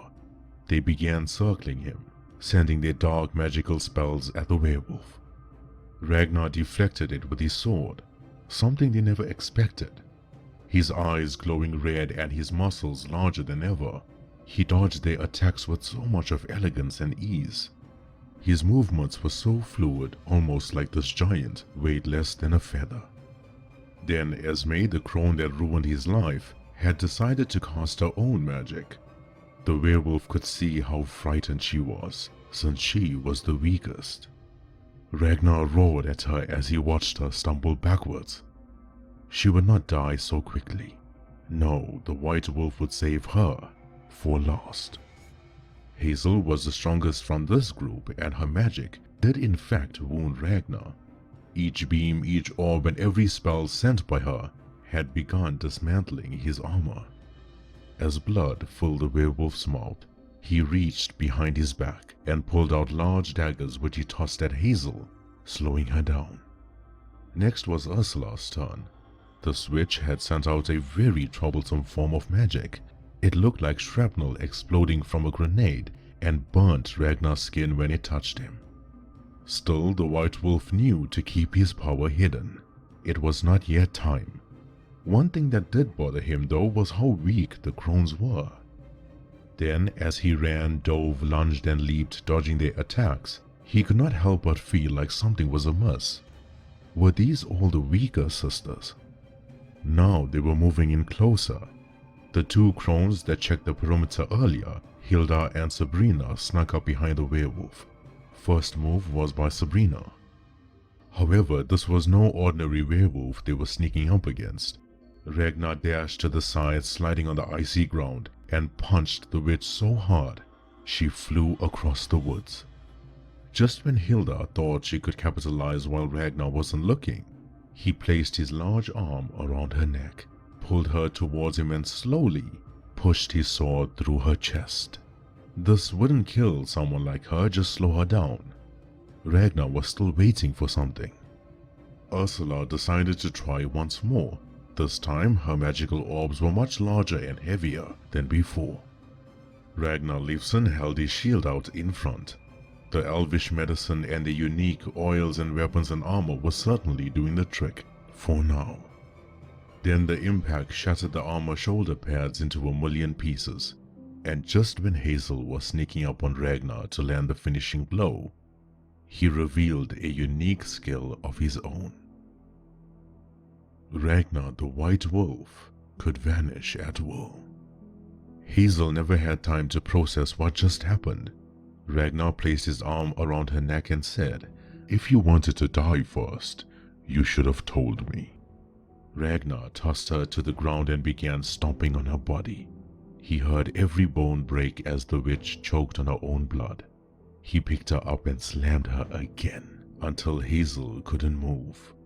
And as she lies on the ground lifeless, her body changes from young to old, showing her true, evil, rotten, and vile appearance.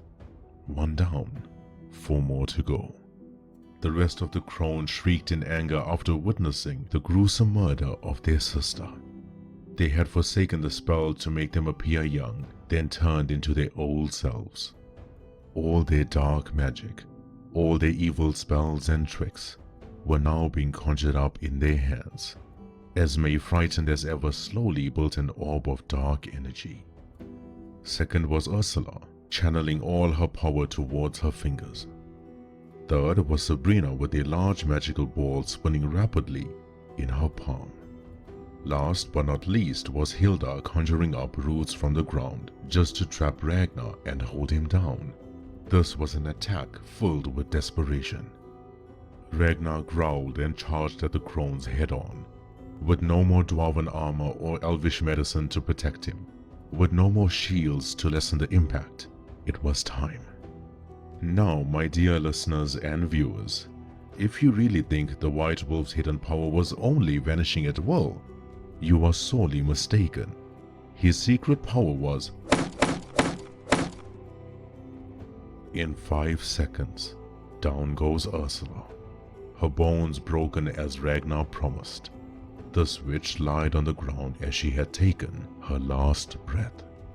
Sabrina lay a great distance away with only a fallen branch holding her neck from bending backwards after Ragnar snapped it. Third was Hilda. She was paralyzed from the neck down. This will indeed be a slow and painful death. One crone remained untouched, Esme. The evil witch crawled on the ground, trembling with fear. She said, "How is that possible? You were at 3 places at once." The White Wolf walked towards her, slowly but menacingly, with his large claws ready to slice. Ragnar grabbed the witch and tossed her with all his might against the tree trunk. The branches impaled her body as blood spat out of her mouth. He grabs her once again and pulls her out of the tree. The witch softly moans in agonizing pain. With such force, surely all the bones in her body were broken. But Ragnar repeated the gesture. He grabbed her head and swung her body against the tree trunk with even more might than before. This time blood shot out from her chest as her sternum shattered. "Look at me," Ragnar says as he moves closer towards her. "Look into my eyes and see my wife hanging from a rope in a basement." Once more, he slammed the witch against the tree. He could see it in her eyes. What little life remained was trying to leave her body. Look into my eyes, you vile creature, and you will see the body of my son. For the last time, Ragnar Lifson the White Wolf picked up the crone and slammed her against the tree. Her body was mangled. Not a single bone was intact. And as the crone slowly falls to the ground like her corpse was made of rubber, Ragnar steps on her and spits on the ground. The wounds he sustained from the battle began healing, but the blood still stained his white fur. His breathing heavy and his heart aching with pain. But he rose.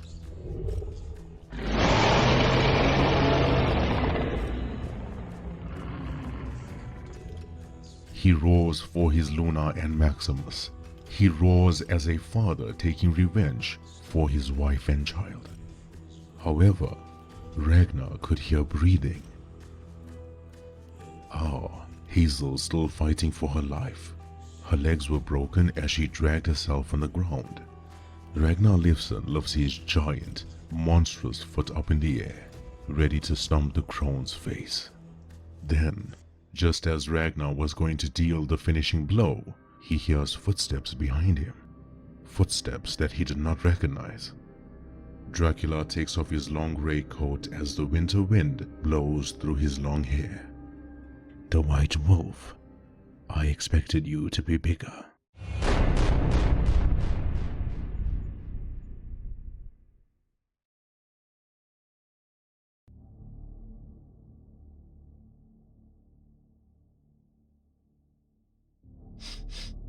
The White Wolf stood strong and snuffed twice. His skin on the bridge of his nose creased while the cold wind ruffled his fur. He then looked at his opponent up and down while sizing him up, and said, Vampire. Dracula, too, shared the same smirk, his long grey hair blowing in the wind as he loosened up his body. Ragnar, however, hid his confusion very well. This was the first vampire that he came across that could survive in the cold. The vampire lord and the knight-turned-werewolf, believed to be the strongest in this land, circled each other with only silence filling the space between them. In the blink of an eye, the White Wolf and Dracula dashed at each other, meeting fist to fist, thus beginning our first chapter in the conclusion of Season 1.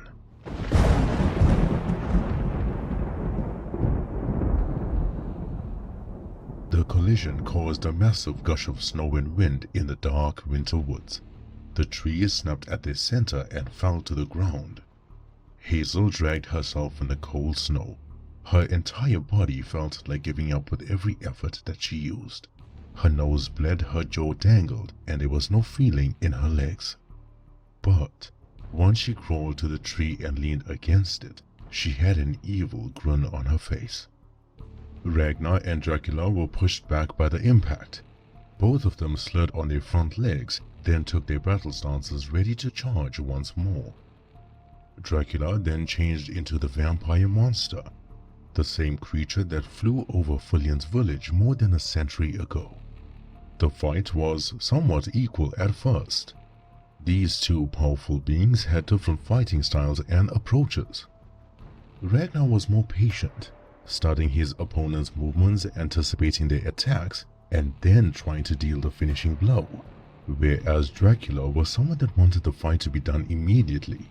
Hence the change into the vampire monster, a form that he took that no one has yet been able to stop. With claws, punches, swipes, and tussles, the fight remained a draw right until Ragnar fell to his knees. Did Dracula really get the best of him? Or was there something else that dropped the werewolf? The White Wolf held his stomach and coughed out liters of blood. His bones felt weak and his chest tight. The headaches, the burning, the excruciating pain never seemed to stop.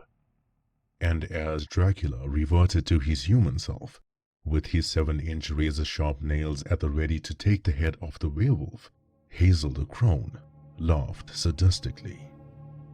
We got you, she said repeatedly. I hope your ego is just as bruised as your body. You foolish creature. The big scary Ragnar put down for good, and all thanks to the B team. Oh yes, we were the B team. Perhaps you should thank your lucky stars that Josephine, Philippa, and Isadora weren't here. I know I will die, but I will take pleasure in knowing my 3 sisters will open the gateway sooner or later.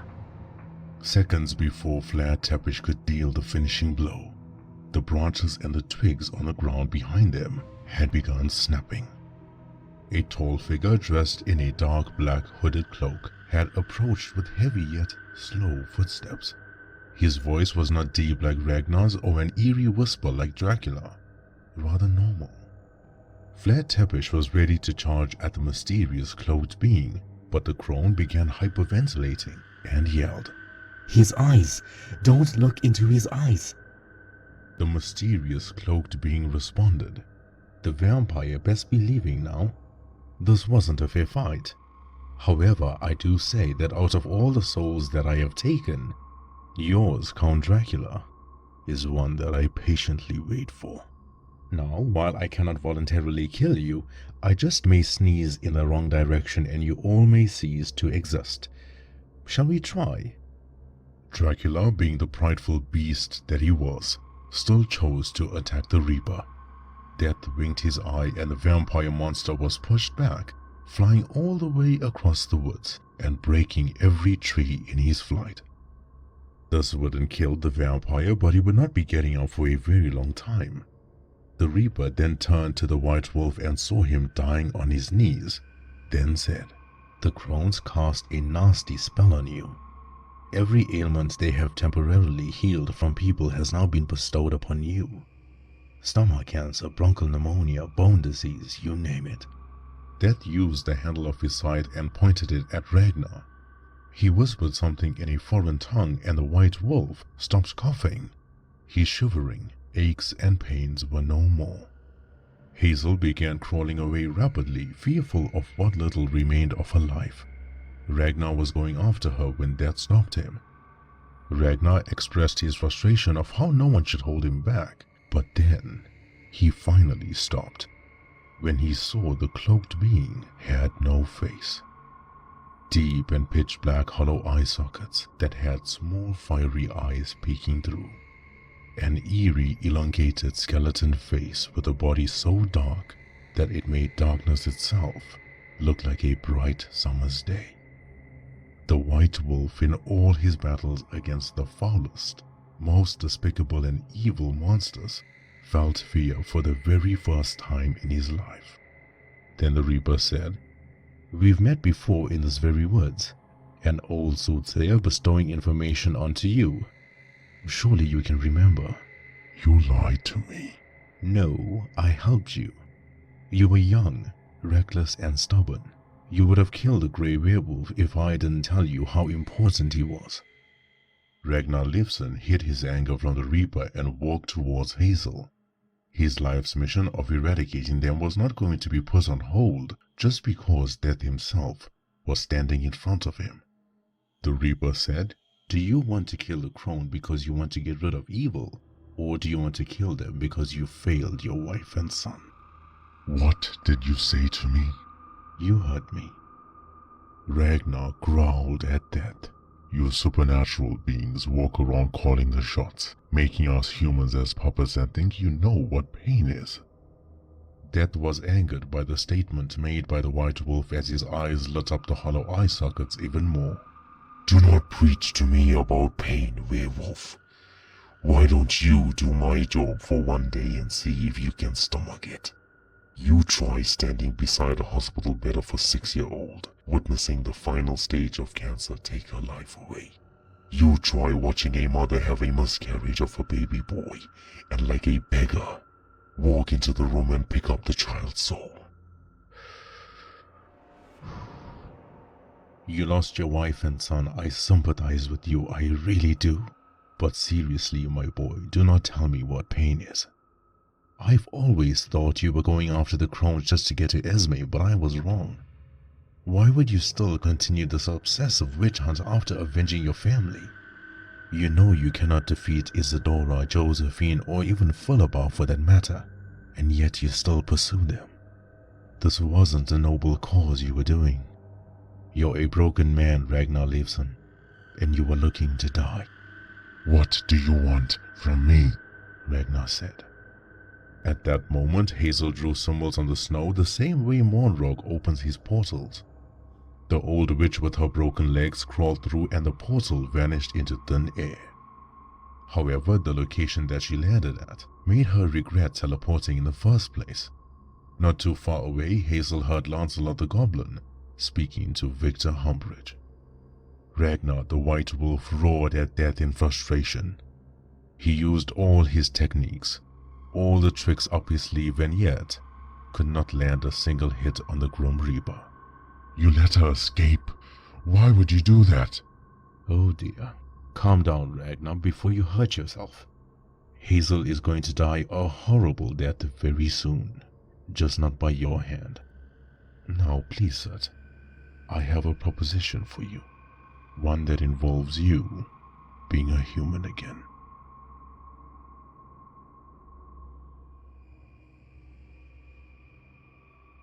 Myra the witch with the purple eyes, purple dress, long dark brown hair and dark magic flowing through her veins, had pointed her 2 fingers at a pile of chopped up wood on the ground. A purple beam shot out and set the wood ablaze, a nice cozy small campfire in the snowy woods. However, the mood of her companion was rather tense. Victor the Grey Wolf never felt cold, but he would be lying if he said it didn't help warm the aches and pains in his feet. But he was more concerned about the goblin that sat in front of him, and not forgetting the giant hellhound behind. Monrog does not sit by the fire. This beast does not concern himself with the comforts of warmth in the biting cold the winter of Redwater had to offer. Rather stays focused and keeps watch, making sure that no foe harms Lancelot. Monrog the Hellhound, one hell of a bodyguard. Why are you helping us? Victor throws a question at the short goblin, in which Lancelot replied. Well, I am not. Nor will I lie to you. I am doing this for Monmon and I. It just so happens that you want the same thing as us. Myra then interjected. Forgive us, little goblin, but how do we know both of you can be trusted? This might be another ploy from the higher demon, Zelzar himself. The Hellhound is his pet after all. Goblins don't have much in this world, madam.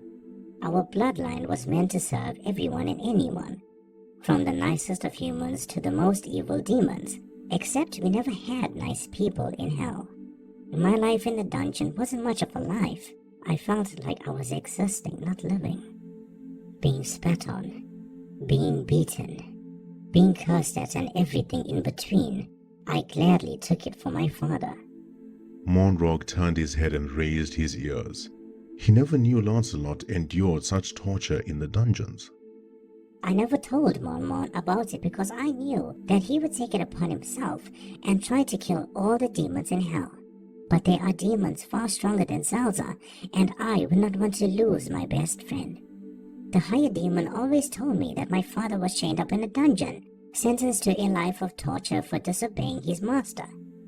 My services all these years, at least what I believed, were going to pay off his banishment. Until in the basement of Rumpelstiltskin, I found out everything to be a lie. Zelzar murdered my father more than 15 years ago. So no, Madam Witch. As peculiar as I may look and as frightening as the Hellhound may be, deceit and betrayal are not the qualities we have adopted. And while I am small and weak, that I know, I do feel like I can help if given the chance. Surely I do not expect you to make me your leader, but I can help. Victor never said anything about Lancelot's story. What could he say to soften the grief of the goblin? He just gave a vague nod. Once the moment of silence had passed, Victor asked Lancelot, "Why did you make us wait here?" Lancelot told them about the information Rumpelstiltskin gave, which indicated that Arkine the demon would be walking into the woods at this very location. All they had to do was wait.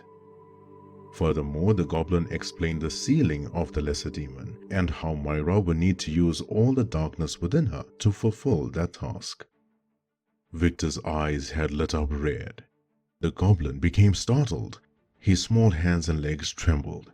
Hey now, I'm on your side, remember? But when the goblin turned around, he saw Monrog's eyes glowing red as well. Massive, thunderous footsteps in succession had shook the cold woodland ground, and ominous chants had carried forth in the winter woods of Redwater.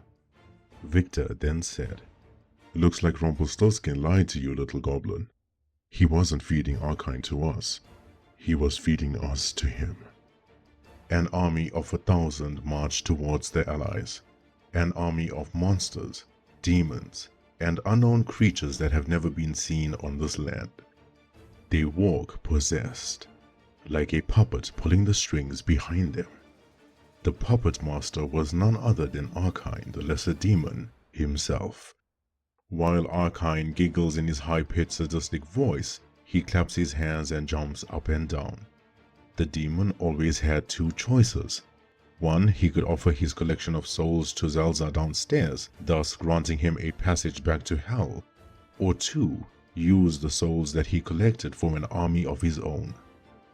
Lancelot the Goblin trembled with fear. Myra stood up with her eyes becoming a dark yellow with tiny veins on the sclera of the eye. The hellhound stood in front of them all, showing his sharp canines and monstrous size.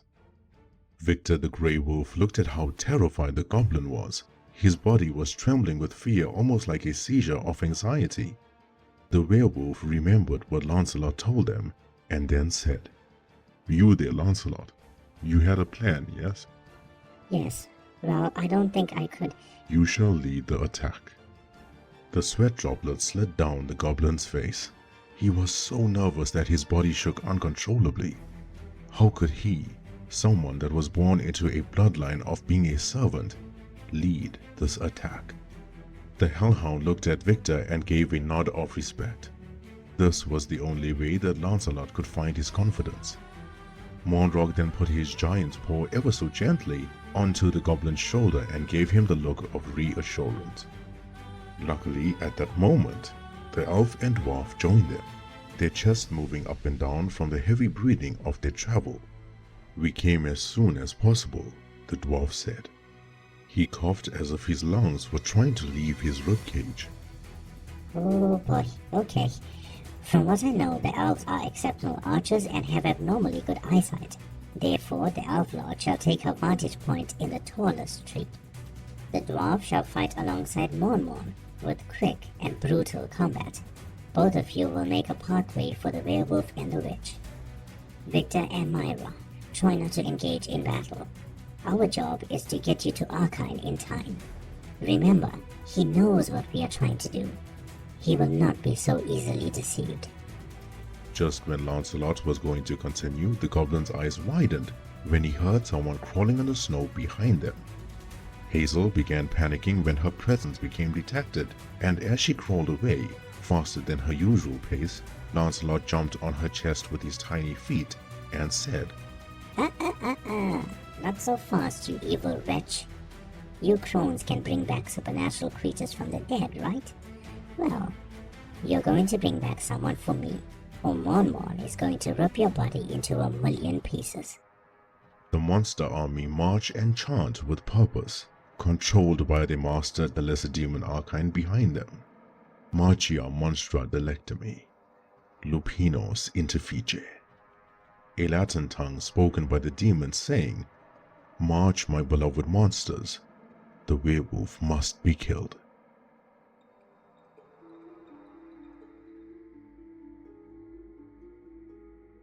The werewolf and the reaper sat on wooden logs opposite each other, the same way they did more than 100 years ago when Ragnar spoke to the soothsayer. The werewolf said, So you want my help to get rid of your siblings? Why? That explained everything as best as he could.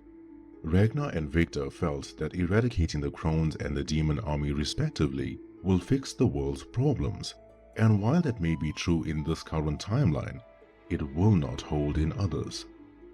The folk calling the shots aren't angels and demons. They exist to exterminate humans, the way one would open the tap and rinse away ants from the basin. Both parties do manipulate humans, however, for different agendas.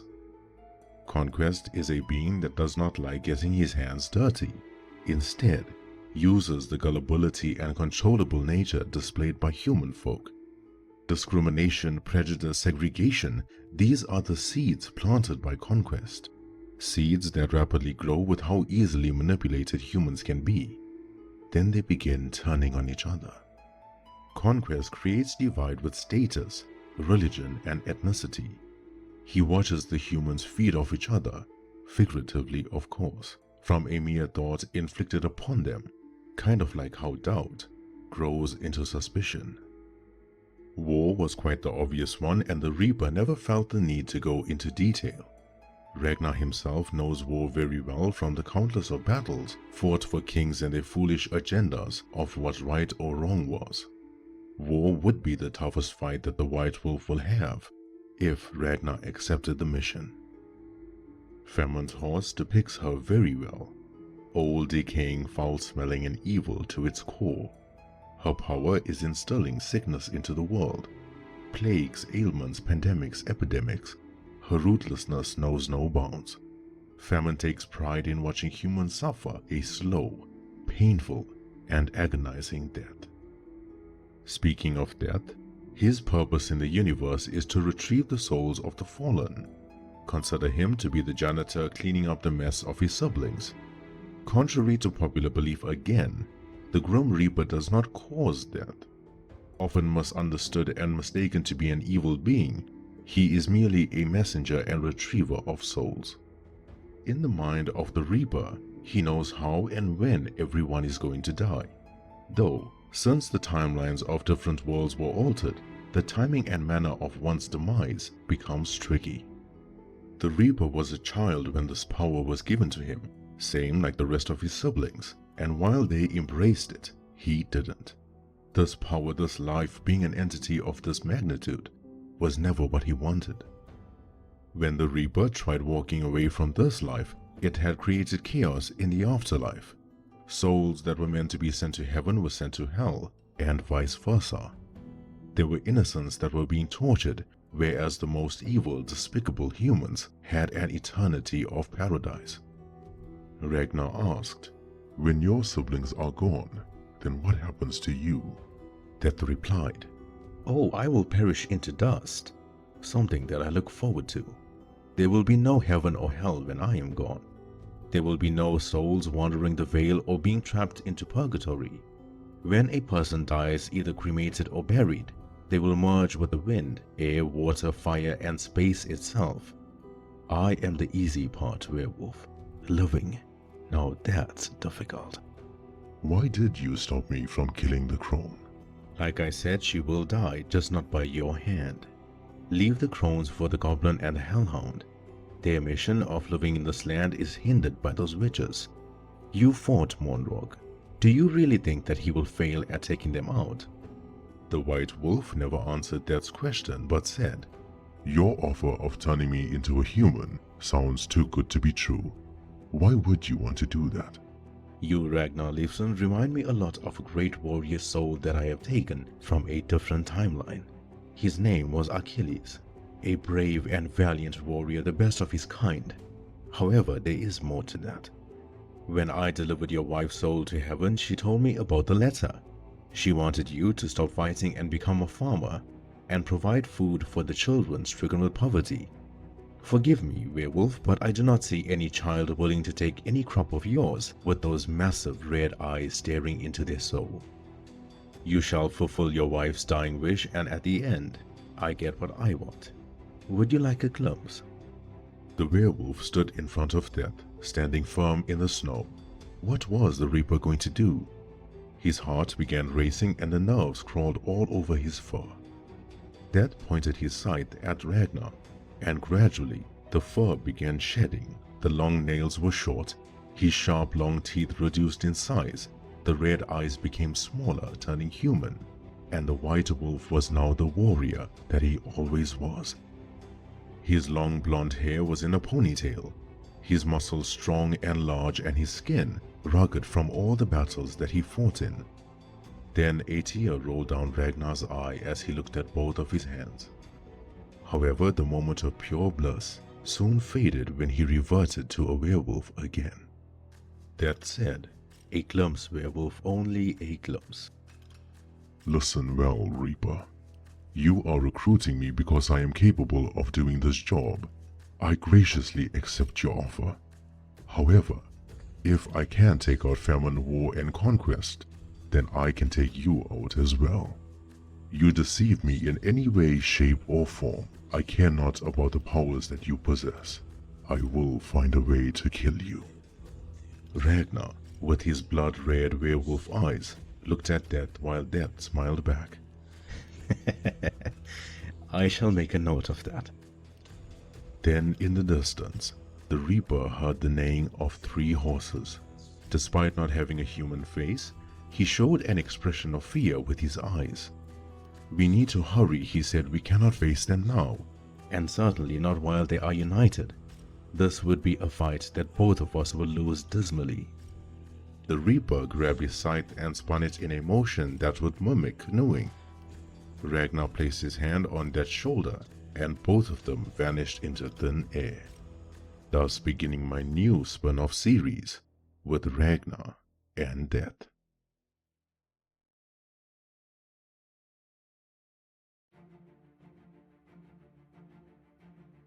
An epic battle took place in the woods of Redwater as Victor the Werewolf, Monrog the Hellhound, Myra the Witch, Eleanor the Elf, and Berthold the Dwarf fought valiantly. The elf was swift and elegant in her archery, firing arrows at a rapid speed and dropping the demon monsters like flies. 201 kill count. The dwarf fought the way that he knows best, vicious, ruthless, and brutal close combat. His heavy steel razor-sharp axe hacked the demons into a million pieces. 198 monsters slain by his hand. However, the kill count of 567 had belonged to Monrog. This beast had clawed, bit, mangled, mauled, and devoured demons like they were nothing. Arkine should have known better. What would an army of 1,000 vile and filthy demon monsters do to the powerhouse that is Monrog, when he spent most of his life slaying down angels who were far bigger than he was? The remaining 34 monsters were slain by Victor and Myra as they ran the path the allies had made for them. The Grey Wolf, however, had his eyes fixed on Arkine, the coward hiding behind the army. Arkine the Lesser Demon charged towards Myra. For now, he could not see the werewolf lurking behind the trees. Victor knew how elusive this monster really was. The werewolf would not make the same mistake twice. Every time Arkine charged forward, he felt a shadowy being pass him by in a flash. At every step he took, the demon found claw marks on his chest and back. Now Arkine moved slower as his wounds bled out profusely. Victor, moving like a shadow driven by his rage, had continued slicing the tendons of the demon, hindering his movement altogether while he groaned in pain. Arkine was infuriated. He couldn't hit what he couldn't see. The lesser demon thought the witch was responsible for these attacks. He yelled at her. "You bitch," he said. "You cannot kill me." Myra conjured up 2 large purplish orbs in both her palms. Inside the orbs had dark magic flowing through them. She says, I wasn't trying to kill you, dipshit. I was distracting you. Then, at that moment, right behind Arkine, red eyes emerged from the dark shadows. A monstrous grey furry hand had gotten closer to the demon. Victor grabbed Arkine by the throat as his razor-sharp claws sunk into the demon's neck. Do you remember this? Do you remember how she begged me to save her? Do you remember how I fell to my knees pleading with you to let her go? However, even in defeat, Arkine the demon laughed like a maniac. Maybe he felt the plan wouldn't last long. Maybe the lesser demon had a few tricks up his sleeve to break the seal. But for now, the werewolf had him in place. Victor clenched his fist while holding Arkine's throat. Blood sprayed out like a burst pipe. The demon's tongue, esophagus, and pharynx was in the werewolf's fist as he further tightened his grip and pulled it out. The demon choked on his own blood as he fell to the ground, but it never stopped Victor. All that rage, all that pain, he kept hearing Lisa's crying plea for help in his mind. He climbed on top of Arkine on the ground and then began dismembering his body. The hands fly out, then the legs. The chest is torn open and the heart is removed, and lastly was the head. But Victor continued. He continued slicing the body so deep, almost like he was trying to hurt the demon's soul. Myra screamed in horror for the werewolf to stop. The elf stood in absolute fear, seeing how much larger, angrier, and stronger Victor was with this fearsome rage consuming him. Berthold the dwarf, known for his brutality, had actually turned away, hiding his eyes from the horrific sight. Monrog was the only one that managed to push Victor away. The werewolf's breathing was heavy as tears rolled down his red eyes, which gradually turned to its normal blue state. Myra then showed her true power. Dark black veins covered her entire body. Her eyes were pitch black as she began speaking in the same language the demons did. Waving her hands near Arkine's body, a wooden chest appeared out of nowhere, then landed next to him. Her nose began bleeding. This power, much like Fesliyan's, was something that she kept hidden and never mastered or pursued. After all, it was dark magic. The demon's soul hovered over his body, screaming and fighting to break free from the hold the witch had on him. With great struggle, Myra had officially sealed Arkine and kept his soul inside the large wooden chest. The Grey Wolf apologized for what the warrior saw. The rage he had was something that drove his soul into insanity, and while it lasted for such a short space of time, Victor's power showed through and through. Finally, Victor walked towards the stone tablet kept near the campfire they sat at earlier. He knew sealing the demon's soul was a temporary solution. The trials were going to put the final nail in the coffin. He placed his large furry hand onto the tablet as a supernatural force within locked his fingertips in place like glue. Victor yelled in pain, looking up into the sky as a large blue beam shot out from the ground, shooting straight up into the clouds and traveling far away like it was searching for something. Thus, the werewolf's trials begin.